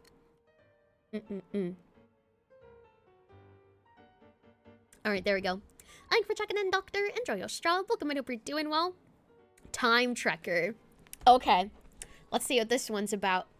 Time Tracker, Collected Edition. It makes me think of maybe like Time Traveler. Another word for traveler would be trekker. Time Tracker. This is a story from many years ago. Story! Okay. After the evening banquet, Miss Aviva, who today would be Lady Nenonen, was as always theatrically grousing to us about the all too swift march of science.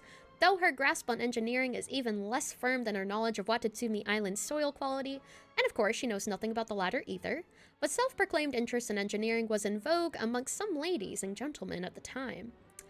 Oh, I think I remember hearing about this actually, where like having knowledge in engineering was like a trend. It was basically a trend, even if you didn't, like saying that you did like made you seem cool or something like that. Our ancestors had already conquered this land thousands of years ago, she said as she cleared her throat, twirling her jade-plumed and blue gem-encrusted folding fan while endeavoring in vain to wear a visage of despondency. And a few hundred years ago, they conquered the oceans with ease using new diving equipment. Today, some noble young folk have suddenly got it in their heads to use a so-termed gravimeter to break free from the Earth's shackles and conquer the skies. And surely, I fear, their dream may yet become reality in the near future. Indeed, it is just as you say. Humans, what a mighty and energetic species with such great wisdom. No matter the circumstances, humans ever seek to change their living conditions with unimaginable passion. The Steambird editor immediately opined. In truth, when it comes to mechanical engineering and theory, humanity is already on par with the Creator. They have conquered most of the natural world, and by their will, they can shape this world anew. Ah, that's not what I meant to say, Miss Aviva said with an affected sigh. Those distant and dark unknown continents, those ruins hidden deep beneath the seas, all that romantic exploration and trailblazing. Trailblazing mention. Wait, where was I? Oh, there it is. Such great achievements, that which has put the glorious achievements of our sciences and reasoning on full display, have all but become lost to our civilization. Our forebears reached too high and achieved too much, leaving too little for us to explore or conquer. Could there be a sadder fate to befall those ladies and gentlemen amongst us who were born to crave the exploration of the unknown? Oh, so she's complaining that her predecessors of humanity discovered way too much and didn't really leave much to be further discovered for her generation. Here, her pretentious invocation of the legendary king Argiade's words seemed an attempt to prove how truly the state of affairs hurt her. However, everyone simply sat around lazily, at most giving plate nods. Lady L lightly yawned. Seeing how no one answered, Miss Aviva's enthusiasm faded, and she proceeded to switch the topic to next week's ball. This was, evidently, a more popular topic, and the stiff atmosphere once again grew lively. Monsieur Ratar was just about to regale us with a tale he had heard in Sumeru regarding a tower, a mage, and a glass ball, but before he could begin, Mr. Sirik, who had remained silent till now, interrupted. Good, Miss Aviva. The things you said certainly left an impression on me. He lit a cigarette. Smoking kills. However, you need not worry. There's still one space that is yet to be subdued by humanity. Indeed, if the required techniques do not emerge, I fear it will never be. Ah! Wow! Strawberries! More strawberries! Oh my goodness! Get straubed. I've been absolutely pummeled with the straubs. Thank you so much. I appreciate it for the 1,000 more biddies veil. Oh my god. Thank you, thank you. I appreciate it. What? And thank you for the extra straubs. I appreciate it. Thank you, thank you. Very kind, very kind. And what is this one space that is yet to be subdued by humanity?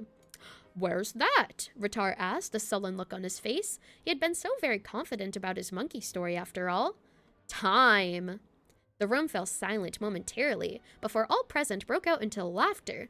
What preposterous talk, Dr. Reiner declared, trying not to laugh. Firstly, how can time be considered a part of space? I mean, it has a lot to do with space, actually. And thank you for the follow, Lilia! Another Lilia! Thank you so much for the follow, I appreciate it. Welcome in, Lilia VTuber. I am also Lilia VTuber. Welcome in, hope you're doing well today. Hello, hello. But yeah, space-time is an actual thing. So, like, I don't know why they're acting like it's this really big, crazy thing that doesn't exist. Can you separate yourself from time and exist independently in space alone? Oh, it is an interesting question, though. I think we're checking back and throw it at a strawberry. What do you mean? I mean to, at this moment, still be speaking to me, and in the next, disappear without a trace. Is this possible? He waited for a moment, as if waiting for the others to think. Obviously, anyone with the capacity for rigorous thought would know for certain that much like length, width, and height, time is also a dimension of space. Yeah? True? As such, it is a part of nature and can thus be conquered. Utterly preposterous, the doctor muttered, but did not refute the statement. I've been involved in research of this sort for some time, he continued, and I've come up with a machine that can allow people to travel through time as they please. This machine will be ready in 2 months.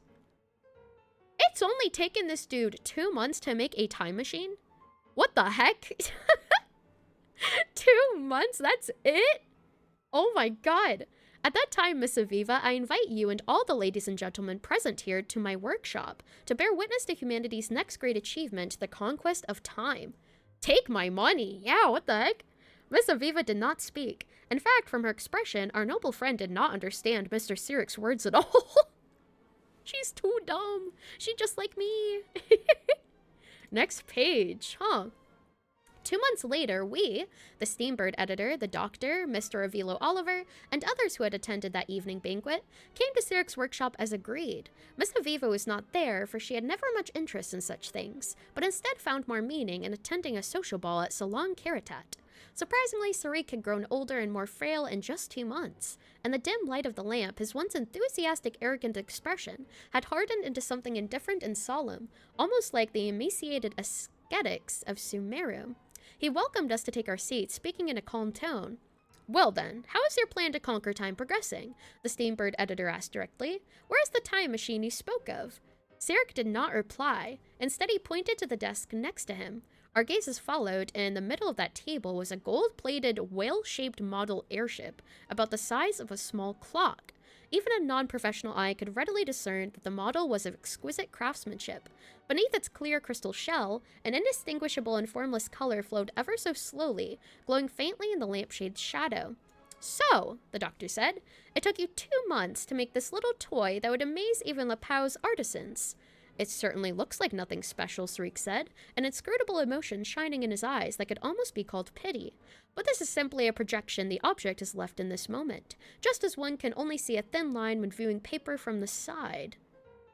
Oh. Okay, so it's the perspective. Blithering nonsense. Also, I need a burp. Hold on. Excuse me. Oh my goodness. For some reason, Sirik did not refute that statement, merely asking us in a calm tone to hear him out. Hear me out. Concerning his time travel experiences. We agreed, and so he began to tell the story I shall now relate below, without interruption from beginning to end. For all of you, it was 2 months ago when I first told you of the idea of a time machine. Similarly, it must have been a week ago when I finished constructing said device and stepped into it, initiating the very first instance of time travel in human history. The strange sensations that came over me as I traveled through time are beyond words, just as there are no words with which one can impress the star's brightness upon a blind person. About 20 minutes after this, though describing time travel by using subjective time is quite meaningless, the machine ceased operation. I looked about me then, and realized that I was in a Romurian's imperial settlement. The grand temples and arenas carved of titanic stone would make the Opera Epiclese hang its head in shame, while the creations of Elaine Guillotine would be little more than a child's wind-up toy before the towering Romurian golems. Oh, so wait, he went back in time. Oh. Just as I was beside myself in awe, a few patrolling troops discovered me. Seeing my strange style of dress, they took me to be a spy for the barbarian tribes. They seized me, naming me a lowly slave, a degenerate believer in a false god, and threatened to throw me into a deep cistern to feed the vipers. Fortunately, the local Adil, I later found out that her name was Adia Anavana, realized that my identity was anything but ordinary and had me sent before her. She endured my calamitous grammar and catastrophic accent. At that time, I could not even pronounce Remuria, with it coming out something more akin to Amuia, while asking me many questions, which I answered truthfully. Quickly, she accepted the fact that I was from the future. She accepted the fact you're from the future that fast? That is wild. That is absolutely wild. Quickly, she accepted it and showed me a stone slate that the slaves had recently dug up. The slate was a perfect square, each line and column engraved as 7 symmetrical sequences of symbols. 7? 7. These were not in Remurian script, but rather the characters we use today. Wait, so the Remurians had a slate back then with writing from the future that they use in the future. Regardless of the manner in which the text was read, or the order or direction, the information within the text did not change. It was an elaborate riddle involving dogs, pastures, cyan finches, the summer rains, the song of the roses, a rishbull and tiger stripes, and the ordered pattern of rocks.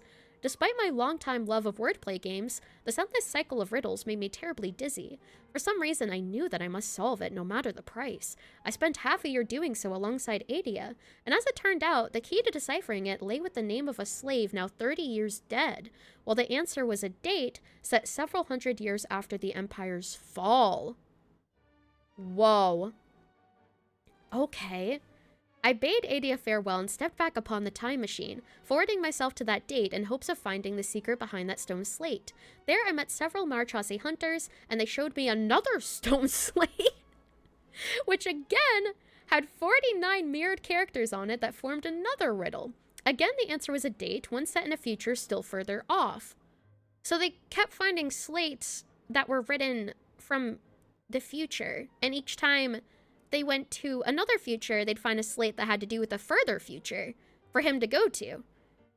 Whoa.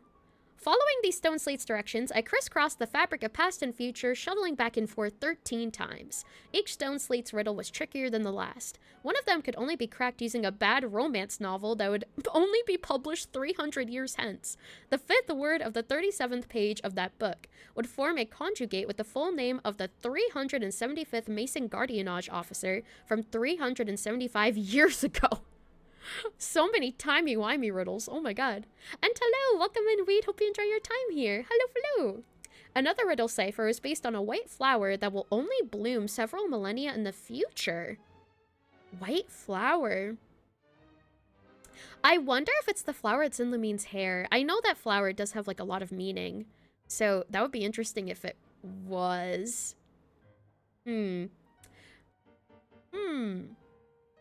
Or maybe not, because I don't think Conry is a part of Tevat. And that flower... Well, actually... Oh, no, the flower didn't... What am I saying? No. Ignore what I said. No. That flower bloomed in the world that Travelers from... There's too much knowledge in my brain. I'm forgetting things I already know. Oh my god.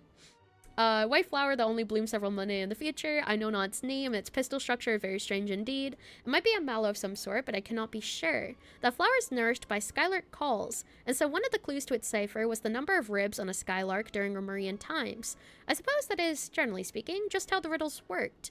The final stone slate came from the underground storeroom of the Basil Elton Memorial Museum. Basil? And had not but one number on it, 0. I do not know what I was thinking at the moment. After all, setting my destination to 0 is an action utterly devoid of meaning. But I punched the number into my machine all the same and pulled the control lever. After who knows how long, the machine stopped. I sensed that I was floating atop a sea with no waves or tides, for even the wind did not exist at that moment. The sky that loomed overhead was not blue, but a dark red. adorned with countless stars, pale and distant, like salt frost lining the shore. Huh. This part is interesting. Time Tracker is a sci-fi novel from Fontaine. Oh, okay. I mean, we know that fiction in collectibles, we know that fiction in the game is kind of tied to truth, basically. All of this was released in Fontaine, foreshadowing. Really? Yeah. Aw. Wait, Wow, this is very interesting, actually. So, floating atop a sea with no waves or tides, the wind didn't exist. The sky was a dark red with countless stars, like salt frost lining the shore.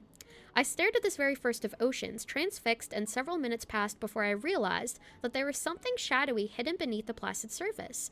It was the Palermonia, which should not be here. At that moment, I could hear someone call me by my name. Nevin Surik, the voice called. I turned and it was like looking into a mirror. A man identical to myself, looking me dead in the eye just as I did to him. Nevin Surik, he continued. You wish to conquer time, no one can do that. It was you who left those riddles behind. It was you who left those riddles behind. He repeated my question as if it was an answer. Those riddles are part of my time, and every matching symbol is time itself. Or sorry, no. Those riddles are part of time, and every matching symbol is time itself. So the final answer to the riddle of time is 0. 0 is not an answer. Instead, it is another mystery, for the answer cannot be found in the riddle, he said. The answer to time's riddle is a mirror. Or perhaps I should say that this is the answer that is simplest to comprehend. When two mirrors face each other, time is the infinite reflection of light therein.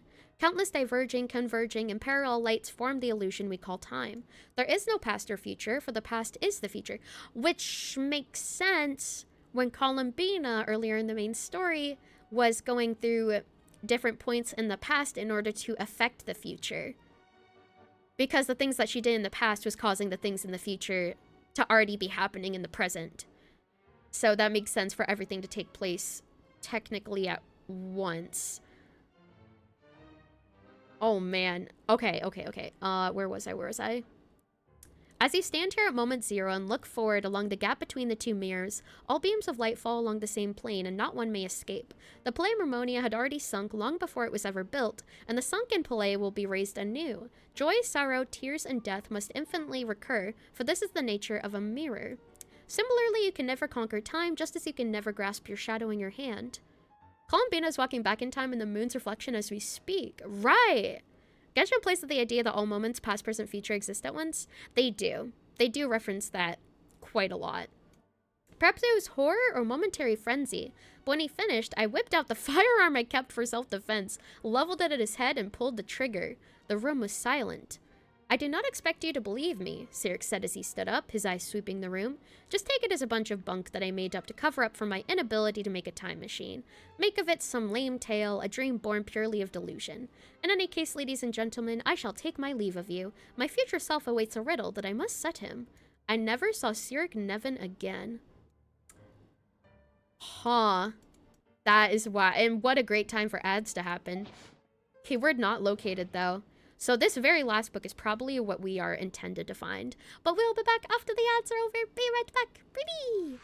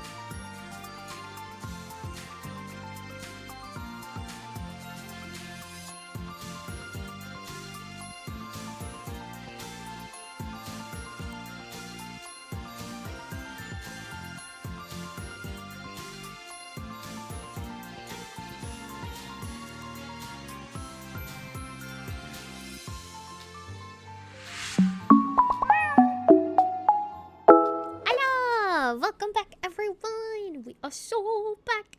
GG. Good job on words, everybody. Well played, well played. We are so back. We are so back, and we are going to read. Sorry, it's taken me like 2 hours to read through these. It's a lot of readables that they are shoving in my face.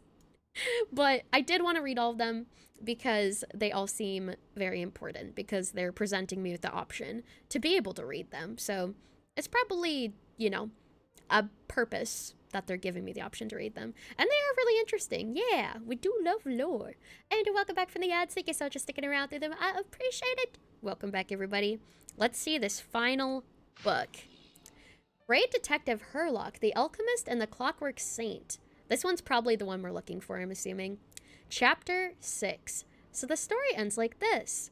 Herlock sat down and lit his pipe, but the rest of us, whether it was Agent Gina, Miss Jacopa, or the Commissioner, Miss Aichie, looked at one another in confusion. You must still remember that the locations of the 4 previous cases were equidistant. The 4 mention again. There is a symmetrical pattern between the time, space, and even the first letters of the 4 victims' names, Herlock said. Herlock Sholem? Oh yeah, it is basically Herlock Sholem. I think we're checking in Ruckin' Panda. Enjoy your straps, so welcome to be doing well. This is also why Gina's deduction was completely off the mark. The murderer knew that she, possessing basic knowledge of the mystic arts, would assume that the followers of the Lilia... Yo, it's me! I'm in the story! Oh my god! The murderer knew that she, possessing basic knowledge of the mystic arts, would assume that the followers of the Lilia Crucis Ordo would treat the patient as a necessary ritual sacrifice. A name drop? I'm famous. Oh my god. They know me. They took inspiration. So the culprit let her believe that her assumption was entirely correct. But when Duke St. Germanus departed, he clearly said that everything was beyond redemption, and the next case would also. Agent Gina protested somewhat reluctantly. That's my streamer! Let's go! He's only a genius when it comes to mechanics, and everything else he's just an ordinary person. Herlock paused, then continued. He's always been the type to like things he can fully understand, just like you, Gina. Ah, I get it, Mr. Koba shouted suddenly. My dear Herlock! Now everything's crystal clear! The 4th victim's death wasn't a carefully planned murder, it was pure coincidence. He only wanted to kill those 3 unfortunate gentlemen to avenge his comrades from the Lilia Crucis Ordo. But the traps he set weren't limited to just those 3 locations. He was worried that the plan might fail, since the 3 victims were all well-protected figures after all. So he added a few extra traps, yet he never expected that with Gina's interference, the plan would go far more smoothly than intended. Mr. Koba, please don't speak as if I were the accomplice. Agent Gina's face turned as red as a sunsettia as she protested indignantly. How adorable. Indeed, Herlock said calmly. It was unclear whether he meant that Mr. Koba's deductions were correct, or that Agent Gina was indeed an accomplice. Most of the experimental devices proposed by the Lilia Crucis Ordo are built based on simple, basic tree model logical structures. They do not recognize their own masters, following only the commands they were initially given, so they end up killing said masters. This is why I keep saying, don't put too much trust in Clockwork Mecha. Unlike humans, machines have no heart. That's true, although the law of robotics kind of makes that not happen. That's why you give the robots those laws to, like, not hurt humanity. To, like, protect humanity and, like, not hurt it. But maybe they didn't know about that back then, potentially. I remained silent as usual, but Mr. Koba glanced at me with what seemed like a hint of puzzlement. What's wrong? Why are you standing there in silence? Is there something on your mind? No, I just didn't expect the truth to be so simple. Of course, my understanding of Clockwork Mecha cannot compare to that of the Duke St. Germanus, but I've done a bit of research. To suggest that those mechanisms were merely activated by Mr. Marcello's mishandling seemed a bit too contrived, but to imply that there was another mastermind behind it all felt like stretching into the territory of conspiracy theories. I do love conspiracy theories. After all, no one besides us could have pulled off the operation I envisioned, so I decided to abandon further speculation, choosing instead to enjoy the reactions of the adorable Agent Gina. This is probably also a fairy tale kept to preserve the real life. That's what I'm thinking too, because there is a lot of truth in the fiction within Tibet. This is why you don't understand deduction. Agent Gina seemed to have regained her confidence, not to mention her mild sense of superiority over me. Excitedly, she raised a finger. Isn't there a saying that goes something like, when you have eliminated the impossible, whatever remains, however? Stop right there. That's Phantos something Miss Rob something story. We don't have the publishing rights from their publisher. Herlock took another drag of his pipe. He seemed to be lost in thought once more. Regardless, this case came to an abrupt close. A person who did not manage to witness the end, a person who did not manage to achieve his ideals, a person who indulged in fairy tales, who dreamt of following the hero he admired, yet never saw his dream fulfilled. Someone who had everything, someone who lost everything, someone who woke up, someone who would never wake again.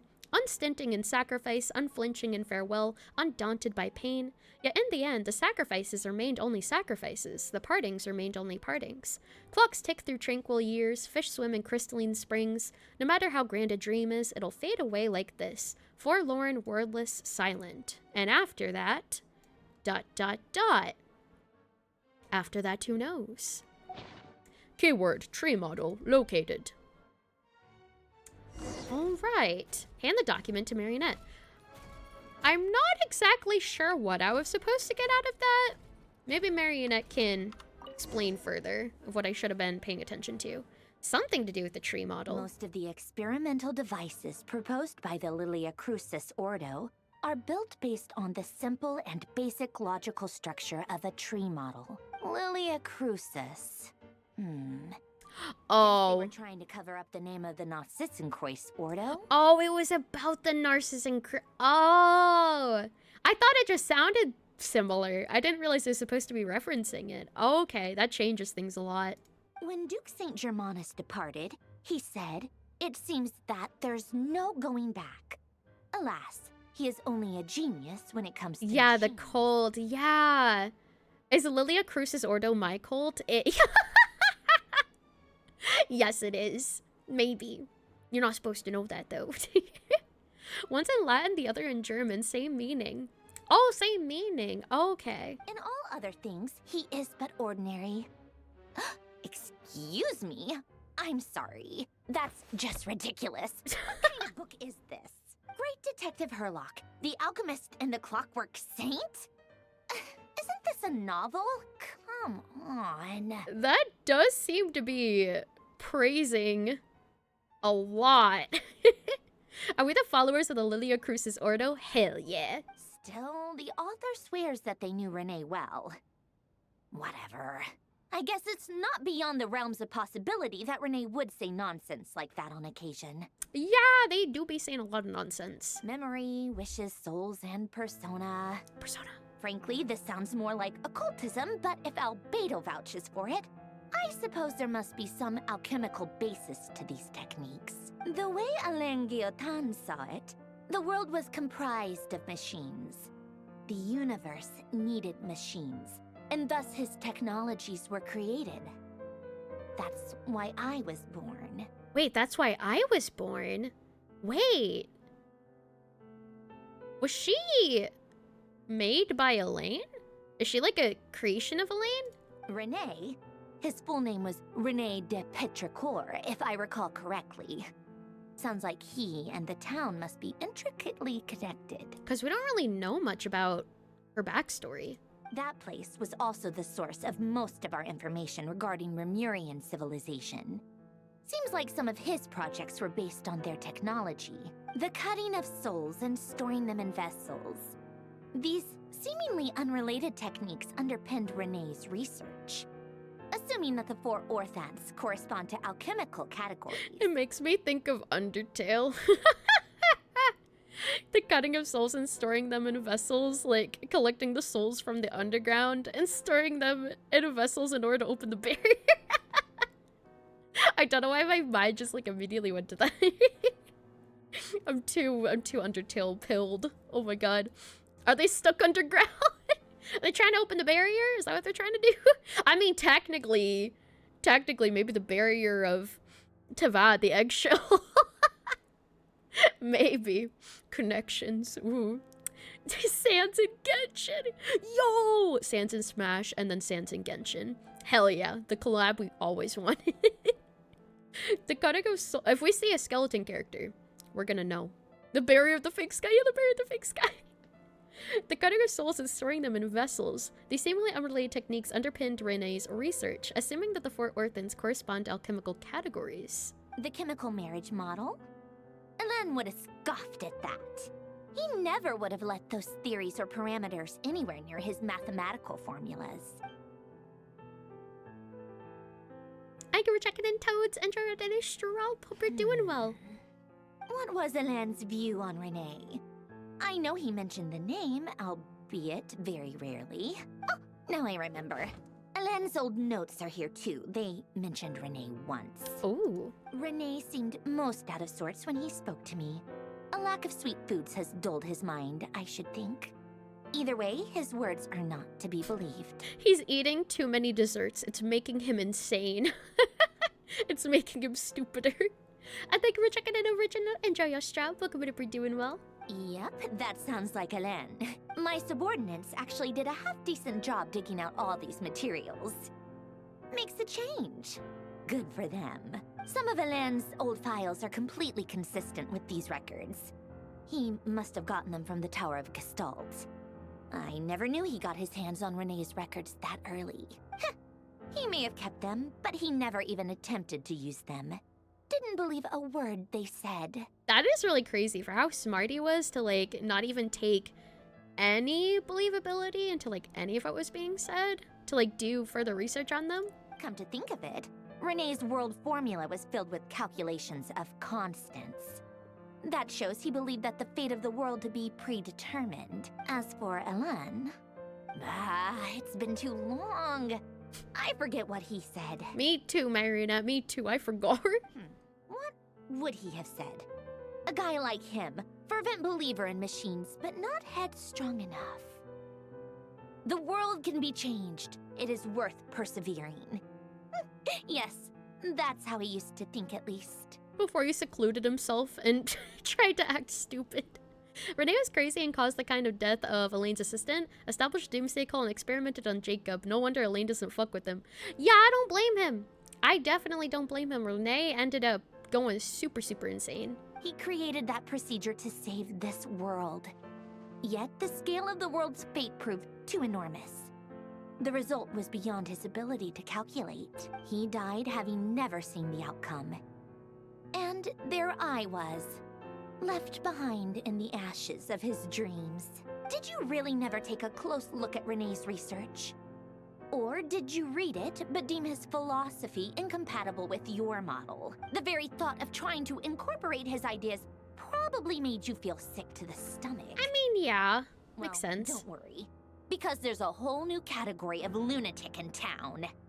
Next to Dottore, every other madman looks sane. Because even if some of what Renee's saying is true, I feel like even trying to agree with like a semblance of it, like even just like a little bit of it, would just be really sickening, you know? Like she said, like sick to the stomach with everything that Renee did. You once asked me what I wished for. Should have asked him instead. He's the one pining for things you'd sooner die than witness. Is Marionette playable? I don't think we know. I am assuming that she will be, but we haven't gotten confirmation for sure. She definitely looks playable at the very least. The tiniest variable can make big waves in the present. But then again, so did Capitano. He also looked playable, but then he died, quote unquote. Everyone wanted him to be playable, and then everyone's hopes just got crushed the moment that his soul got yeeted out of his body. Now then, allow me to put these incompatible fragments together in your... You never know with Harbingers. Yeah, you never know. They're gonna be playable or they're not gonna be playable. First, establish and verify the existence of the Great Circle. Great Circle? The colors... Wait, how many colors is that? 1, 2, 3, 4, 5, 6, 7, 8. There's technically 8 circles, because there's like yellow, green, blue, aqua, orange, red, pink, purple. I don't know if the colors have any meaning, though. Absolute nihil on one end, absolute reality on the other. Now, search between these two extremes. Then, the construction criteria. Variables. Mmm. The sparks of civilization shall run out unless we consider introducing variables from outside the system. Variables. Input variables. Traverse the world, space-time, and civilization. Then extract the essential nodes from the records to determine which variables they point to. Wait. Is this... Wait. Isn't this what our sibling did? Traverse the world, space-time, and civilization. That's what they did. Then extract the essential nodes from the records to determine which variables they point to. The primordial power that differentiated itself from the void. The power of light. Yes, light. Light. Records. Hyperborea. This is horrendously complicated. After all that, I'm still missing a few variables. I need to think this through again. So much of this is like, I feel like, I feel so bad. Like, so much of it is like going over my head of like what she means. Like, I'm trying my best to figure it out, but I feel like dumb. Like, I'm not a scientist. I'm not a researcher. And a lot of the terms that she's using, it's just like, I'm an ordinary person. I don't know what that means. How do you think it looks, Polonia? Like the frenzied scrawlings of a madwoman? Yeah, it does. It really does just look like frenzied little circles. Fine, keep it to yourself. It's not like you can talk anyway. I'll assume you gave it a passing grade. Sandrone is trying to use Renee's world formula. His formula calculates it into the world to find a way to save it, you think? Yeah, I think that's what she's trying to do. It's just like that's what I figured. That's what I figured. She's taking like bits and pieces that she got from the information that she extracted. But I think like the details and the specifics are the things that I obviously won't understand because I don't know how to solve that type of equation, and I don't know like what those equations variables would even mean when put on the paper. I grew checking in Benitez and Dryo's travel for doing well. They dropped ontological the note earlier, it was over. Yeah, like, I get the end result that you're trying to get to, but the way to get there with like all of the equations and shit, I don't know. I jest. But true madness does often start with trying to save the world. What would Arlecchino and Columbina think if they saw this incomprehensible hen scratch? They'd probably have me institutionalized. It does just look like a lot of colorful circles. So would Rosaline. She's been dead for a while now. Oh, she laughed. Oh my god. Damn. When I close my eyes and think back, I can still see her face. And that enormous dress she used to wear. Such a bizarre choice. What possessed her? Oh, and the clack-clack of those heels used to drive me insane. Oh, man. If anyone doesn't remember, Rosaline is the one who, what was her other name?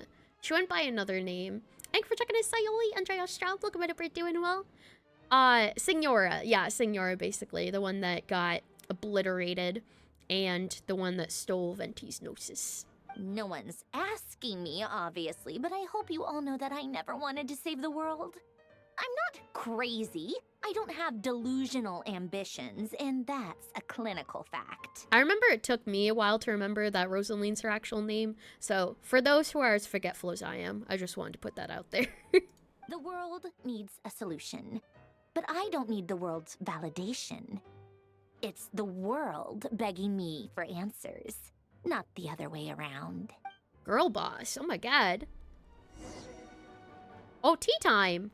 Tea time. How do I have tea time? What do I do for tea time? Do I have to go and get her tea? Let me see. Where is the tea, ma'am? Where's the leak, ma'am? Any Signora Savers here? I feel like there's a good amount. I feel like there's probably a good amount out there still coping, saving for Signora. I can't go up these stairs. The tea's not here. Where is... Oh! Oh, the tea's over here. I have to slowly walk over to it. Just, I'll be there soon. Just give me a sec. Okay, there we go. Prepare tea. Take out refreshments. Is there anything else? No. Take out... Am I actually making tea? I am actually making tea. Prepare tea.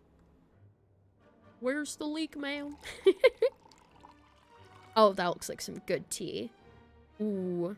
Citrusy. Plate refreshments. Whoa! These look like fortune cookies. Giant fortune cookies. Serve the refreshments to Marionette. Pelonia GPT, make me some tea. Make me some tea, please. Serve it to me, please. Here you go, ma'am. Enjoy. Big fortune cookies and orange juice. Mmm. Except I don't like orange juice. So I'm gonna pretend it's apple juice. Oh. Cookies to go with the tea. Oh, they are cookies. They must be from that person who brought those documents. I see they're from Hotel de Boer. Something's written on the box. We are proud to present this homage to the Fortress of Meropede's fun-filled mill collection system. Fortune cookies. They are fortune cookies. Start to your day. I was freaking right. They are fortune cookies. They're giant fortune cookies. Sounds like a dumb gimmick to me. Hmm? Huh. Be early to bed and early to rise. Get plenty of sun and drink plenty of water. And things will surely go well for you. That's so funny because, like, all fortunes that you get from fortune cookies are so vague that you're just like, oh my god, this is so true. And then literally being like, yeah, get sun and drink water and then you'll be healthy. Like, wow, who would have thought? Hydrating and going outside. Wow. It's gonna make me healthy. I would have never known that. This fortune is true. It knows everything. And to Liliana, thank you for checking in. Enjoy your strap. Welcome to be doing well. They're big because they hold the fortune of the world true. The fortune of being healthy. Hell yeah. So true. Are you kidding me? Somehow I doubt that an early night and a glass of water is magically gonna save a world on the brink of existential peril. You never know until you try. Everything that has to do with fortune telling is vague though. It's vague on purpose so that you buy more into it, for sure. Oh! Oh, we're finally going to Arlecchino's POV. Like 4 hours later. Escort the evacuees to Snezhnaya. Lady Arlecchino, word has reached us that Lady Marionette's troops are all in position. They are ready to act as soon as the order is given. Excellent. The only thing is, they are fewer in number than we expected. It looks like many of them must have lost their lives at the hand of the monsters released by the doctor. Can't be helped. Allow them to join our ranks and keep in contact. As you wish. We're playing as Arlecchino. Ooh. Alright. Oh, we're meeting up with a child. Yo! Oh my god, we're meeting up with a child. Hello, ma'am. Hello there. Very beautiful. I don't think there's anyone I can talk to over here. Local Ginger's back. I know it's been so long since you've seen him. It's crazy. Alright. Who is this over here? Hold up. Hello? Kind of look like Cappuccino from the back. You are not, though. You're just a soldier. Mr. Worldwide! He's back! It's been a while, Arlecchino. You look well. Oh my god! Did Dottore really have to build his lab right on the sole path between Snezhnaya and nod-krai? To go on a huge detour out of its line of sight. Thank you for the straws. It's so crazy to see him again. Sounds like an arduous journey. I assume you've brought word from Her Majesty. How funny would it have been if you were given a choice to go with the refugees to Snezhnaya and bypass the whole nod-krai story? Wonder how many players would have made that choice. I feel like some of them would. Especially people who, like, really want to see Snezhnaya. I feel like those people who just want to see it that badly, like, early, probably would choose to do that. Of course. All part of the job. Is he still a good DPS? I think not as good as he used to be, but still decent. I'm not sure. I don't own him, though. Also, that 1,000-yard stare. Oh my god, I forgot his character model. Makes his face look like that. He's just looking into the depths of my soul. Like, his eyes don't have, like, any shine to them. Oh my god. In wink. Ah, wink. Firstly, the Tsaritsa has authorized Fatui Internal Affairs to review Dottoro's case. Oh. They will reach a formal verdict on whether he has turned traitor and whether he poses a threat to Snezhnaya. His lifeless eyes. I know his eyes are so lifeless. While they're working on that, I've been ordered to come and receive the refugees from nod-krai. They are nearby. My team will escort you to them shortly. Great. Aside from that, Her Majesty has a message for you and Sandrone personally. Oh. Huh? Where is Sandrone? Both her and Sandrone. Back when characters were way more basic. Yeah, like even between like Arlecchino and Child's character models, you can definitely see the very big difference between qualities. She stayed behind to work since I was making the trip anyway. It seemed sensible to have one person on standby at base while the other came out to meet you. All right, guess that's just how she rolls. In that case, tell her that the Tsaritsa's decree this time is pretty awesome sounding. I think she'll like this one. Tsaritsa's decree is pretty awesome sounding. Also, you can also tell with his hair too. Like, Arlecchino's hair has like a lot of like shine and like gloss to it, and then his hair is just like flat and monotone. Still, I wonder what... Wait, what's that? What's what? Did one of our troops turn into a monster? Uh-oh. Take him out. Uh-oh. Oh no, take him out. Damn, okay. Wait, we're playing as Tartaglia? Oh my god. Oh, we're playing Tartaglia and Arlecchino. Holy moly. Overruled. Whoosh! Boom, boom, boom, boom, boom. His hair is just a massive orange. He do be Ed Sheeran. He do indeed be Ed Sheeran. You've gotten stronger. Nice. I sure have. I out-meta you now, Tartaglia. What? Boom!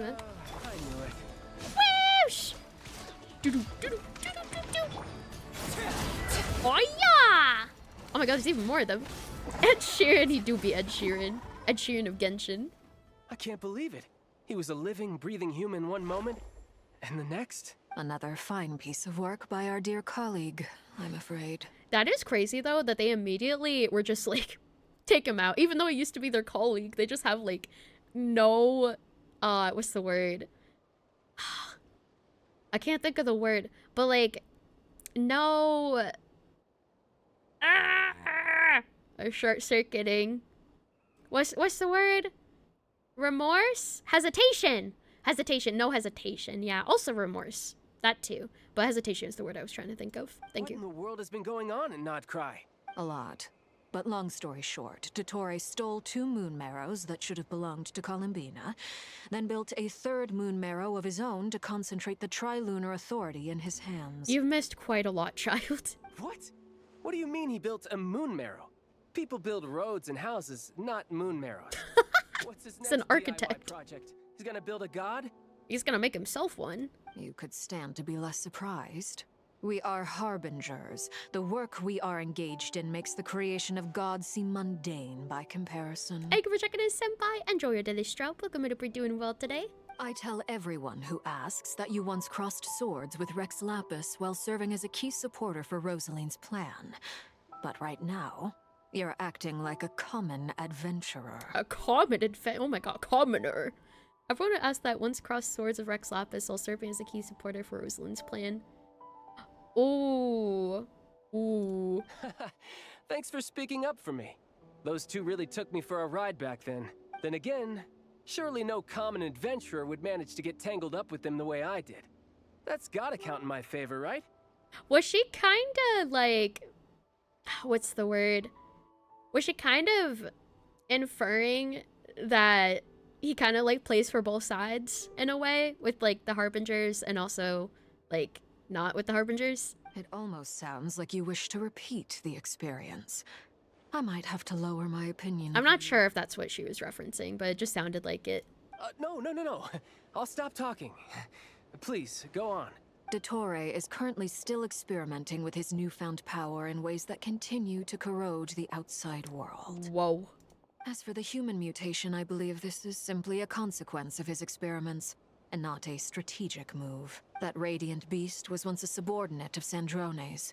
I suspect he was only allowed to live so that he could become an experimental subject. Not gonna lie, you're starting to see Child in the same ways you see Bennett. Yeah, that's true. They do give off similar energy. And hello, Fang. Welcome to We're doing well. Hello, Flo. Also, I did look those like a of us who hollow. fought Dottore have been afflicted with a curse. As such, I cannot leave nod-krai. I think she just referenced that he let himself be manipulated by Signora and Zhongli.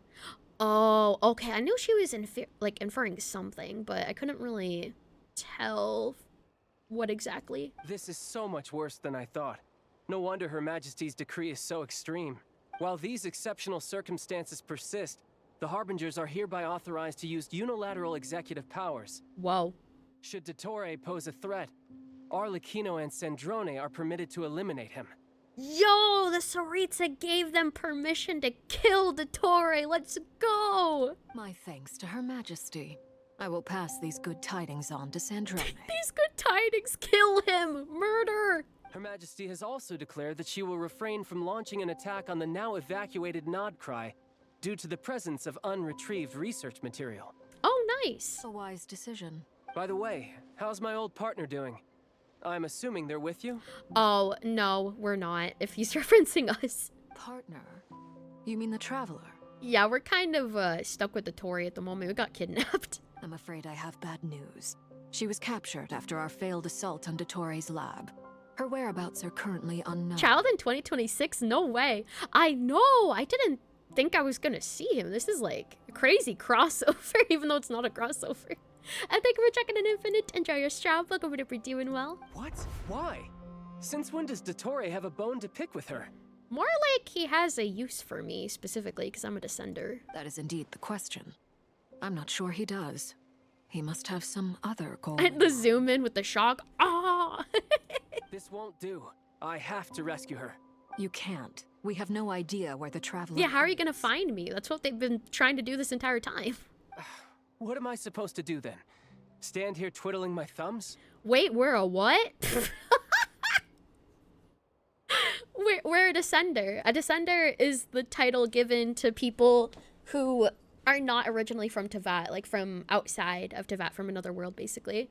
Sandrone is working on it. The best thing you can do right now is complete your mission. Child has a higher chance of showing up than older characters because he's a harbinger. That is true. Yeah, he does play a more prevalent role because the harbingers have a lot to do with the overarching story. Fine. I guess I'll leave this to you then. Because they're technically like the villains of the Genshin story, but like, you know, as we've seen, they're not technically 100% fit into that bubble. One last thing. Tell the rooster. I think you would have followed Craig. Welcome to We're doing well. Hello. Welcome in. Beware. An uncontrollable pollution is spreading forth from nod-krai. Whoa. Tell the rooster to get the message out to the gods and citizens of every nation. Beware an uncontrollable pollution is spreading forth from nod-krai. Who's the rooster again? I know that they have their code names. I can't remember who the rooster is specifically. Also, enjoy your drops, Craig. Thank you for coming. I appreciate it. I can't remember. Pulsanella. Oh, Pulsanella, the short one. Oh, is that the big nose one? Yeah, is that the big nose? Is that the one that looks like, that guy from the Velvet Room? This guy looks similar to that. Rooster looks like the penguin. Yeah. Igor. Yeah, he looks similar to Igor. The source of that pollution is a madman drunk on the success of his experiments. The Fatui and our allies will Igor and endeavor to contain the Genshin. threat. Igor and Genshin. Source of the pollution is a madman drunk on the success of his experiments. Fatui and our allies will endeavor to contain the threat. However, if nod-krai falls, things are likely to escalate. Considering Dottore is one of our own, all Fatui stationed in nod-krai consider it our duty to stay and fight him to the bitter end. Whatever the cost. Hey, don't be Whatever too the cost. pessimistic. If it comes to it, I'm sure Her Majesty won't stand by and do nothing. I really hope the Tsaritsa shows up and does, like, the final blow to Dottore. That'd be so fucking sick. I hope you're right. The ore farm that would happen. Oh my god, it'd be off the charts. What the heck? It is like a giant bubble sphere thing. What? It looks like a hollow. It really does look like a hollow. Oh. What the freak? You're right on time. Thanks.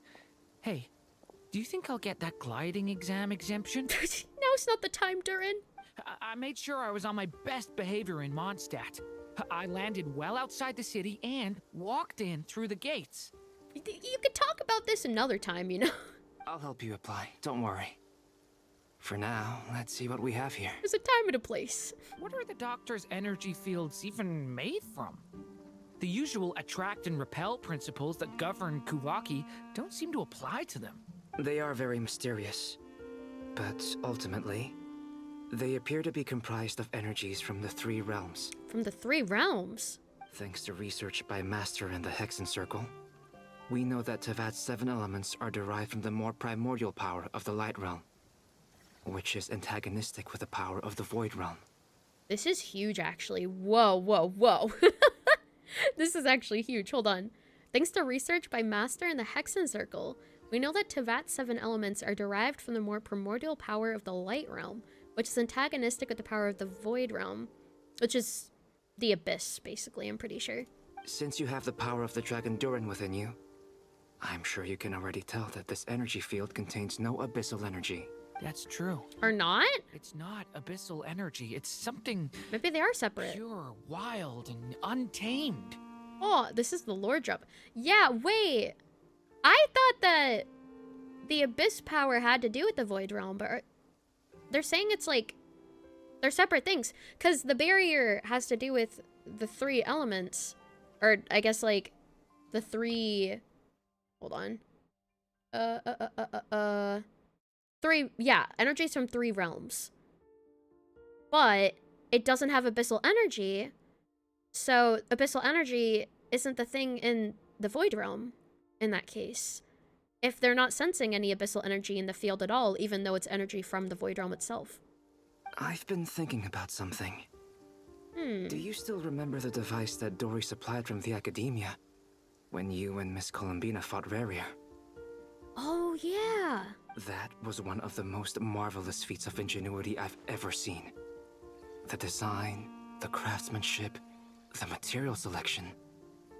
I couldn't fault any of it. Their conclusion is that Dottore doesn't use abyssal powers. Powers come from the moon marrows, and those aren't related to the abyss. Oh. Okay. Yeah. Yeah, that does make sense. They aren't related to the abyss, that is true. Not to mention the operating principles. Surely the most ingenious feature of all. Dory didn't go into detail on how it functions, but I have a working theory. The clue was that Miss Columbina was somehow able to use the pyro energy that you provided, despite the fact that, as a moon goddess, she should only be able to use light realm energy in principle. Right. Now, all elemental energy is, of course, derived from light realm energy to begin with. Hence, I suspect that the device works by restoring elemental energy to its original state. Oh. Okay, so basically because, like, the 7 elements have to do... Like, they're derived from light realm energy, it's basically saying that she restored that pyro energy back to its original state, which was the light energy. So the elements didn't used to be the elements. The elements just used to be like one singular element, which was the light element. This presumes a theoretical model of the 7 elements akin to that of light refracted through a prism. Perhaps it is no mere analogy. Maybe there is indeed a prism in this model. And that is true because colors refract light. So technically speaking, like, since there's like all these different colors for like the 7 different elements and like different colors that they have, it is just like those colors are the refraction of the original light that it is. I almost wonder if the idea for the device was conceived based on direct observations of said prism. It would explain how such an ironclad design concept was achieved. It is at once a masterwork of engineering and a groundbreaking application of the Academia's latest elemental theories. I suspect only Lesser Lord Kusanali herself could have devised such an ambitious technology. But back to the energy field before us. If this is pure light realm energy, its relation to elemental energy is one of integration versus division. Or you could say that the former contains the latter. Could this mean that elemental energy can dilute the power of the light realm? Whoa. Elemental energy can dilute the power of the light realm. Should we give it a try? We should. Oh. Like work against it, basically. Ha! It works!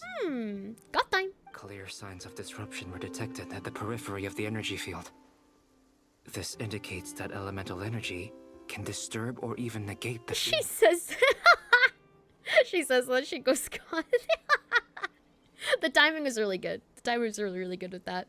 Clear signs of disruption are detected at the periphery of the energy field. Indicates that elemental energy can disturb or even negate the field. Now you try. Ooh. Alright, here goes.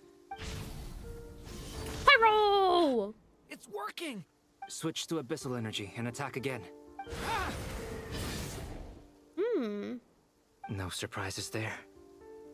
Abyssal power drains the energy field to a significantly greater extent. Okay. Which makes sense because they're like opposing sides. I now feel confident in asserting that the energy field is indeed pure light realm energy, and that elemental energy can dilute it. By the way, how am I doing today? I hope things have been better for you. Thank you. I appreciate it. They, you know, it's been rough. But I have been looking into apartment situations to get myself out of my current living situation and have been making progress on it so far, which is going well. It's going well so far. That's good to hear. Thank you. I appreciate it. Yes, good times are on the way. I'm trying my best to keep working on that progress, to keep like the plans and everything moving forward and making more progress with them. Sending you good energy. Thank you. I appreciate it. And hello, Evie. Welcome. I hope you're doing well. Hello, hello. But the energy field is huge. How much elemental energy will it take to neutralize it? We don't have to neutralize it completely. We can try other approaches. Other approaches? That's all for theory. Would you like to continue watching? I go to self-care package. I bet they're talking to Wander because I did see him in the background. So you knew I was here. Yeah. Why do you make a barrier made of material that's weak to all the basic elemental magic? Sounds like a dumb way to do it. Right?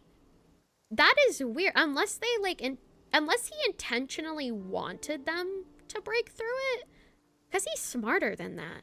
Like, yeah, he's like evil and insane, but I feel like he would be smarter than that. So this might be either he thinks we're stupid or it's going according to his plan. Huh? When did you get here? One or the other, probably. Also, best of luck. I hope the surgery goes well, baby. Hope it goes all right and that you can fully recover from it afterwards. Can someone explain if it's luck to get calm being at 21 pity away from a guaranteed?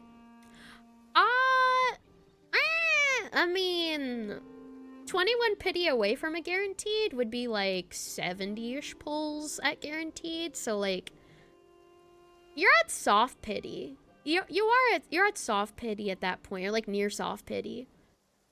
Oh wait, no, at 21 pity.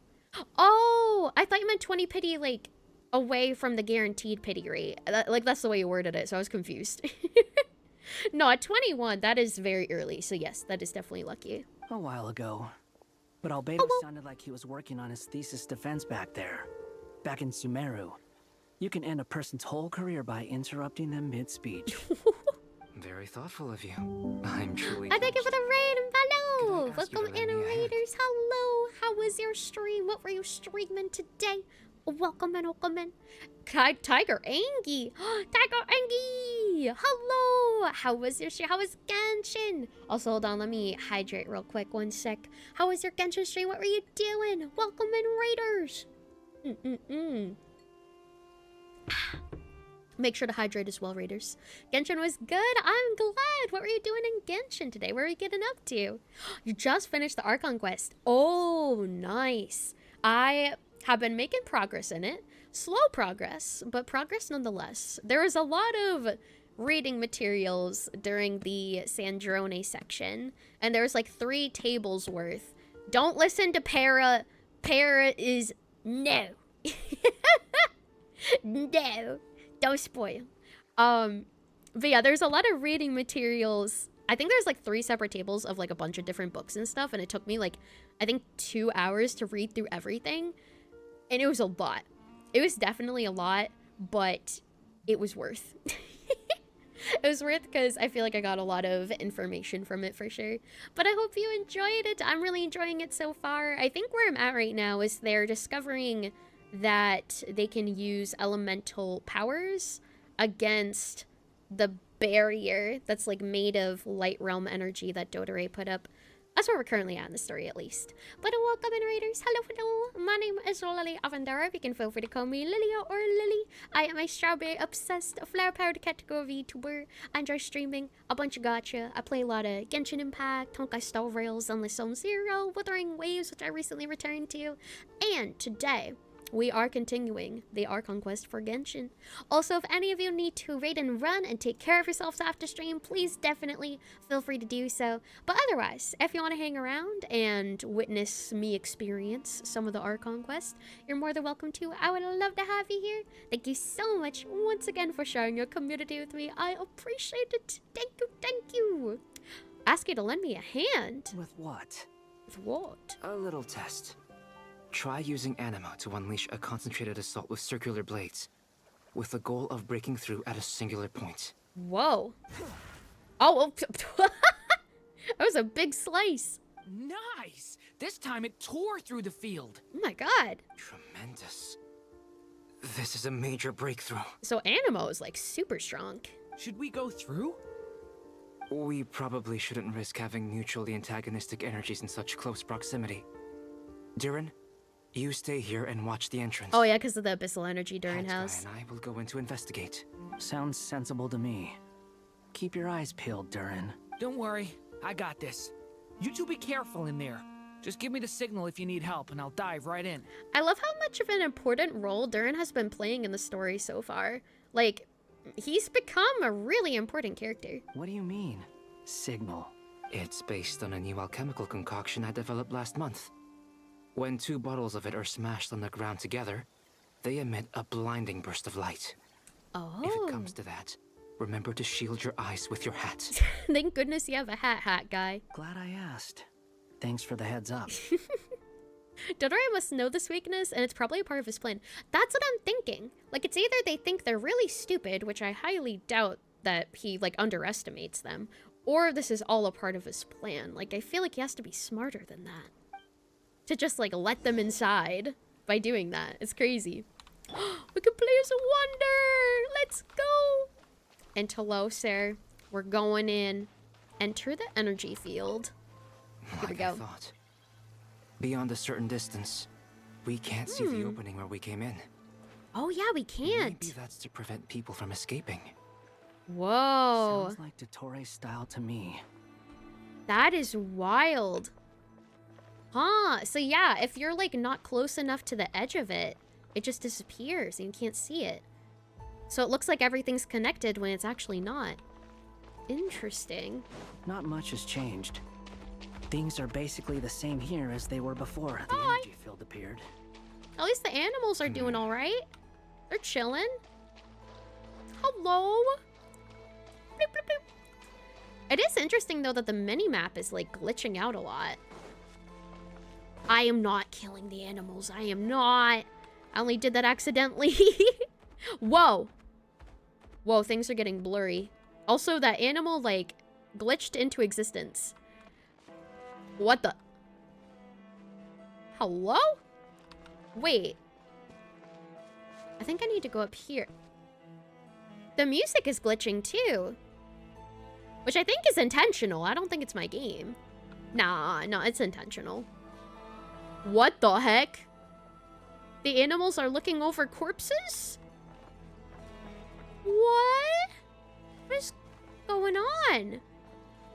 Oh god. Oh no. Yeah, the animals are all just looking over like each corpse. I'm not killing them.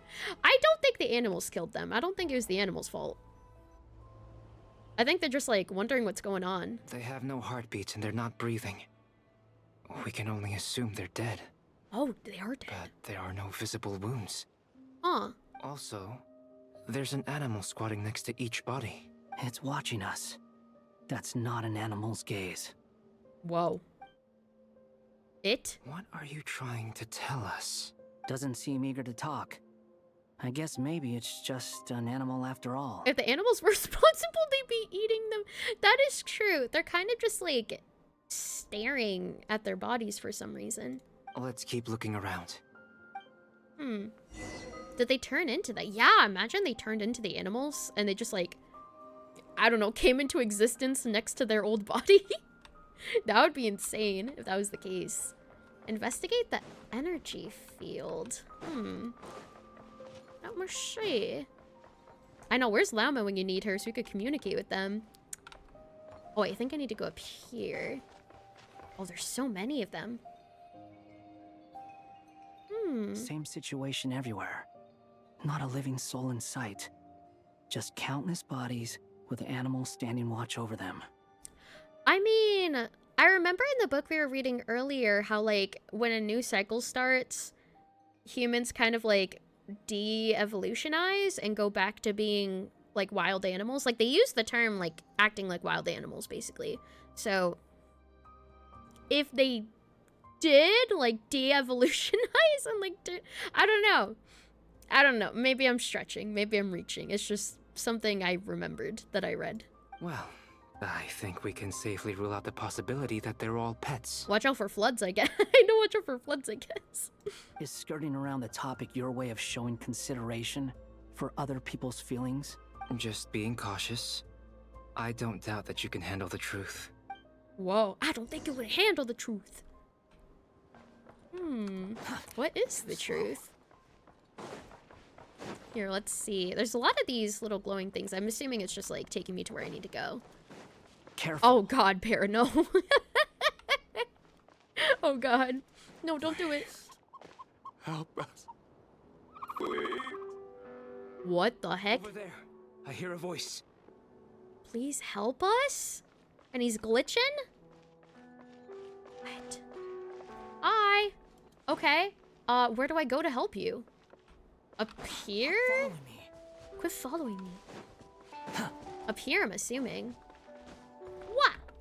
Bam. Oh yeah, here we go. I love how my stamina meter took a while to go away. Help us. Please. What? The bird is saying, please help.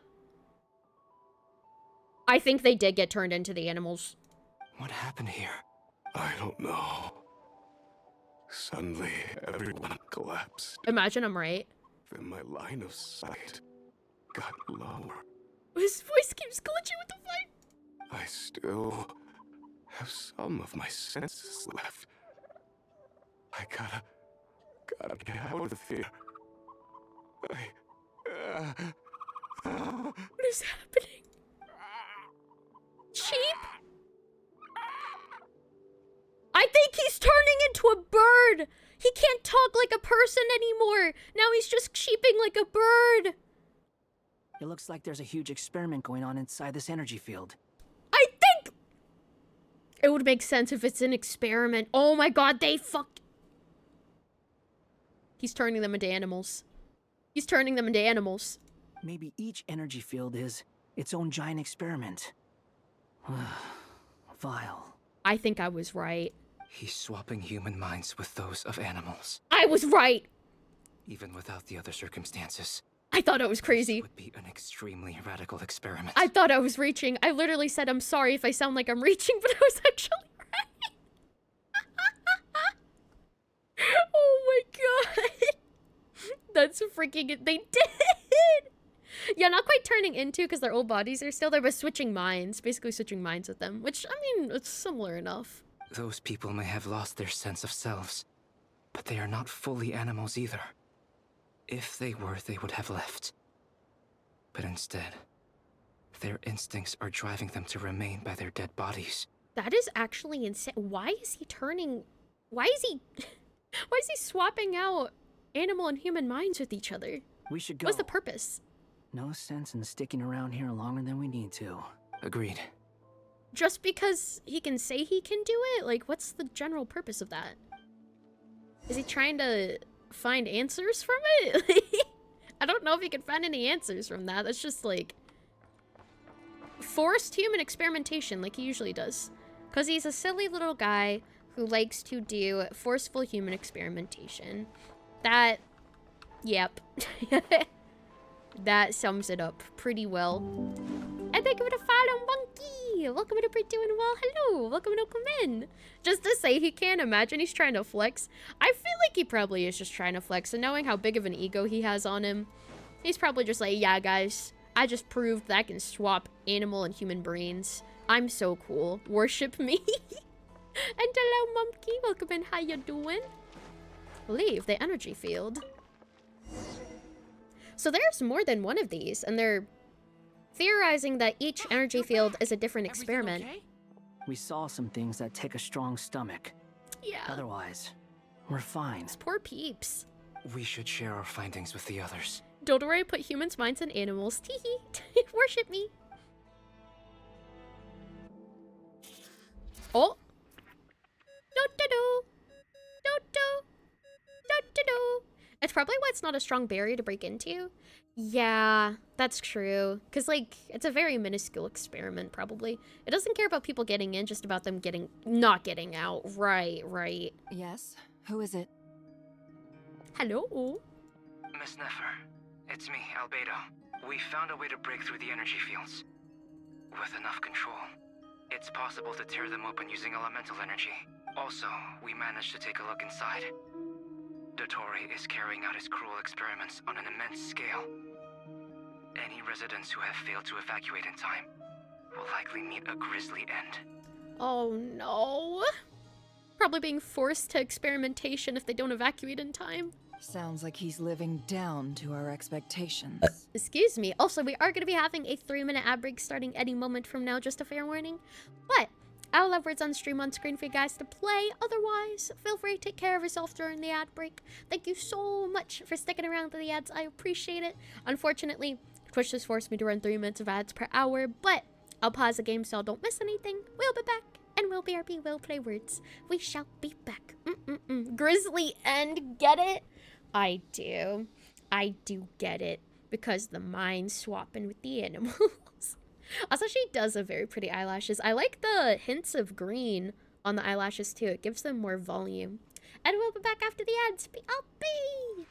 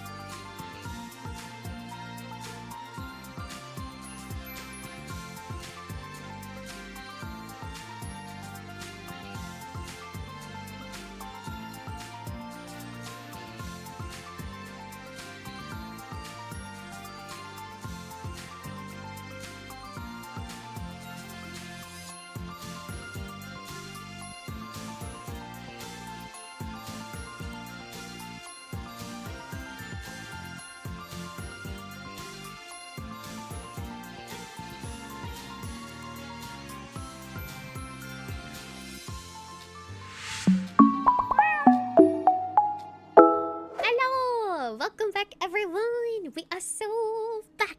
Welcome back, GG. Well played. Good job on words. And we'll be back with everybody else in about 20 seconds from now. And we're back with Nefer saying, sounds like he's living down to our expectations. Which I like how she switched out living up to our expectations because of how terrible of a person he is. That was a very nice wordplay. Very, very smart wordplay from Nefer. Might I ask how Got things him. are proceeding on your end? I'm just about to get started. I'll be in touch once I have a result. And welcome back, everyone. Thank you for sticking around to the ads. I appreciate it. Welcome back. Understood. Stay safe. I will. What does she make out of this? Well, Nefer, I'll link up with you once my tasks are complete. What makes you think I'd need you to do that? I'll need it. And considering the way you approach certain matters, I think you'll be better off with me present. Oh, that's right. Yeah, I think that this is the conversation that happened before everybody went to their own places. I think it was like referencing that conversation. Let's begin. Entering simulation mode. Oh, wait, are we gonna be able to do the simulation thing again? A vast wasteland. Whoa. Is this the traveler's inner world? Wait, oh, this is where we saw ourselves with our sibling during the Dottore section. Oh. I was expecting something more vibrant, to be honest. And all the white flowers and everything. Wait, someone's there. Sibling! What are you looking at? In that case, I'll look at it with you. Oh. I want to know all about everything you've seen and experienced. Oh no, he disappeared. God damn it. Is there somewhere I should return to? Or should I stay here and be the hero everyone says I am? I don't dislike my current life. Roaming the land, fighting battles, accomplishing missions, earning a living, looking after Paimon. It's not so bad. It's not. It is fun. I guess the only thing that's missing is that you're not here with me. You're not here with... Oh, yeah, you're not here with me to experience all of these things with me. This is the conscious layer, which contains a person's true feelings. It is filled with both longing and kindness. Sibling. And thank you for checking in, Mumkey, Para, and Mamain. Enjoy your stream, so welcome and hope you're doing well. That's okay, Ron. No worries. You are here now. Welcome and hope you're doing well. I suppose anyone who lives long enough ends up wishing for someone who can't be there. Maybe it's the only way we can feel truly alive. Oh. Time to delve a little deeper. Deeper? Ooh. How deep we going? Oh, we're literally going there. Okay. We are literally traveling deeper. Town is hardly the optimal choice for a place to live, but it has character and a reasonable population density. What the heck? What are you trying to say? Oh, don't be nervous. We're back here now. I was just thinking where might make a good starting point for your journey. Starting point for my journey? Perhaps I should send you further afield. Conria, perhaps. What? Conria ceased to exist long ago. Once again, you fail to understand the possibilities that the Tri-Lune creates. Anything that has existed in the past, I can now recreate. I mean, we know that the sibling wanted to create, like, an alternate Conria. Like, basically rebuild Conria under Natlan in, like, a parallel reality. I think that was the whole point of... I can't remember what that one plan was called. For the Abyss Order, but it's basically what they were trying to do, is like rebuild Conria in like a separate dimension under Natlan. You simply or do over not Natlan, wish to I see guess. that happen. I don't know. That might be because you miss your sibling and fear getting answers that you are not ready to learn. But this is not for me to judge. You didn't want to get locked into MSQ, so you Farina walked in nod-krai. Honestly, that's really funny, actually. It is doable. It is doable, Farina. If we are to collaborate, we need to maintain an amicable relationship. In a moment, you will be able to... Whoever said that I agreed to collaborate with you, though? Oh, no. Oh. He senses Nefer's there. Yikes. What are you... Uh-oh. Oh, no. Uh-oh. He's too smart. He's too smart. What are you gonna do? Uh-oh. Don't move. Yikes. Something unwanted has crept into... Oh? Gone as quickly as it came. Okay, at least she was able to escape. I was scared what he was gonna do with her. That was fast, too. Like, he found her so fast. Did you save me?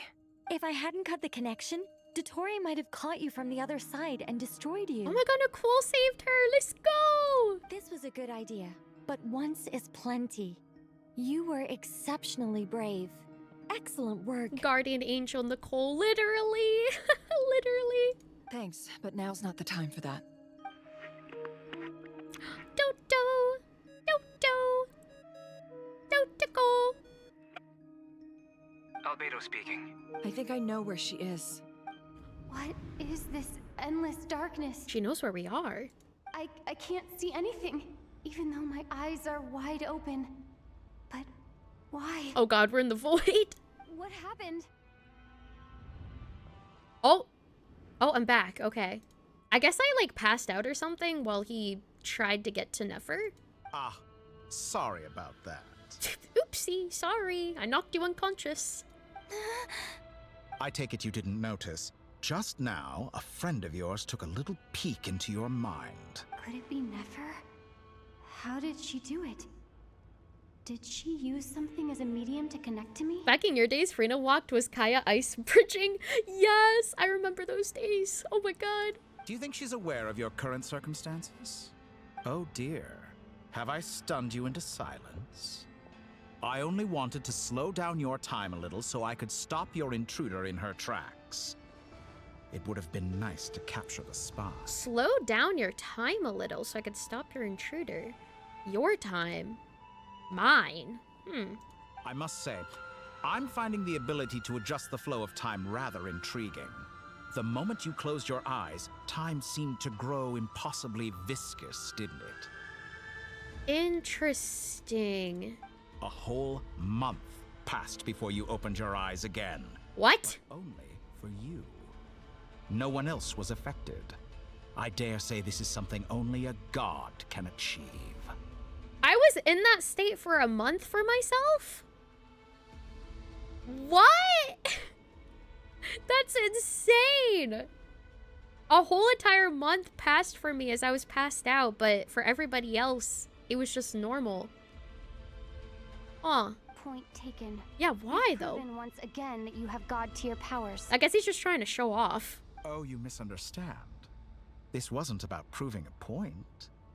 I was testing things out. Or testing? I find I learn best by doing. And Me I too. have to admit, time is not the easiest dimension to control. I only wanted to make you sleep for a short while, but it ended up lasting a whole month. Clearly some Oh. finesse is required to wield the authority over time as I wish. So it was unintentional that it was a month. I hope you're not angry with me. It was only a month's discrepancy, nothing too serious. Nothing too serious. Had I been off by a year, a decade, or even a century, that would have been quite a different story. Bro, I spent like a month in the void. I couldn't even see anything or like feel anything.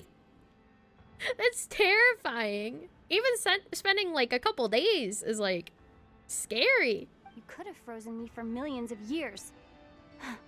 So much for collaboration. You aren't showing much sincerity. For it to be a collaboration, you need like permission for these things. You can't just like do it forcibly. Millions of years? To what end? I wonder if you don't understand humans all that well. They are very pragmatic creatures who understand only that which they can perceive with their senses. You say that as a human? If I had you sit here for a week, I imagine people might sympathize. But if I left you here for 100, 1,000, or 10,000 years, the sheer size of that number would cause it to lose all meaning to them. They would not have the capacity to comprehend your suffering, and thus they could not empathize. I don't think so. I don't think so at all. If anything, the longer that she gets trapped there, the more I would empathize. The longer the time goes on that she would have to suffer like that, the more that I would feel bad. Like, what is he saying? Unfortunately, while even if I gods do can't exist comprehend in it. Teyvat, it is ordinary humans that account for most of the population. Their lifespans are so limited, their bodies so fragile. Did you ever really hope that they could begin to understand someone like you? Oh no. Your long life and unique origins make you fundamentally different from them. How long will it be before they start to treat you like the alien you are? Before you are ostracized, outcast? But no one's treated me like that, and it doesn't seem like there's any sign that they're going to. Like, that's just not being able to trust people, which I do. Alien. Oh no! Even I feel bad for you sometimes. This world has made you into a slave. So many times you have served its will, and not once have the powers that be ever thought to grant you the one simple thing you wish for. Yeah, don't let him get into your head. That's the thing, like, the powers that be can't force my sibling to reunite with me. That's the thing, like, my sibling isn't, okay. I think in the beginning of Genshin, we thought that our sibling was, like, taken away, forcibly kidnapped, all that kind of stuff. Like, something really bad happened to them. But our sibling is making their own conscious decisions, and even the gods shouldn't have the right to, like, force him to reunite with us. Like, that is all up to him. That's not a reunion that I would want if it's forced like that. You have been treated most unfairly. I can change that. I will grant you special privileges. I'm going to follow Ian. Welcome to Doing Well. Hello. Deserve as a descender. Oh my god. Special status? Bro, he wants to make us a VIP of Teyvat. Oh my god. Bro's gonna give her admin privileges. Oh my god. I mean, that'd be kind of cool. I won't lie. That'd be kind of cool if I became like an administrator. I've entered the past 3 times at this point, but I still have so many questions. For instance, beyond each point being further back in time than the last, what determines the specific locations at which I can make entry? Bro's gonna give her 200k channel points. Hell yeah, it's all she wants. Definitely not to reunite with her sibling. So far, the common thread linking all 3 scenarios is that the Traveler has been present. But it's more than that. I know I sensed something familiar around her. What was it? Familiar? I'll keep this question in mind as I carry on. Familiar? Slash OP Lumine. Whoa. Humans. Oh, You shit. never change. Always trying to use powers you neither comprehend nor control. The battle with Rerir. This looks like Star Sand Shoal. Was this before Rerir regained his physical form? Ooh. You've messed with the cannon again, huh? Sorry, but this round's not gonna go your way. This time, you're not gonna win. The cannon. That's right. I was at Silvermoon Hall and I sensed an abnormal Kuvagi fluctuation coming from Nasha Town. And right after that, came an ominous power emanating from Star Sand Shoal. My body was once torn into countless pieces and hurled into the swirling chaos of time itself. But even so, my life and will were not extinguished. Where is he now? Like, Colin Bean is fine, so I really wonder if he and Thelindis is fine. I wonder if I could try to prevent his resurrection. But how would I do it? What can I do here and now? Well, wouldn't she not be able to do that because it's something that already happened that she didn't cause to happen in the past already? Like, her future past self didn't already change those events already? Traveler. Like, she can't prevent something that already happened. She can only influence events that she's already influenced. And it sounds contradictory, but, like, you know, in the way that the time works here. I think I'm gonna follow Rose. Welcome in, we're doing well. Hello, hello. Welcome in, welcome in. And hello there, Lucifer. How are you doing? Welcome in, welcome in. Behind you. Look at that light. Look at that light. No, I won't make it in time. Because that's the thing, is, like, she inadvertently caused things to happen that, like, we've already seen happen in past quests. So, like, it can't be something that hasn't already happened in past quests. That would just be, like, overwriting the timeline at that point, which I don't know if they would actually do. She's using the Kuvaki shield like I taught her. Is she gonna use it to block the cannon's beam? She's strong. I'm sure she can manage. But the force released when the beam impacts the shield might lead to collateral damage. It seems that you're late today. That's okay. That is no worries. Happy to see you here. Easy Island. The Frost Moon Scions will be exposed to lethal levels of Kuvaki. A question, if I may. Kind Miss Columbina. When the cannon's Kuvaki beam was deflected earlier, I saw several bolts of energy streak toward Hisi Island, only to be blocked. Did you also have a hand in that? Maybe that really was me after all. Well, future me. Future present me. But I don't know if I have enough power left.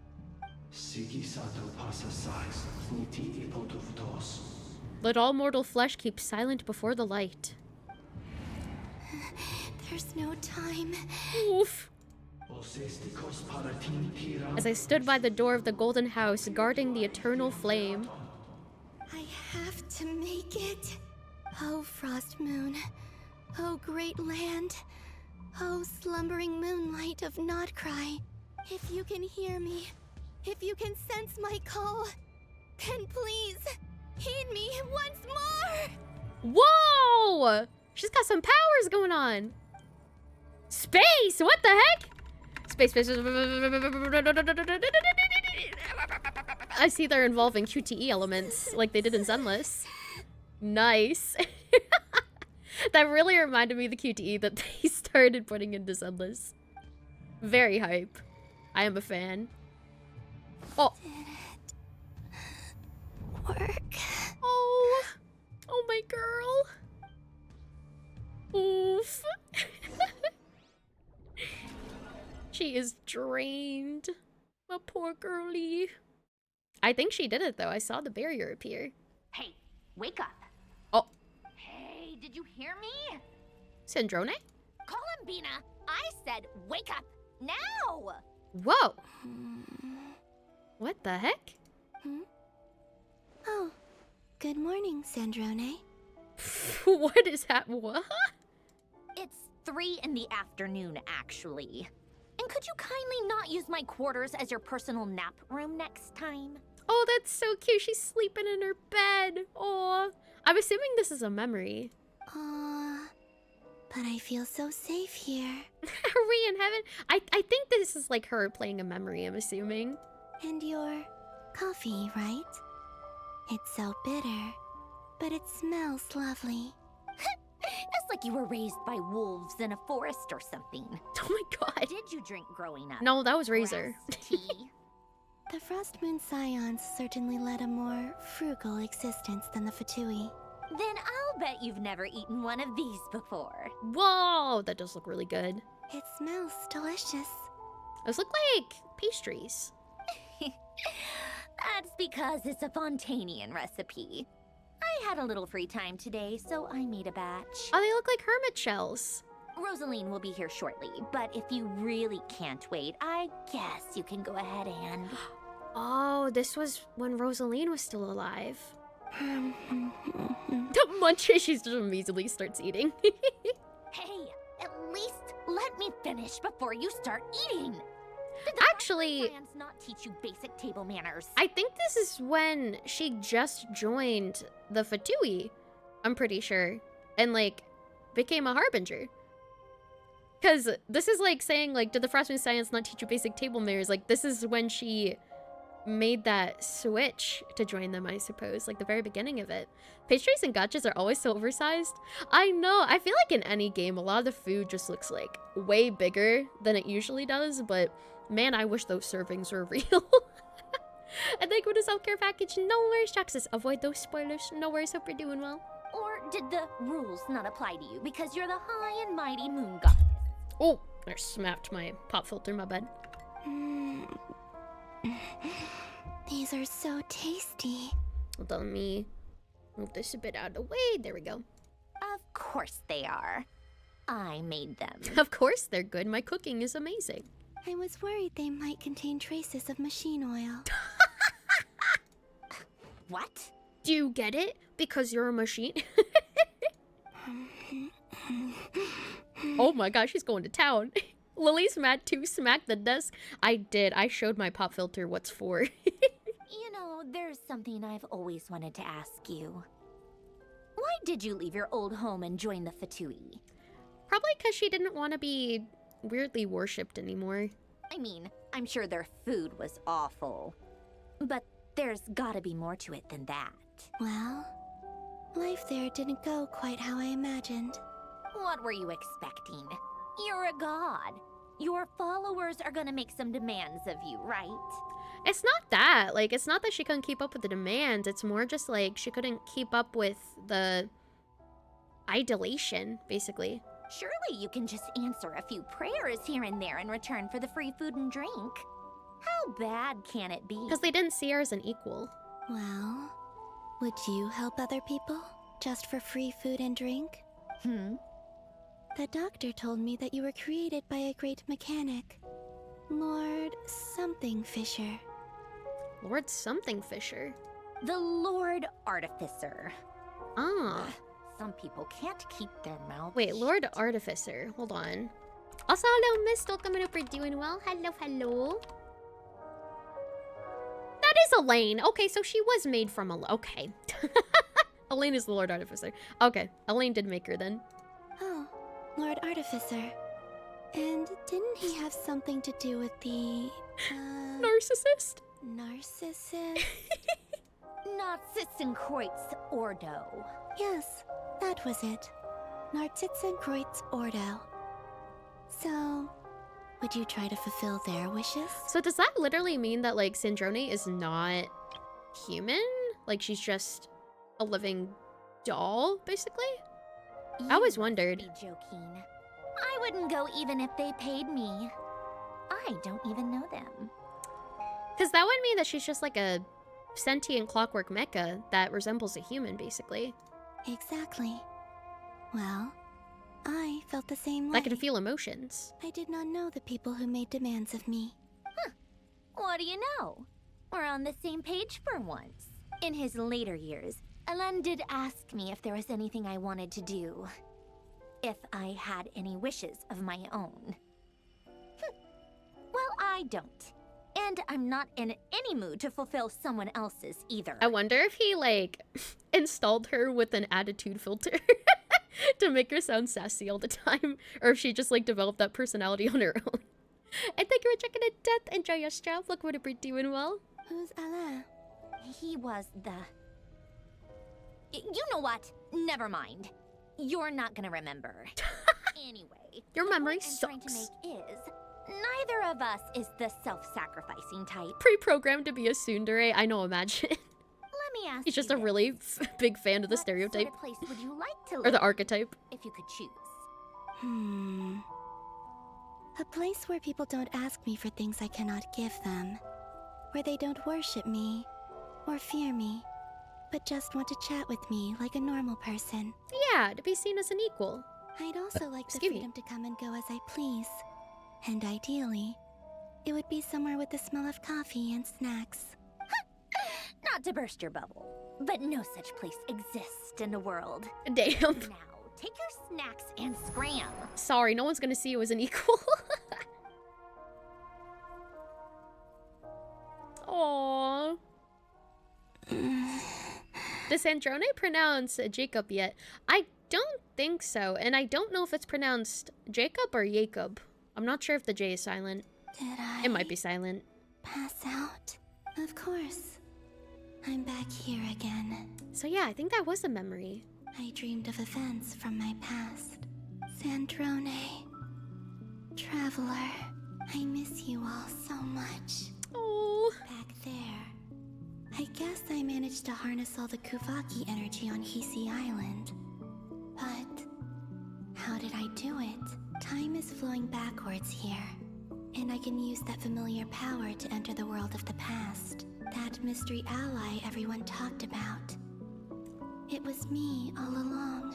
Oh, I guess so. Yeah, because she has been helping them by traveling back to the past and like making slight differences. I can sense that there is. And we never got to meet them because we already met them. What lies at the end of all of this? Will time keep flowing into the past? And will I ever find my way back? I believe you will. You will, Columbina, you're playable. Hopefully.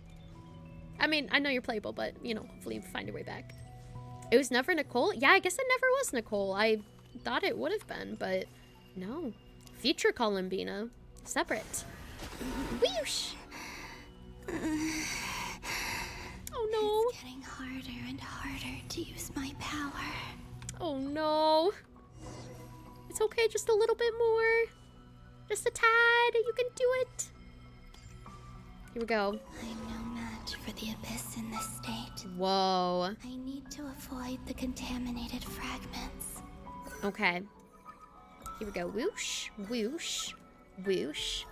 Dadoon, dadoon.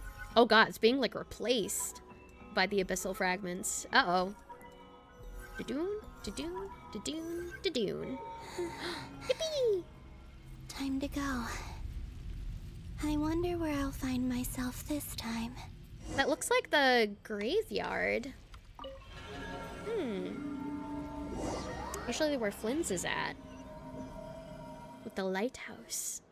The Final Night Cemetery. This is where Flint's is based. Or not? How are we supposed to read through this many files? Oh, it's during this part where we're trying to find some books. Difficult, yes. But it is also our most efficient option. Seems like they're searching for information.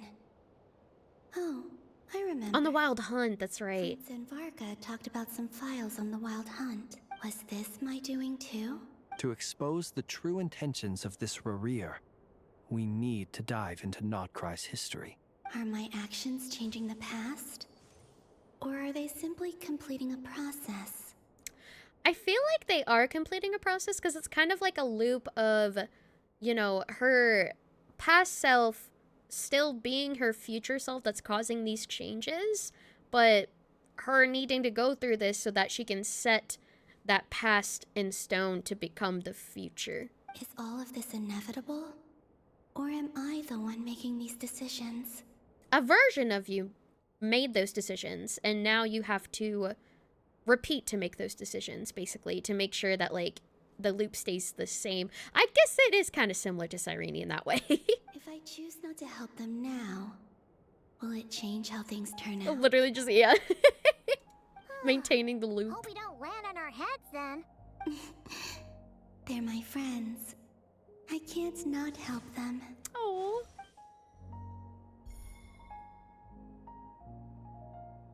Oh, yeah. Oh my god, I remembered this, where the book kind of like came out on its own. And I thought since we were in a cemetery, it was actually a ghost, because it makes sense because, you know, the location would have that, I guess, kind of be a little bit believable. But no, it wasn't a ghost, it was her. And the other one was... here. Wow. Hey! Another file's moving! That's wow. Yeah, no, because I genuinely was like, oh, it's a ghost because it's a cemetery. It makes sense. But I was wrong. Oh my god. And what? What is that name? Thank you for the follow, Sean. Welcome in, hope you're doing well. Hello, hello, hello. Welcome in, welcome in. That is a wild name. Holy moly. Greetings. Hope you're having a good day today. Oh yeah, and then we go through the process of looking and reading everything. Oh, what a name. Beautiful. Oh yeah, we went through so many books, I remember. That should do it. Hmm? Luanatar? Luanatar? You can sense my presence? Whoa. Wait. Oh no, not gravity again. Ah! Dang it. And we're back. Well, I mean, we did make a pretty significant difference, so makes sense. So she's that familiar presence I've been sensing all along. Never even thought to link the book thing to the shoulder tap of the death card. I know, I forgot the book thing happened because at the time before we had this information about her affecting the past, it just fit in my brain that, oh, it was a ghost. We're in a cemetery. She's always been by the Traveler's side. That explains why the Traveler has been there each time I've entered the past. Oh. Oh, that's why we had a familiar presence. Because Lunatar's been by our side. Oh, okay. But why Luanatar? Is it because she has a connection to me as the Moon Goddess's familiar? If so, why not any other Kuhenki? Oh, probably because she has like the closest ties to you as your familiar. I think for checking in shot and dry out of this strawberry. That's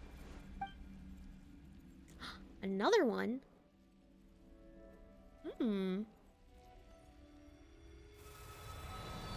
Boom. Pathway. I wonder, remember when Sandrone was looking for the word pathway? I wonder if these pathways are connected to what was being referenced. Also, what the hell, man? Crazy.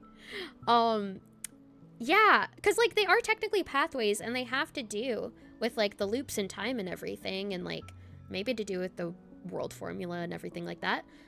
So this maybe could have been what they were referencing when it came to pathways specifically. I cannot sense any power up ahead. Just a void, stretching out into infinity. This is likely my final chance to enter the past. Final chance? It's now or never. I have to find a way back. Oh man. Okay, final deep dive into the past. Final difference we can make. How early is this gonna be that she made a change? Hisi Island? How far back in time is this? Imagine it's like even before she met the Traveler. Although I guess that wouldn't make sense because each time she jumped back was having something to do with the Traveler. Where's Luanatar? I can't sense her presence this time. Oh? Seeing Enefa and Aino reunited like that sure was heartwarming. Enefa and Aino getting reunited. When was this? Traveler, Paimon. No. Stay calm. I don't have much power left to change things. I don't even have that much time left here. It feels like... I'm trying to... When was this? Think, Columbina. How do I find a way back? A way back... to where? You think as the Moon Goddess's familiar that Lunatar would have stronger ties with Columbina than any other Kuhenki? That's what I was saying. So I was like confused of why she was questioning why Lunatar instead of any other Kuhenki. And I'm like, you literally just said that Lunatar is the closest ties to you as your familiar. Oh, this is when we initially arrived. 6.0 base story. Oh, wow. This is like the very beginning then. Do I go back to Moon Prayer Night? Oh, snap. Or to the future that followed? And if I return in my current state, what will become of me then? Dotori's actions that day proved that he'd been planning that for a long time. He had already seized the power of 2 moon marrows before capturing me. Even if I managed to get back, how can I fight against him when he wields the Tri-Lune Authority? True. Good question. I can't. If I go back like this, I'll be playing right into his hands. I have to find some way of rivaling the power he has usurped. Wait. time flowing backwards. The Tri-Lune Authority. Oh, she's figuring something out? Does that mean... I think I know what the final destination of this lunar reflection might be. You do? What is it? I know what I must do. What is it?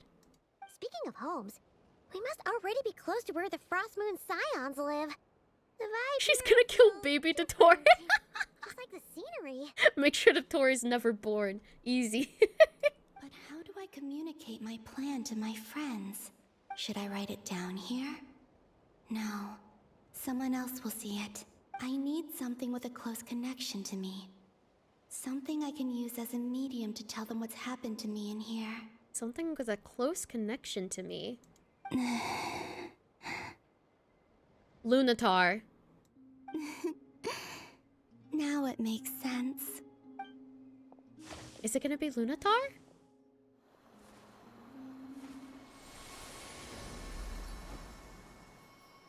Whoa, wait, flower. Oh. It's Lunatar. It's, oh my god. It is, I was right. Oh my god. What was that?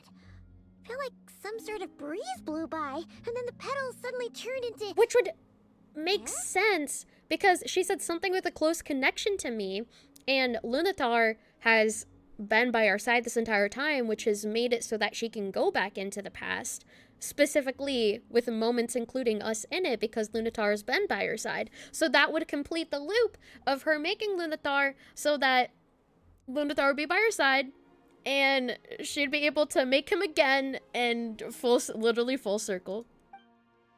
Oh my god. Brain blast. Yeah, because if she already made Lunatar to begin with, then Lunatar being there so that she can go back and make Lunatar would make that cycle complete. It was I who brought Luanatar into being. I gave up a piece of my own soul to create her. That's why I could sense a familiar power from the moment I entered this space. Wait, what? I gave up a piece of my own soul to create her? I don't like that, though. I don't want you to give up a part of your soul, though. It also explains why she's been present in every past location that I've entered. Oh, so it technically is like a part of Columbina, then. Like, Lunatar is basically a part of Columbina. Because we have a deep connection. It's why it looks so different from other Kuhenki. Right! It would be her familiar if it literally is a piece of her. Hey there! What's your name? Columbina, technically. And the reason why there are no more gates to the past after this point is that Luanatar hadn't been born then. Oh, so Lunatar was the key. The anchor. Anchor, basically. I sensed the trace of a blessing when we first met. But I still didn't recognize the soul hidden within you. Oh. Back then, I was just a little lost dove. I had yet to become Columbina Hyposelenia. Go on. Go on now. We've got stuff to do. Best you find someone else to hang out with. That's so crazy. Like, when we met Lunatar for the first time, Columbina was literally standing right behind us and, like, created him into being in that moment. And we had no idea. Oh. Hey, you scared it off. Oh, and they're back. Oh. I'll be counting on you. Oh, that's so insane. Everything just, like, comes together to make sense. Things that I never even questioned before. That actually had, like, a different meaning. Remember to stay by the traveler's side. Guide her. And help her in my stead.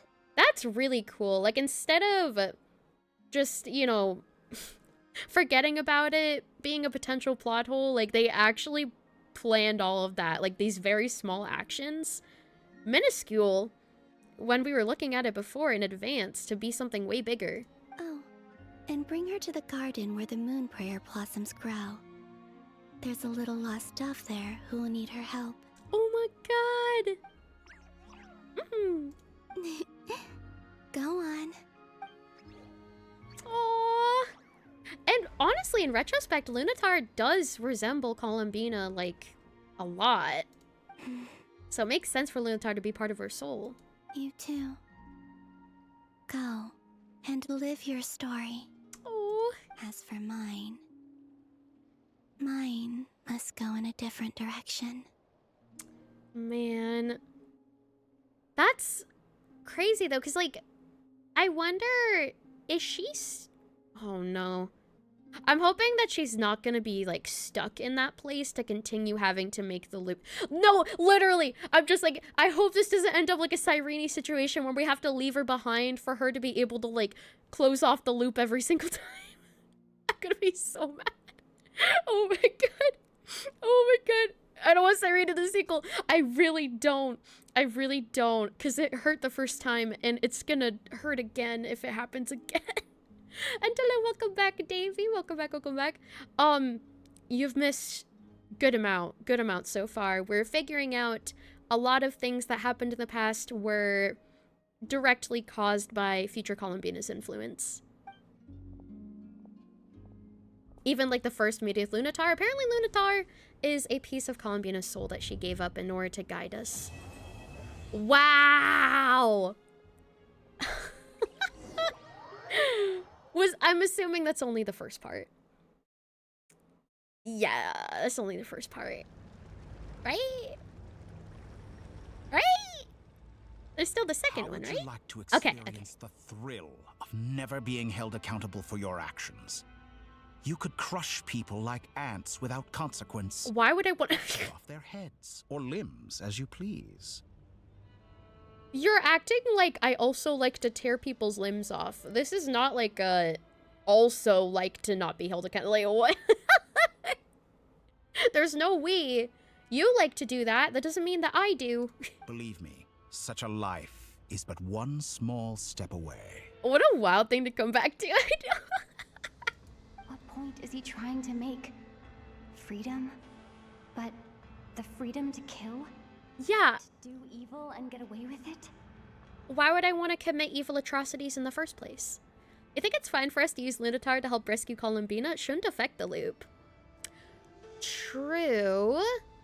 Especially if Lunatar was sent to help us in the first place. I feel like it would probably be intentional at that point for Lunatar to help us. Why would you offer me that?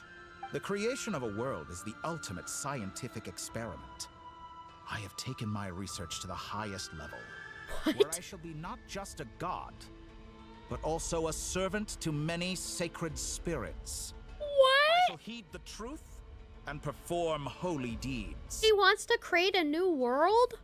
A god's laboratory is the perfect playground, but it needs the right occupant to explore its full potential. That's crazy. He's like, I want to create a world where I'm its god and everyone is a servant to me. Mortals are found everywhere one looks. Not so with Descenders. I'd prefer my first guest to be a distinguished individual such as yourself. And I know you could make the most of the opportunities it offers. I don't want to visit your world if you're cutting limbs off of people. No, thank you. So the condition for entering the new world is to take innocent lives.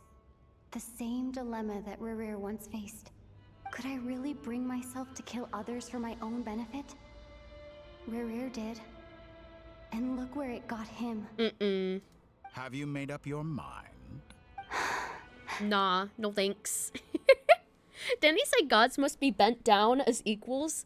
He did. Which is really hypocritical of him to be like, in order for gods to be our equals, they have to bow down and become our servants. And he used the word servant, by the way. He said the word servant for gods to become in order to become equals with us, which still doesn't make sense. That sentence doesn't even make any sense, because if you're a servant, how are you an equal to them? Like, you're working below them. So, the fact that he's like, oh, I want to become a god now, like, is he saying that he wants to become a servant too? Like, it doesn't make any sense. I can't do it. Your playground is no place for me. You're putting your hopes in the wrong person. But we both know I'm not quite the hero you say I am either. I have my own reasons for the journey I'm on. And they aren't all selfless. He's so far up his own ass. I know, he's just so delusional. You've grown a lot since we last met. But there are still things you are unwilling to compromise on. This will only hinder you. Why don't I lower my requirements a little as a gesture of goodwill? You don't have to kill people. To learn to be a less noble soul. That'll make things much easier for I'll give you time to learn to become evil. You don't have to become evil immediately to join my world. No. You just need to, you know, learn to become evil eventually and learn to eventually cut people's limbs off. I'll give you time going to corruption arc. I really doubt I could live that sort of life. And yet you already sound less defiant than a moment ago. The benefits appeal to you because you can read the signs of the time. No, don't do it. Why don't we return to my research facility? Your last visit was so rushed. There is much that I have yet to show you. Literally join the dark side. Learn to join the dark side. Learn that you want to do it. Whoa, cutscene. Now to that question, What? Heroes don't attack from behind. Oh shit! Oh shit!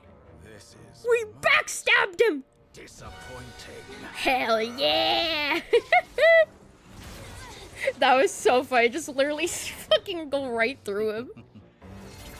Also, the fact that our blade went right through him and he's fine is really concerning. Oh no. Oh no. Oh no. Ah! Luckily, we're a descender.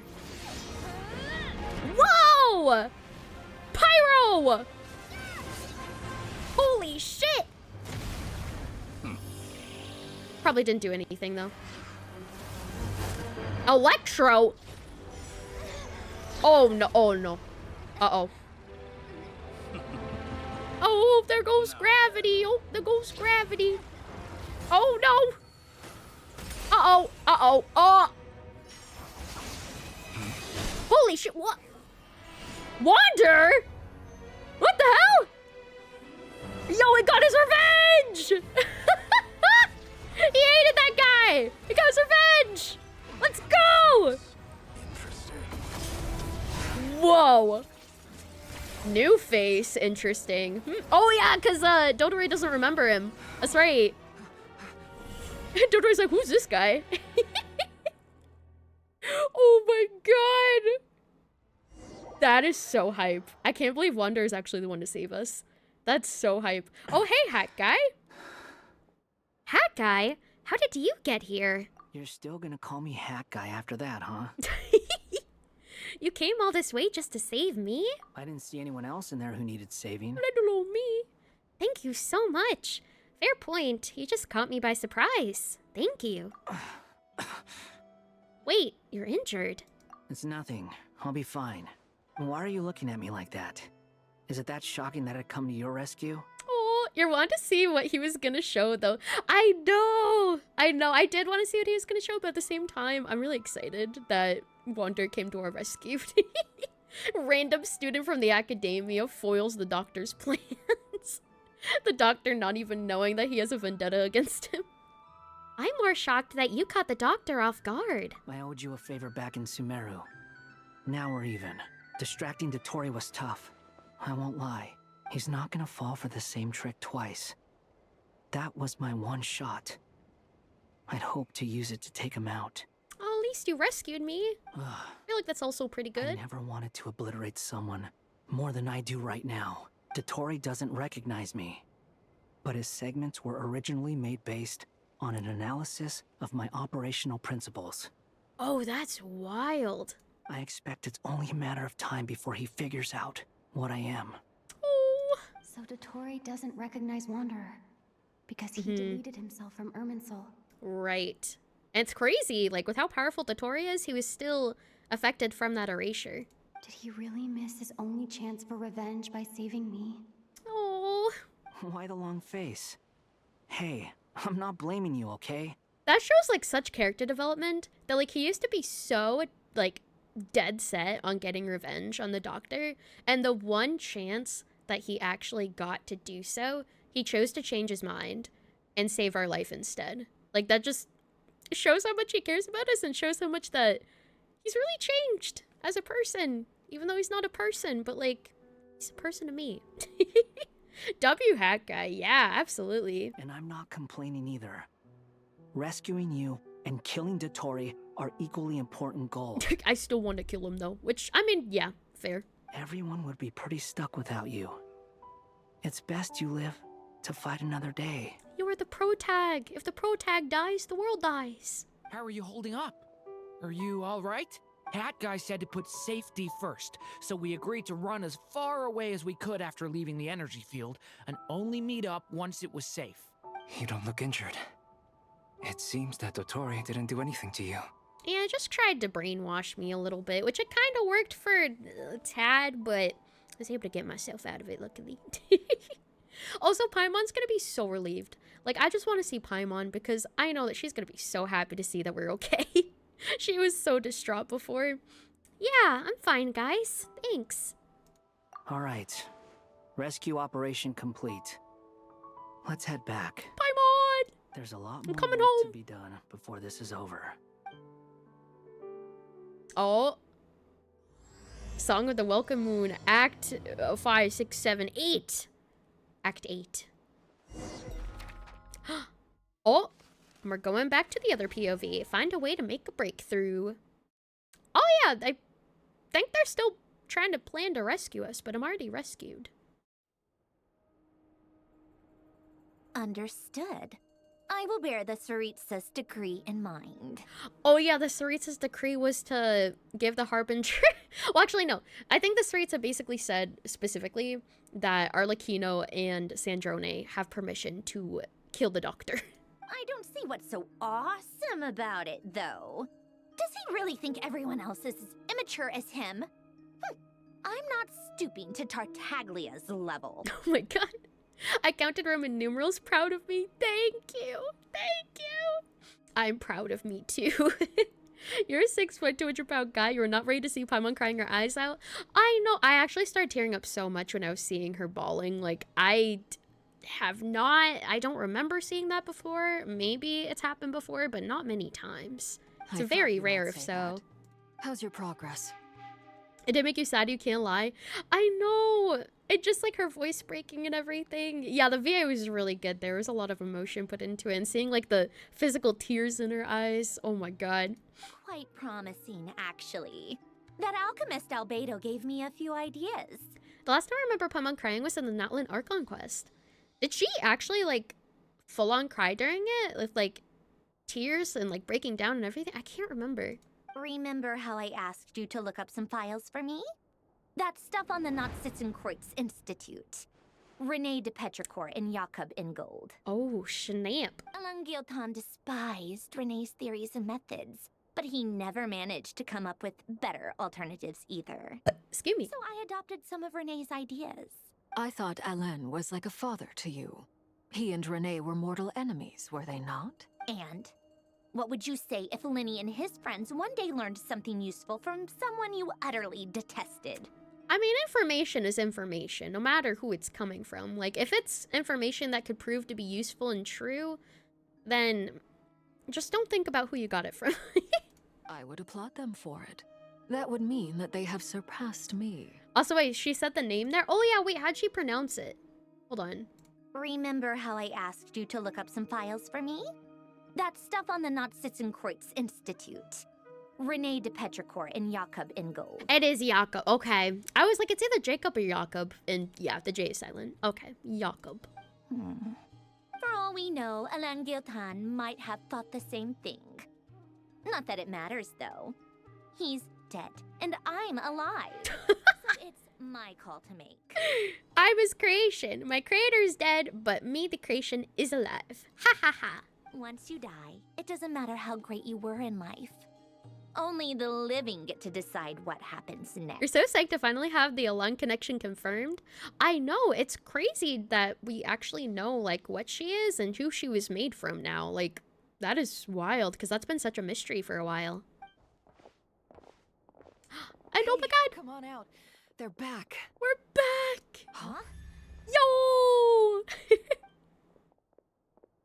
What's up, guys? How you doing? And your head's still screwed on? And you still have all your limbs? Yeah, he tried to get me to take other people's limbs, but didn't take mine. What does it Luckily. look like? Way to keep your composure, madam.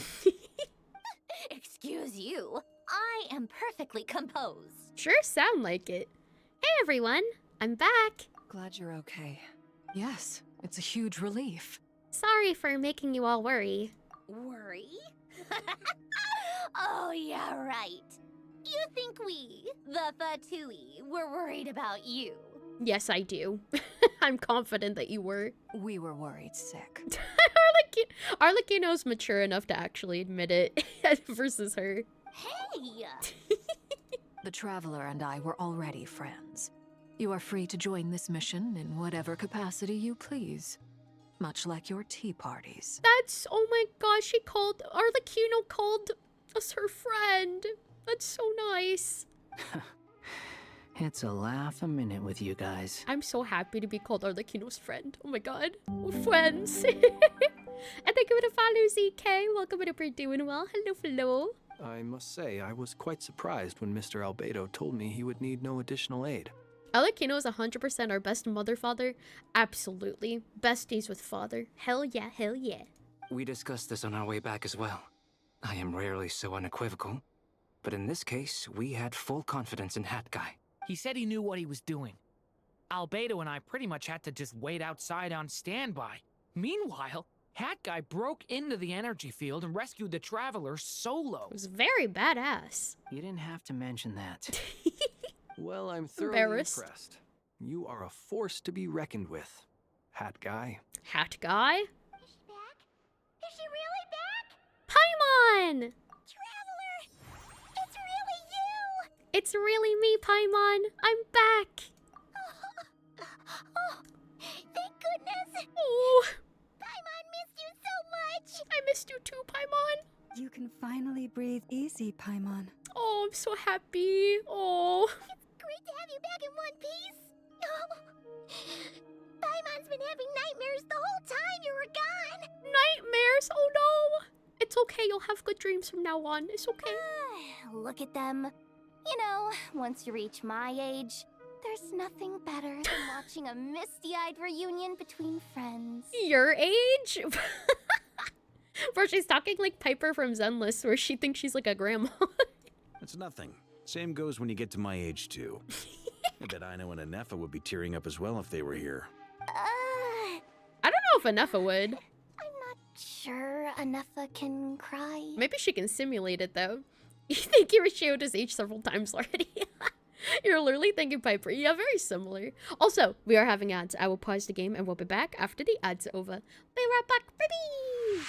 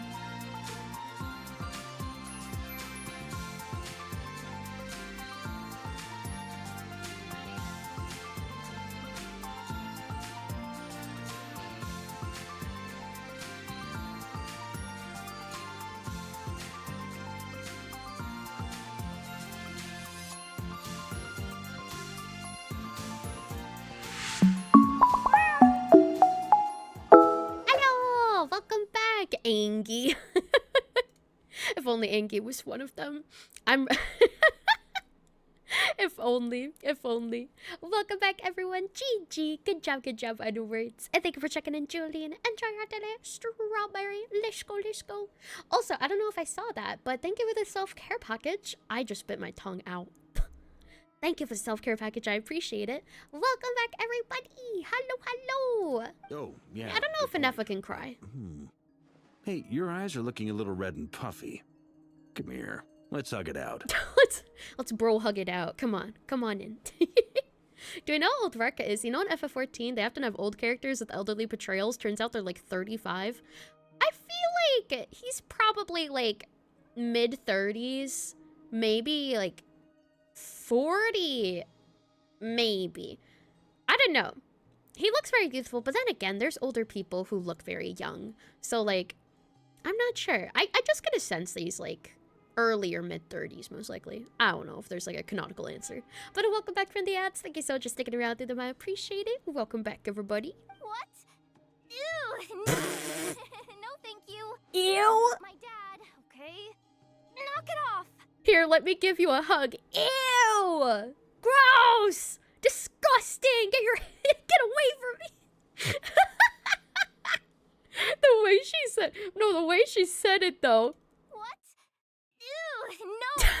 Ew! You. Not my dad, okay?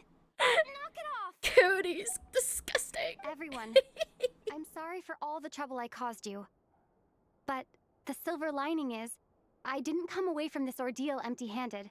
While I was being held captive, he deserves a hug. He does. Dottoro's current capabilities and what he plans to do with them. Allow me to explain. The worst she can say is no. The worst she can say is ugh. Whilst being held captive, I learned a lot about Dottoro's current capabilities. What he plans to do with them. Allow me to explain.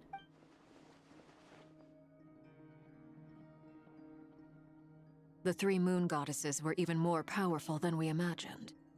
No wonder Dottore believes himself to be equal to the gods. Maybe even superior. That's what I was thinking of. Ugh, brother. Ugh. Utter blasphemy. While everyone was gone, Nefer and I made an interesting discovery. And I believe Miss Sandrone has something to share too. Ma'am, perhaps you could do the honors? Oh. Sandrone explains Columbina's situation and shares the findings of her research so far. Getting rid of a pesky troublemaker like her is like trying to clean up after a crumbly cake. It always comes back to haunt you. Columbina's alive! I knew she wouldn't give up. Our next step is to find a way to bring her back. And hello, Andre! Thank you for checking in. Enjoy your straw. Welcome and hope you're doing well. And happy 7 streams. Let's go. Yehuda just watching the cat. I know. Yehuda's always in the background, just like doing something very random whenever everybody else is having a discussion. A place where I time think it's really flows common to see that. with no destination in sight. Surely it must have been created for a specific purpose. But I fear the answers are buried deep into Vat's history, held by great powers beyond our reach. Also, seeing Lunathar next to Paimon, they look so similar to each other. They look so similar. It sounds like she's on a specific path through time, just traveling in the opposite direction to us. The question is, where does that path lead? Or will it keep going to infinity? Or maybe it'll go to like the very beginning of things. We considered that question as well. Strictly speaking, time is not infinite. Indeed not. Every road has an end. And a beginning. Nicole! You sure love quietly sneaking in mid-conversation. I do, in fact. I do, yes. I've always done at our mages' tea parties. Quiet, mysterious, and persuasive. You wonder what lies at the end of her road. Well, just as the world has a beginning and an end, so too does time. And so, the end of the road is the moment that Tevat was born. The end of the road is the moment Tevat was born. Which would make sense if it's a cycle, because the beginning would be the end of the loop. But where Miss Columbina will end up along this road, that depends on where this particular river of reverse time began. What about the original moons and the moon goddesses? Do they have a beginning too? All things do. In the beginning, no moons adorned the sky. It was the Dragon King Nibelung who raised the 3 moons into the heavens, and thus were the moon goddesses born. In the beginning, no moons adorned the sky. It was the Dragon King Nibelung who raised the 3 moons into the heavens, and thus are the moon goddesses born.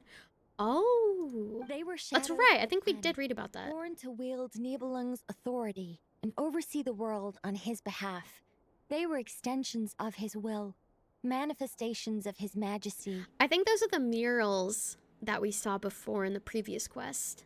But then one day, they disappeared just as suddenly as they had once been brought into being. Nobody knew where they had gone. Because I think he, like, didn't they force them to fight or something like that? I'm trying to remember, like, exactly what happened with them, but I think, like, the Moon Sisters were trying to decide, like, what they wanted to do. They're, like, very indecisive with each other. And I think Nibelung got mad that they couldn't come to a decision, and therefore ended up, like, doing something to that. I think, didn't he, like, kill them or something?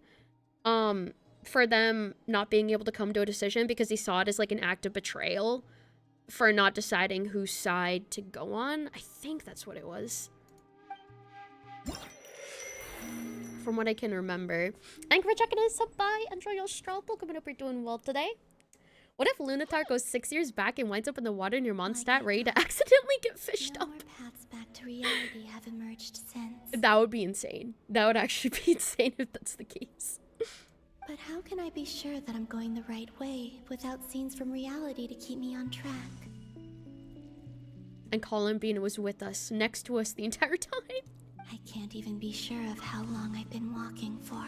It is very purple in here, true. The further I travel, the less stable this space becomes. There are even moments where I can sense something that feels like abyssal energy. And no worries to buy. Avoid those spoilers. No worries. They can just materialize out of thin air. I have to keep my wits about me. And there's those, like, strings of the abyss that we've been seeing in the new area. The further I travel, the less stable the space becomes. Even moments I can sense something that feels like abyssal energy. Investigate the anomaly. No time to waste. Let's get going. What? Paimon? Where do you come from? No time to waste. Let's get going. What the? Oh! Is that the Reir of Solnari? Reir? I can't believe he survived. How did he do it? Bro, I remember earlier I was saying, like, imagine we actually find him and Thalindis in here. I didn't think it would actually happen. Oh my god. Hi. How you doing? After being yeeted. Thank you for the follow, Mario. Welcome to Brit doing well. Hello, hello. How? Wow, that's crazy. Uh-oh. Oh, we're immediately going on the defensive. Please, there's no need. I'm not interested in fighting anymore. Really? Wait. Is he regaining his sanity? I find that a little difficult to believe. I mean, he's probably had a lot of time to think about his actions in here. Yeah. Honestly, so do I. Huh. Yeah, look who mellowed. I mean, hey, you know. He probably had a lot of time to think about what he did. The way you used my own power against me was... It was a brilliant strategy. The Void will do that to you, I guess. Yeah, it just seems like how he used to seem when he was a human. And then, in the final moment before I was thrown into this space, I got to see an old friend. Oh, Dainsleif! That's right, it was Dainsleif. Mr. Dainsleif. Yeah! Where Dainsleif was just like, goodbye, friend. Right. It was so long ago now.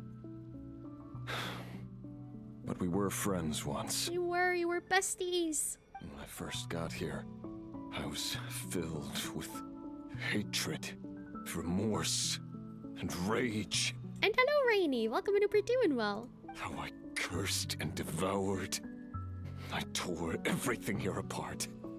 I was consumed by the desire to leave this place and have my vengeance. How would you even tear anything apart? There's barely anything in this space to begin with. But to no avail. This is a place with no exit. This is the second time I've entered this space. Though I have no memory of the first. I was torn to shreds the moment I entered. So this time around you weren't torn to shreds, though. But this time I survived. It must be partly because of this new body. And partly because of all the Kuvaki I absorbed in nod-krai. Oh. And I guess it would make sense why Columbina is okay, because she basically, like, is filled with Kuvaki. Are you the source of the abyssal power in here? Not all of it. Some is from when I first arrived here and tried to destroy everything. Or she's a moon goddess. But I mean, basically same thing. But there was already a degree of abyssal power here before I entered. And like a venomous snake baking in the merciless sun, it tried to slither into my shadow. Yeah, seems like a abyssal leak is going on. Tried to. So, you rejected it? Yes. Because after that, the world suddenly became silent for a moment. What do you mean? The voices in my head, they were gone. Whoa. And then I saw her. Thelindis? Her? Thelindis. My former lover. Well, where is she? Never mentioned that she saw a memory of Thelindis leaping into the moon's reflection. Did he find her, or like... what exactly happened? More precisely, I saw her afterimage. Oh. I'm sure the real her is long gone. She was just an ordinary Conrian. She couldn't have survived here for very long. That's true. Because, yeah, that's the problem. I feel like if a normal human went into a moon gate, I feel... ugh. He was torn apart. When he first fell in, he was torn apart, so she probably might have been too. Anyway, why have you come here? Didn't you know it was a dead end? If I hadn't escaped through the moon gate, my friends would have been in far greater danger. Oh, I see. Because of your power. The power of a moon goddess. Right. Yeah, because Dodore was trying to take advantage of that. What? You'd like to know how I know, wouldn't you? I'm not surprised that you know, to be honest. The one who resurrected me said so. I could hear a deep lust for power in his voice. Oh, Dodore. Yeah, so he was working with Dodore. It's basically confirmation that he was. Do you mean... Dottore? And she went to the portal before the Conrians got cursed with immortality, you think? Yeah, true. So she would not have survived anyway. Dottore. So that's what he's called.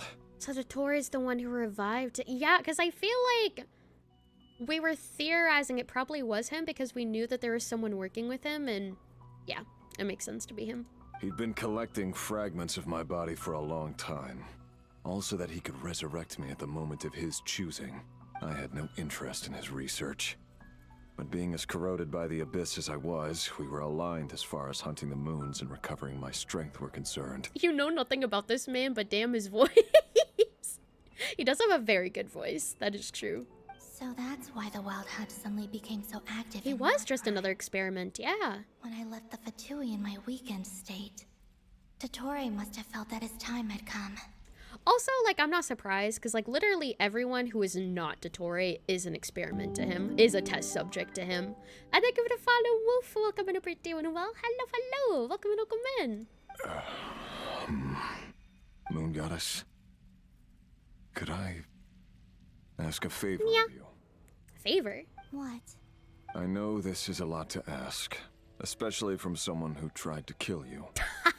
If you refuse, I won't fight it.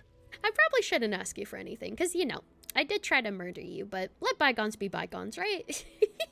But this is the only thing I desire now. Nothing else matters. Which is? What do you want? I'd like you to take a message to Thalindis for me.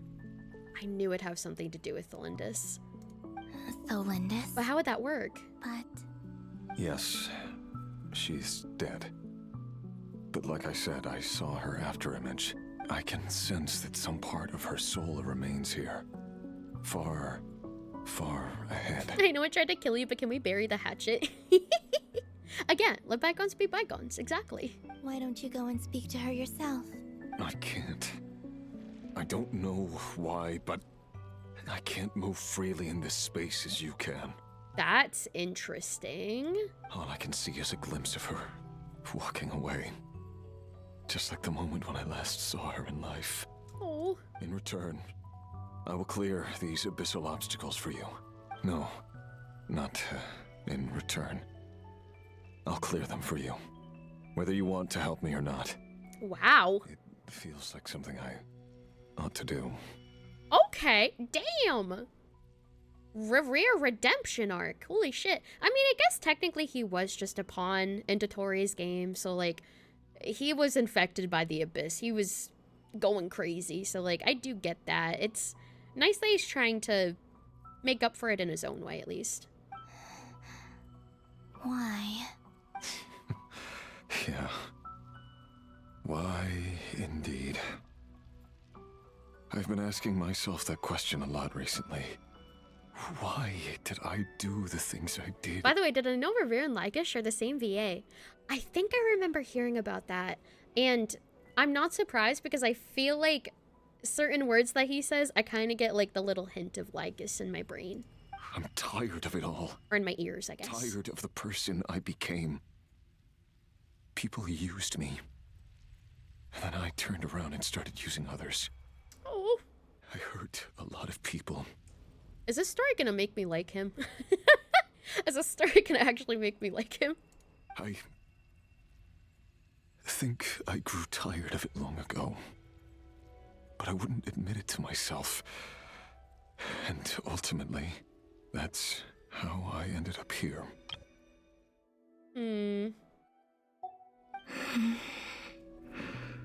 What do you wish to tell her? All of it. My past. My mistakes. Everything that happened after we were separated. Is it okay if I give her the abridged version? Can I give her, like, the short version of that? I don't want to go into too much detail. Yeah, I'm sure there's plenty you can skip over. Just tell her the important parts. Whatever you think that means. Like the part where you relentlessly tried to kill us? Yeah. It's up to you. I mean, technically, it's not wrong. Love demands honesty. But my relationship with Thalindis was built on lies. He's already won you over. Damn, you're too easily, but I know he's kind of winning me over too. Like, We hid too much from each other. But after living he just my seems like a whole chill life in the dude. shadows, I don't want to hide anything anymore. And he seems really regretful of his actions too. I will do my best. Especially considering, like, he had a voice in his head and, like, the abyss was controlling him. He's being so genuine, it seems like, yeah, like, this is the most genuine I've ever seen him. The other times I've seen him, it just seemed like he wasn't mentally there, which, again, he was not mentally there in the first place. He was, like, extremely corrupted by the abyss. The abyss will no longer stand in your way. Even though Mr. Dainsliff felt he had to fight you, I think he still regarded you as a friend. Yeah, because if Dainsliff didn't regard him as a friend, then he wouldn't have taken so long to try to come to a decision of whether to help out or not. Like, he really had to think about it. Dane? Dane, oh! He said that you betrayed him. But he also felt great remorse at never having understood what you were truly going through. He wasn't even this chill in his origin story flashbacks?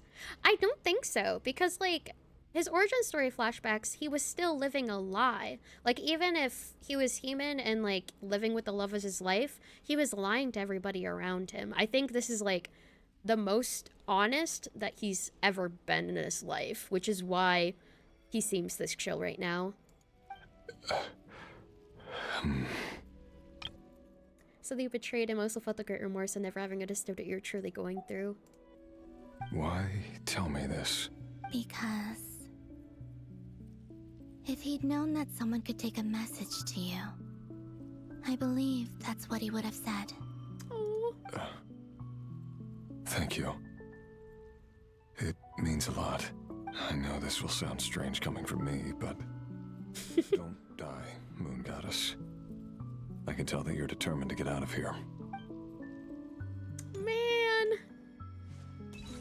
And I feel bad just leaving him here. Wow. Redemption arc. Can't believe it.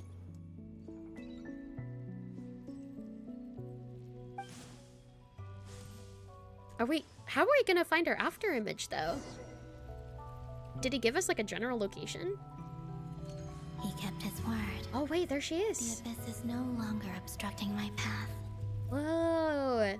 Also, the place is a lot more like blue than purple now, which is interesting.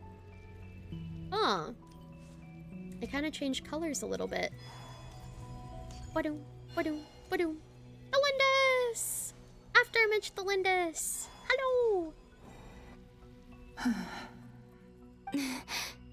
Is that the Lindis? She wasn't far off at all. And yet, they can never meet. I know. They're not even that far from each other. Hello, Miss Delindis. Who are you? How do you know my name? I've never seen anyone else here before. You can call me Columbina. I promised Rerir that I'd bring a message to you. Rerir? My Rerir? My Rerir? Is he well? Oh, that's so crazy that, like, even after falling into the reflection, like, she still cares about him. Even with him doing all of that. He's doing better than he was. Or I'm not sure if this is, like, a version of her past before she found out. I don't think it is, though. I think it's literally just, like, a piece of her soul, like he said. Better than he was, huh? Sounds like he's had a pretty rough time. Others have had a rough time on his account, too. In many cases, their time ran out because of him. Oof. And I'm not just talking about the children of the Crimson Moon. So, things got worse before they got better. Could you tell me what happened, Miss Columbina? Okay, yeah, so I think this is technically her present self, except it's just like an after image of it, like a piece of her soul. Are you sure you wish to know? Yes. This is my opportunity to learn the truth. No matter how hard it is to hear, I have to know. I admire your courage. However, time is short. I cannot stay here for long. Here's an abridged version because of that. Da-da-da-da-da. He went crazy. He tried to murder us. Hatred in his heart, and many people nursed them for their own ends. On some level, everything he did was to try and find a way to see you again. But in the end, he came to regret his mistakes. He wanted to apologize for hiding his past from you. Beyond that, he did not say specifically what it was he wished to convey to you. Yeah, not really. He basically just told her to give... He basically told her to give her the TLDR of, like, what's happened since then, but no specific message to convey. But I'm sure that you've always been on his mind. You are what has kept him going over all these years. Oh. Oh, she's crying. Oh. I'm sorry, Miss Columbina. This is so upsetting. I hope she's not blaming herself. I'm not sure how to put my feelings into words. Because the fact that Columbina was like, oh, like, technically the reason he's doing all of this was to meet you again. So then I'm scared she's going to be like, oh, so it's my fault that he's committed all these atrocities because he wants to see me again. I'm hoping that she doesn't think that way because it's not her fault. It's all right. I understand. I could see why she would think that way, though, but, like, it's genuinely out of her control. Well, that's everything from me. So, I guess I'll be... And she's just sobbing. She's just like, well, time for me to leave. Bye. Wait. One moment. Anyway, bye. Literally, like, she's like crying. And she's just like, any hoodles, I gotta go. Bye. Time flows backwards here. The road ahead only leads further and further into the past. I know. I intend to reach the end of that road. Without a moon marrow, without the 3 moons' power, you won't make it far. Wait, unless... Are you one of the moon goddesses? Wow, she actually realized that pretty fast. You could say that. Like, without any evidence or anything, she's just like, oh, moon goddess. I see. I often think to myself, if life is like a train ride, why haven't I reached the terminus?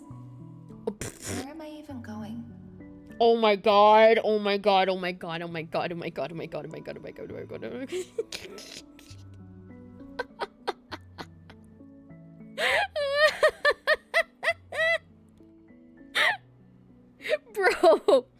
Bro, Oyo, bro. Okay, for anyone who doesn't know why I'm freaking out, they're probably so confused. They're just like, why is she maniacally laughing?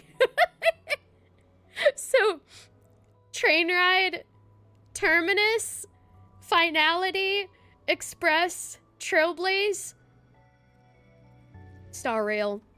That's all I'll say, star rail. And it's not just me. It's this whole place. Wherever it is, it seems like it's existed forever. Age of Star Wars. Yeah, because, like, such a mystery. The thing is... Where is it going? The thing is, I was theorizing this about Star Rail, where, like, basically, the Trailblaze is the train ride, and then Terminus is the stop that they make on the train. So, like... You really do think the devs all share notes across their games? Like, there's no way they said train ride and terminus in the same sentence without it having any connection to Star Rail. Like, there's no way. There's no way. That, like, one coincidence, maybe. Maybe one coincidence they can pass it off as like, oh, no, it's just worded that way. 2 coincidences in one sentence. Nah. No way. I must seem so ridiculous. I can't answer these basic questions, and yet I jumped right in here without hesitating, only to be torn apart the moment I entered by powerful energy currents. Only my soul remains now. To be fair, terminus is a train terminology, so it could be a coincidence. That is true. Yeah, I didn't think about that, because the train stops at the terminating stop, aka a terminus. Yeah, that's true. But at the same time, knowing Hoyo and like the references that they like to make, I wouldn't be shocked if the writers, you know, put that in there. Because it's also like a very similar situation about like the current events of Star Rail right now, where there's like loops happening where you trailblaze and then you meet the finality, and the finality ends up becoming the trailblaze so that the loop starts over again. So her saying that, like, when does the train stop? Does the train ever stop? Like, it kind of ties in with, you know, Tiva also being a loop that just keeps restarting with, like, the time shenanigans that they've been introducing. So, it is very relevant with what's going on in Star Rail. I think it's definitely pretty similar, at the very least. Can't answer these basic questions, and yet I jumped right in here hesitating, only to be torn apart the moment I had to. She's sure regretting it. She's sure regretting it now. Oh, God. At this point, I'm fairly convinced Tavad is a world not unlike Euphorius. Yeah, especially with, like, the imaginary tree theories and everything like that. It would be very interesting if that was the case. Knowing Hoyo, they made the Astral Express a train specifically because they can use that metaphor. True. Yeah, that could also definitely be true at the same time. Maybe there's more to that Paimon Easter egg in Billabong. Maybe there's more to the wing glider being in the Herta space station than we think. Thinking back, I was suddenly overcome with fear and terror in that moment. Perhaps I too became bewitched by the abyss. I may have been the leverage it needed to control Rayrir. Oh no! I used to be a researcher at the Universitas Magistrorum in Conria. researching the iridescent moon's marrow. Eventually, I came to the conclusion that time in here flows in reverse. I would have heard it was made by a lady. That would be so funny. Oh my god. Rerir was one of the Finster King's retainers. His creation almost becoming a god. With me, he was in an impossible position. Or an Aeon, I guess. It plagued him constantly. I wanted to help him escape his lot in life. I wanted him to be happy. So I thought I'd use this place to return to the past. Oh, man. At the time, I thought I could just go back to the day that the Finster King first found the prince. So she was trying to time travel. It was only after meeting the prince that the Finster King started going too far with his research into Also, wait, the prince. That was the day all of our woes began. I thought I could stop the king from ever meeting him and solve everything. Don't we think that the prince is the sibling? Because, like, if it changes to princess if you're playing as Aether, then I feel like that would be evidence. Does anyone know if they're... Oh my god. Does anyone know if they're playing as Aether during this? If it said it was only after meeting the princess, like, does it change? Because in a document, they called the prince blonde-haired, which, like, made me think... It said princess is Aether. Okay. I'm glad I'm on the same page then. Okay. Because I remember reading that document. It said, like, the golden hair. Not blonde hair. It said golden hair. Yeah. Because the sibling is regarded as, like, the royalty anyways. Prince, princess, basically. I thought I could just go back to the day the Finster King first found the prince. It was only after meeting the prince that the Finster King started going too far with his research into the abyss. Just so interesting. That was the day all of our woes began. I thought I could stop the king from ever meeting him and solve everything. Meeting the sibling. I couldn't kill the Finster King himself, so I had to find another way to save Rerir. That's why I wanted to go back. To kill the person who had brought new possibilities to our realm. She wanted to kill her sibling. She wanted to kill her sibling. Oh god. The Lindis. Oh no. Uh-oh. I feel like... Ooh. I feel like if she did that, I feel like Lumine would go on her villain arc. If she found out that the Lindis murdered her sibling, I feel like... Yeah...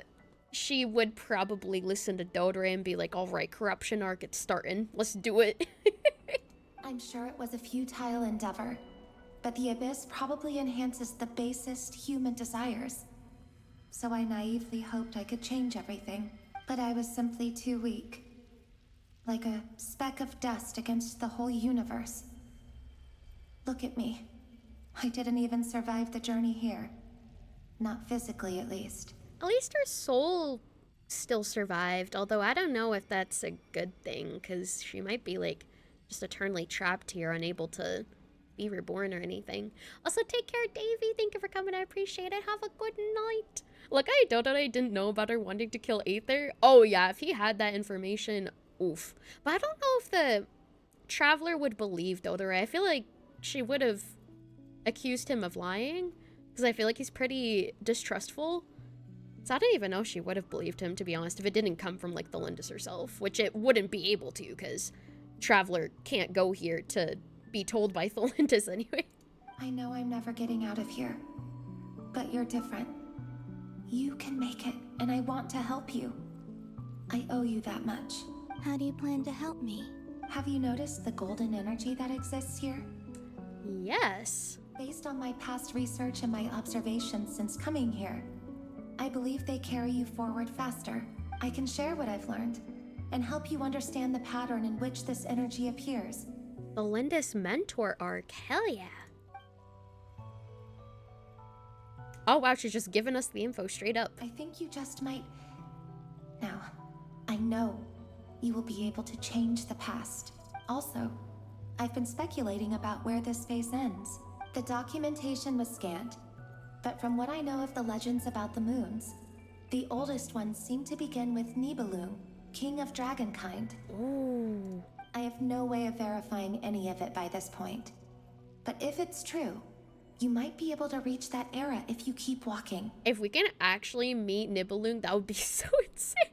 We actually meet the Dragon King, like the one who used to rule before the Heavenly Principles. That would be so insane. Understood. Thank you, Miss Thelindis. I'm the one who should be thanking you. If you hadn't entered this realm of everlasting death, what use would my deductions be? Thanks to you, they have some meaning. Nibelung playable when? Bro, imagine being able to play as just like a giant dragon.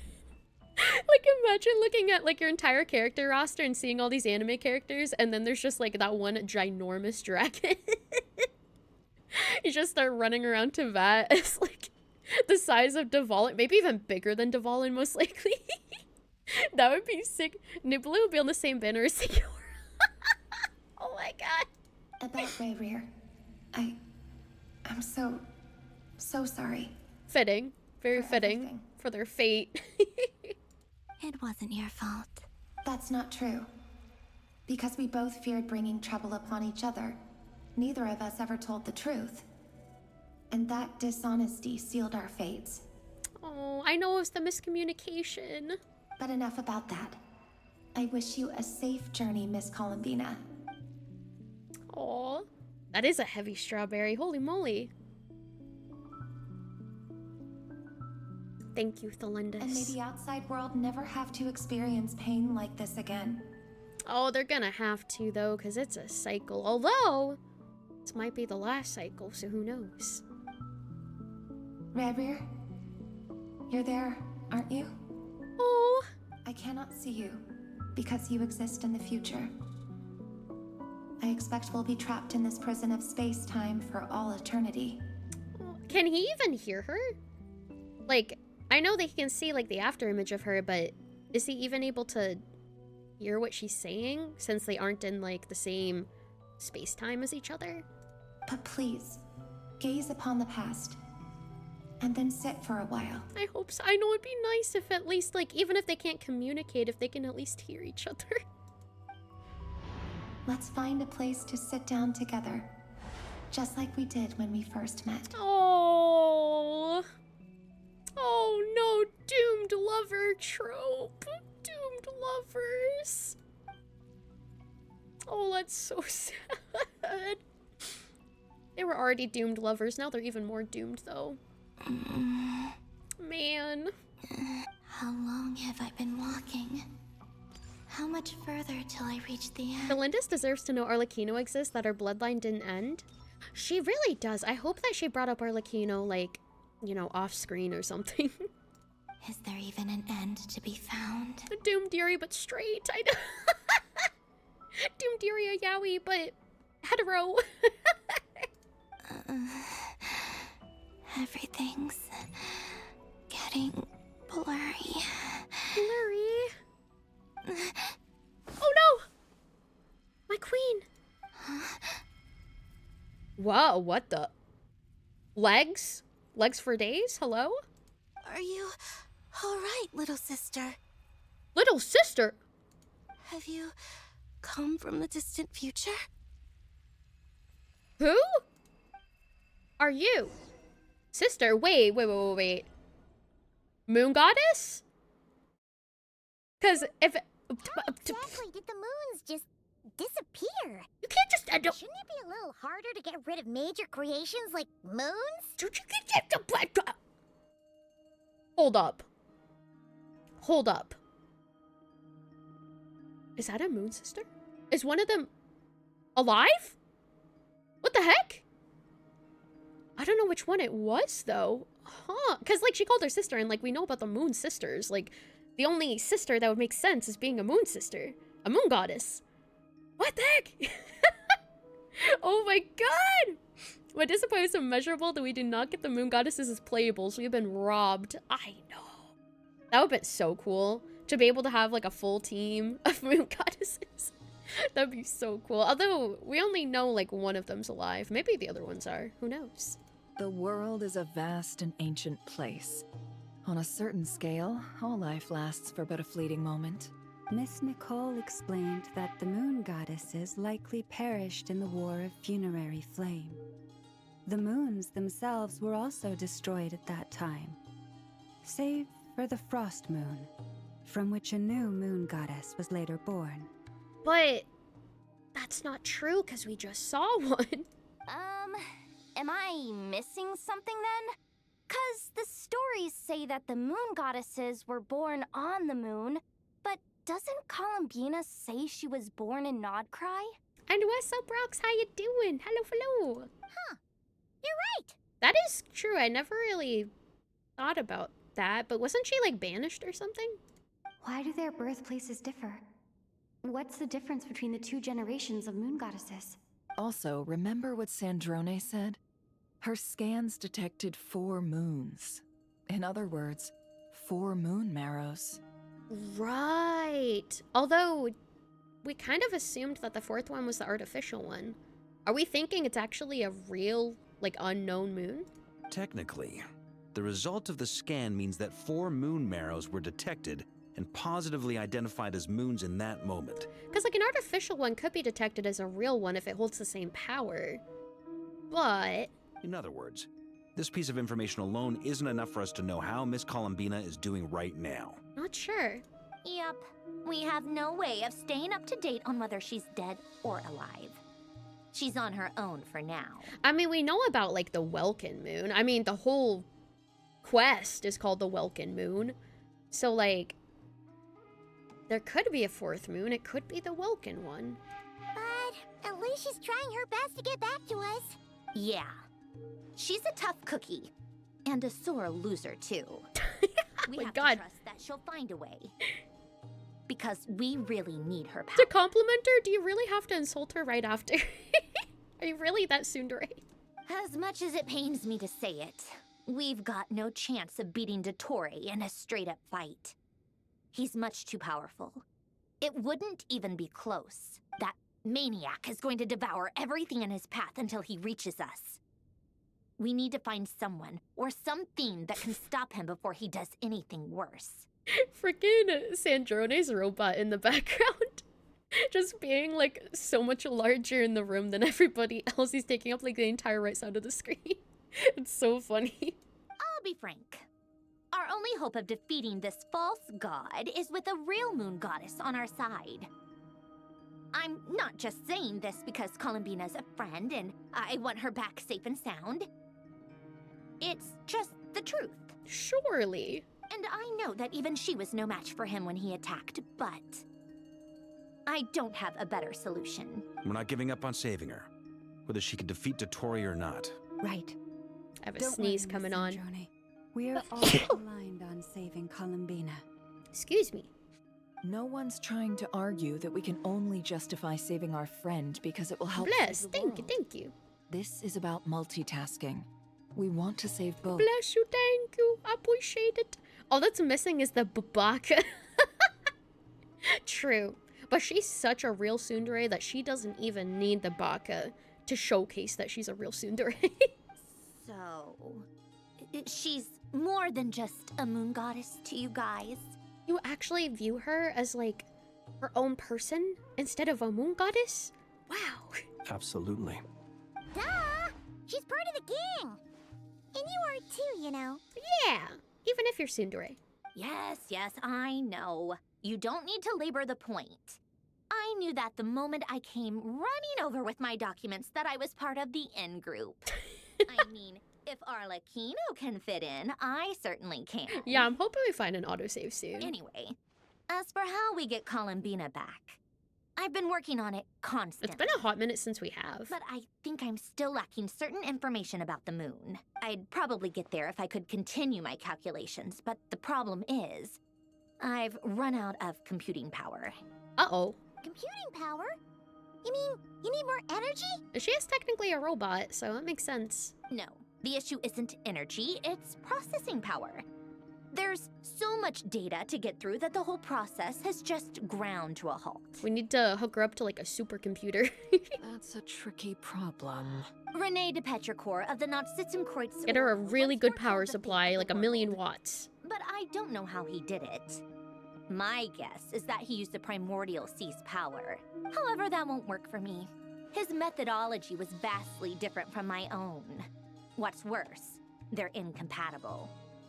And to top it all off, Hook her up to Fairy? Yeah, hook her up to Fairy. I feel like Fairy would be down to help out. I mean, definitely in comparison to yokai.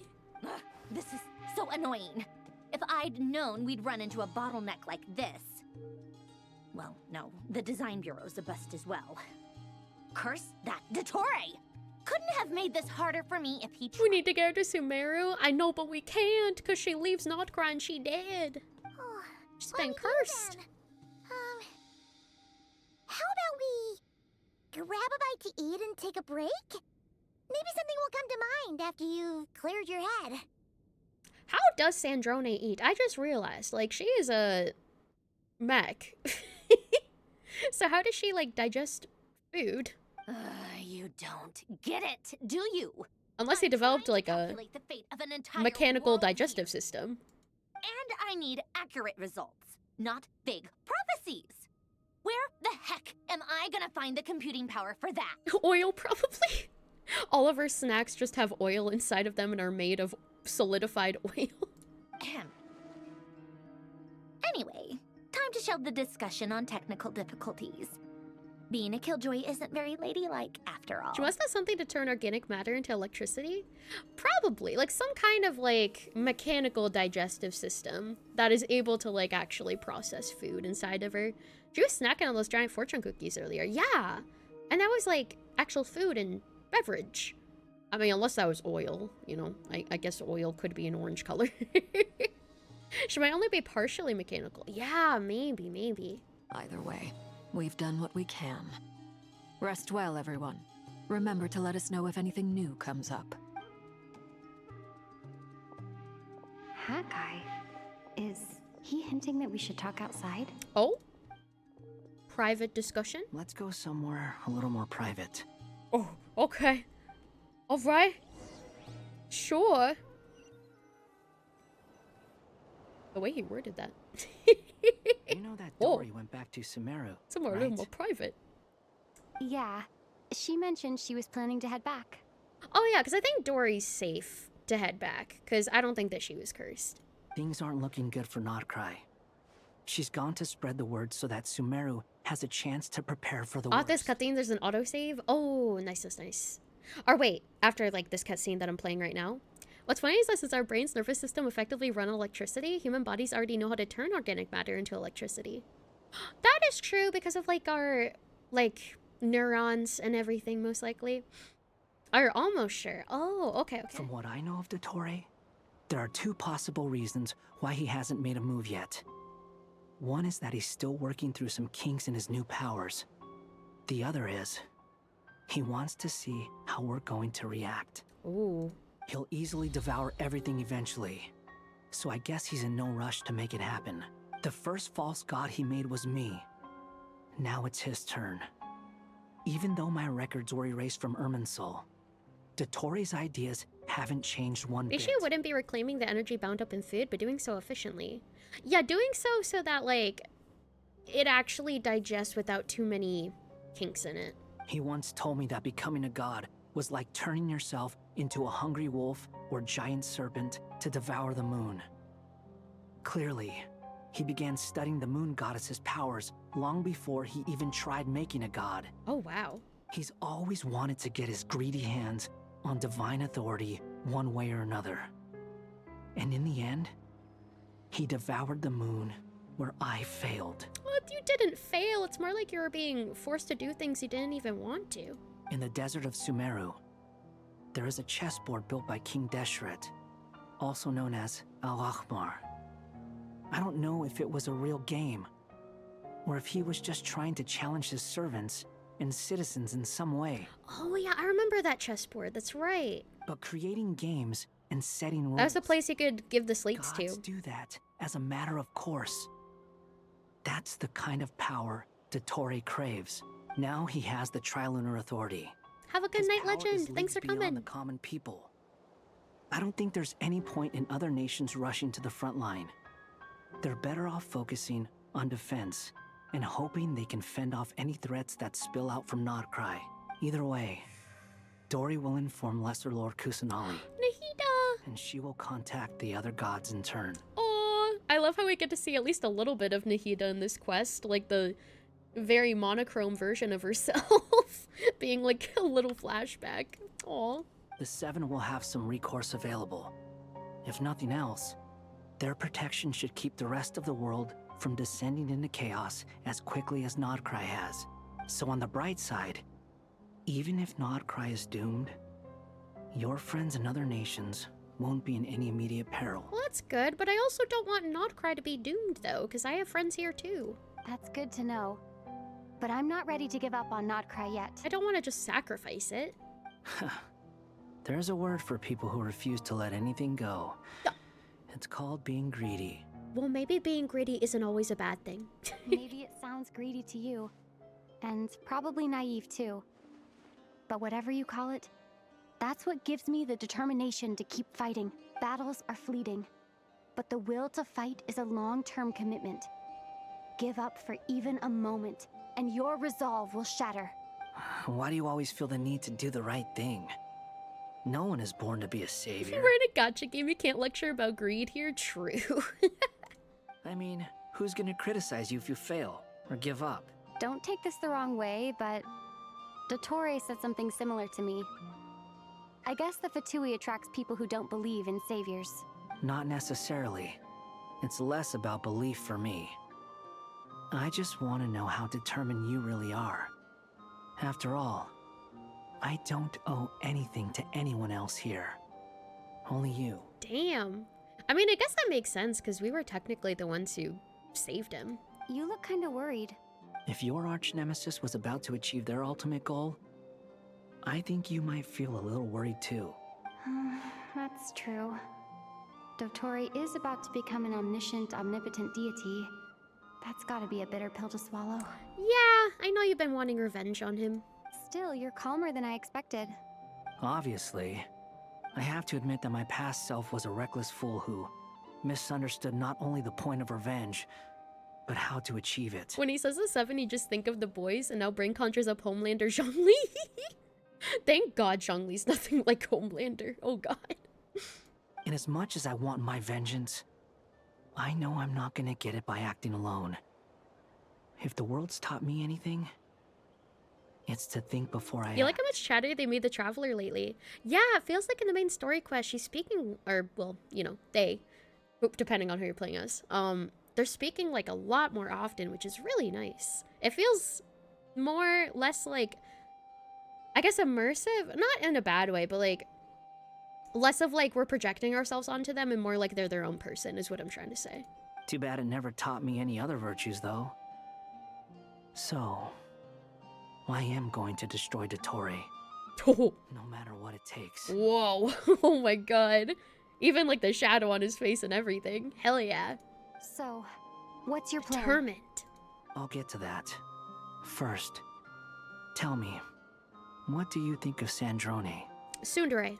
Just like Paimon said, she's a friend, part of the gang. First word that comes to mind, Tsundere. How much do you trust her? She's trustworthy, I think. This is a serious question. Hasn't shown me that she's not. Carefully before you answer. Excuse me. Although she's with the Fatui, she has her own values, and she's helped us a lot. If nothing else, she's clearly going the extra mile for Columbina. Also, what's really cool is, like, her having her own agency to make her own choices in response to what people say. Because I feel like a lot of the time, we choose for ourselves to paint a picture of what we want her to say in response to people, but she's just immediately, like, having her own thoughts that she's been verbalizing, which is really cool. And again, it paints her more of, like, a character rather than, you know, a protagonist that we play as who we project ourselves onto. I see no reason not to trust her. If you say so. In that case, the three of us need to talk. If you say so. I have some thoughts about her computing problem. That was suspicious. If you say... I trust her if you say so. It can be solved, but it will come with a cost. Tell me how you really feel about her, huh? How much? If I can afford it, I'll cover it. Sometimes your heroism really backs me into a corner. You know How much money to fix her processing powers? I got it. I got like 18 million more. I'm good. Come on. Let's go talk to her. And hello! Welcome in, Sparf. Thank you for checking in. Enjoy your straw. Welcome in. We're doing well today. Oh, here we go. Okay. Also, daily reset like happened way long ago. Autosave! Yes! I believe this is an autosave, so you should be good. Okay. Yay! Also, hear me snooze the ads real quick. Yippee! You are correct. Yes, indeed, indeed. Oh, and that's where we can go back. Okay, awesome. All right. So we are going to... Oh! Claim! I got a free pool. Let's go! All right. We are going to pause here because it's very late. It's almost 5 in the morning. And I need to get some sleep. But this is going really good so far, and I'm excited to continue this tomorrow. We probably will be able to finish the Archon quest tomorrow. I know Spiral Abyss also resets tomorrow, so I'll probably do that. Some exploration, side questing. We've got a lot of stuff that we still need to get done after we finish the Archon quest anyways. But I'm really excited for the finale of it. I do think we'll be able to finish it tomorrow, most likely. Like, Yap Tax included. I'll try to dedicate myself to it. And that'll be the first thing we do tomorrow as well, since Columbina is basically... mostly built. I just need to get better artifacts for her. But thank you all so incredibly much for coming. I appreciate it. Yes, I think Abyss resets at least for my time zone. I believe like later tonight / well, it should have already reset because it's daily reset by now, but definitely for later we can do so. Thank you for coming, everyone. Thank you. Great night, morning, whatever time of day it is for you. And yes, we are going to, let me see, who are we gonna raid? Oh, okay, here. How about we raid Asami? They're 4 out of 6 with our partner push, so I have been wanting to try to help out as much as I can because they've been working really hard on it, and I believe that they really deserve it. So let's go and try to help them with their partner push. Thank you guys so incredibly much for coming. I appreciate it. I had a wonderful time spending time with you guys as always. Very fun time yapping with you guys as always. And there's the raid message. Feel free to copy and paste that one to the end of the raid. There's the second one. Feel free to copy and paste that one instead. If you're not subscribed, here are all of my socials. I'm active on Twitter, YouTube, TikTok, and Instagram. Here is my VOD channel where you can check out past streams and their respective playlist. Here's my merch collection. If you want to grab yourself some merch, we have a whole bunch of fun stuff there for you to peruse. And most importantly, here is the Discord server. If you have not joined yet, I'd love to see you in there, and very recommended if you want to be pinged for when I go live or going live notifications. You can also find weekly stream schedules, channel and content announcements, gotcha threads, amazing community that you can be a part of as well. So we'll be back tomorrow on Friday. Tomorrow's Friday, right? Or today technically? Yeah, it is Friday. All right, we'll be back for Friday, continuing the Archon quest and trying to finish it 9 p.m. EST tomorrow, guys. I'll see you tomorrow. Thank you so much for coming. Hope all of you lovely lilies have a lovely rest of your day / night. Take care. Most importantly, remember to take care of yourselves, and I will see all of you tomorrow. See you tomorrow night, y'all. 9 p.m. EST. Bye, bye, bye, bye. Friday. Bye, bye, bye, bye, bye. Wah!